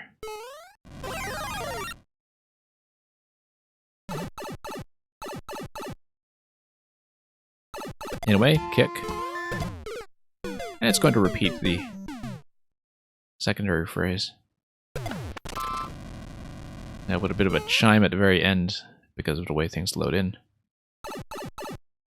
The cake I see is past the goal. Yeah, we're going to get on top of those trampolines as they fall and then continue from there. Kick.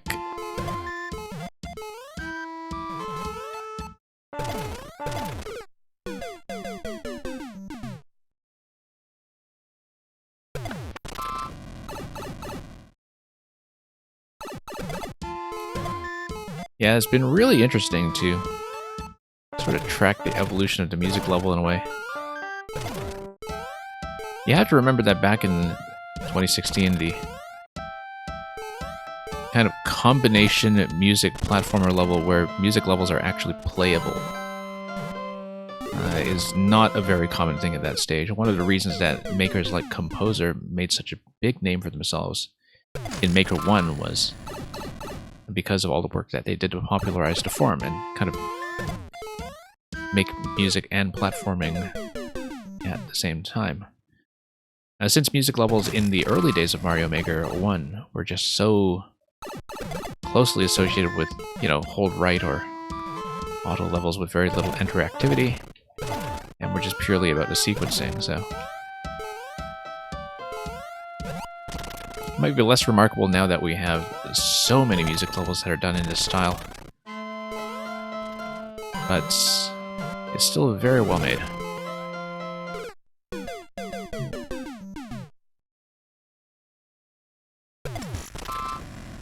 And the jumps are very roomy too, which is important. I think sometimes it can be very easy for levels in this style to feel a little bit claustrophobic, just because of the need to keep the player on pace with the auto-scroll, which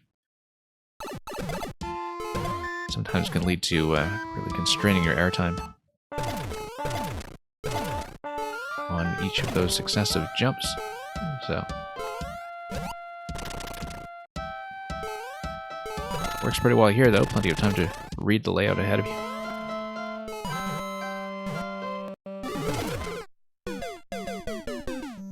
I think I just fell behind Pacer. I just kind of let up on holding right for a moment.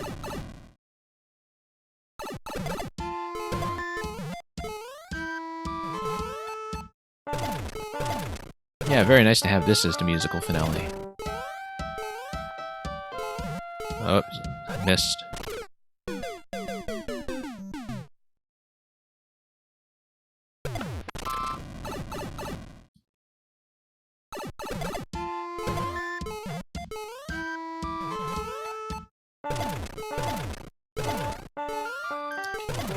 Okay, get on top of this one. Yeah, very clear and readable throughout.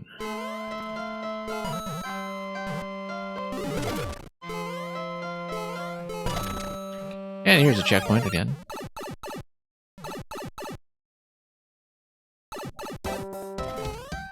Back to the opening phrase, but with a little more instrumentation going on. And looks like we fell behind the auto-scroll a little bit here, but we're going to catch up. Don't know what was going on with that cloud block. Oh, whoops. Did I lock myself? I think I actually locked myself. It's funny how it's always music auto-scrollers that do this to you. I think it was one of Composer's levels, the one in 4YMM, that did something very similar to me when I was going for the secret.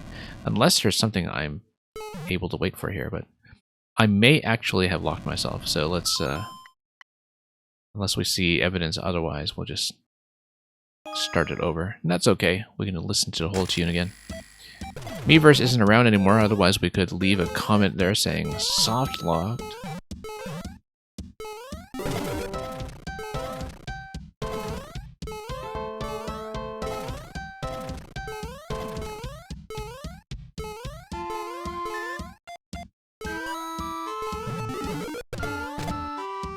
Anyway, pretty straightforward to go back, though.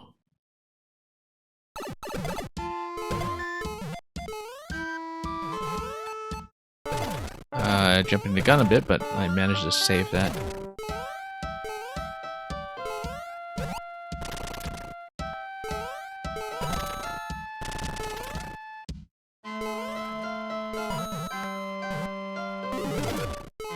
Okay, there we go.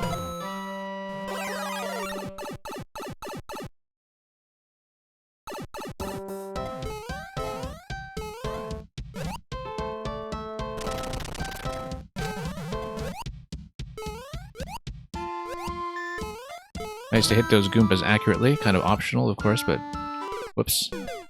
Still worth doing. Slipped a little too far off that semi-solid there.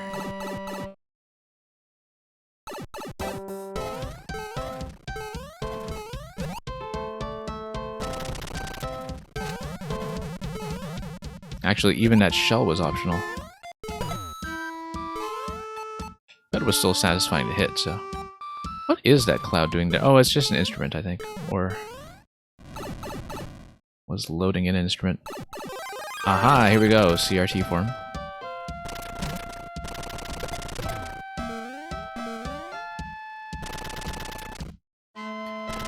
Yeah, interesting to see this concept in a music auto-scroll, since this particular power is unavailable to us now.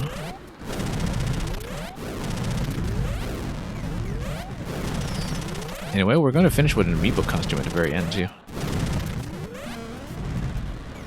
Let's see what that's all about. 1Y.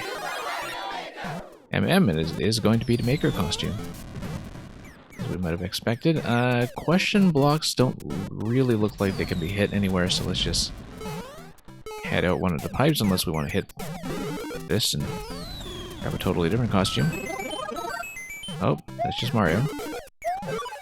And that's Dr. Mario. Yeah, we're gonna check every single one of these. Of course we are. Ooh, Tanuki statue.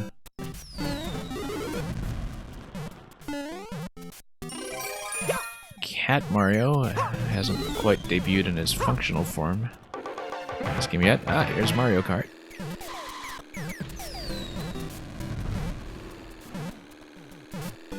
Well, the thing is, whose music do we want to hear in the end credits? That's the question. Oh, and of course we just wind up with a frog. Okay. I guess we'll do that. Oh, and you're going to get Mario Maker as the costume in the end anyway. And the pipes are all mapped back here. Okay. In that case, let's just tap it. And that's the cake.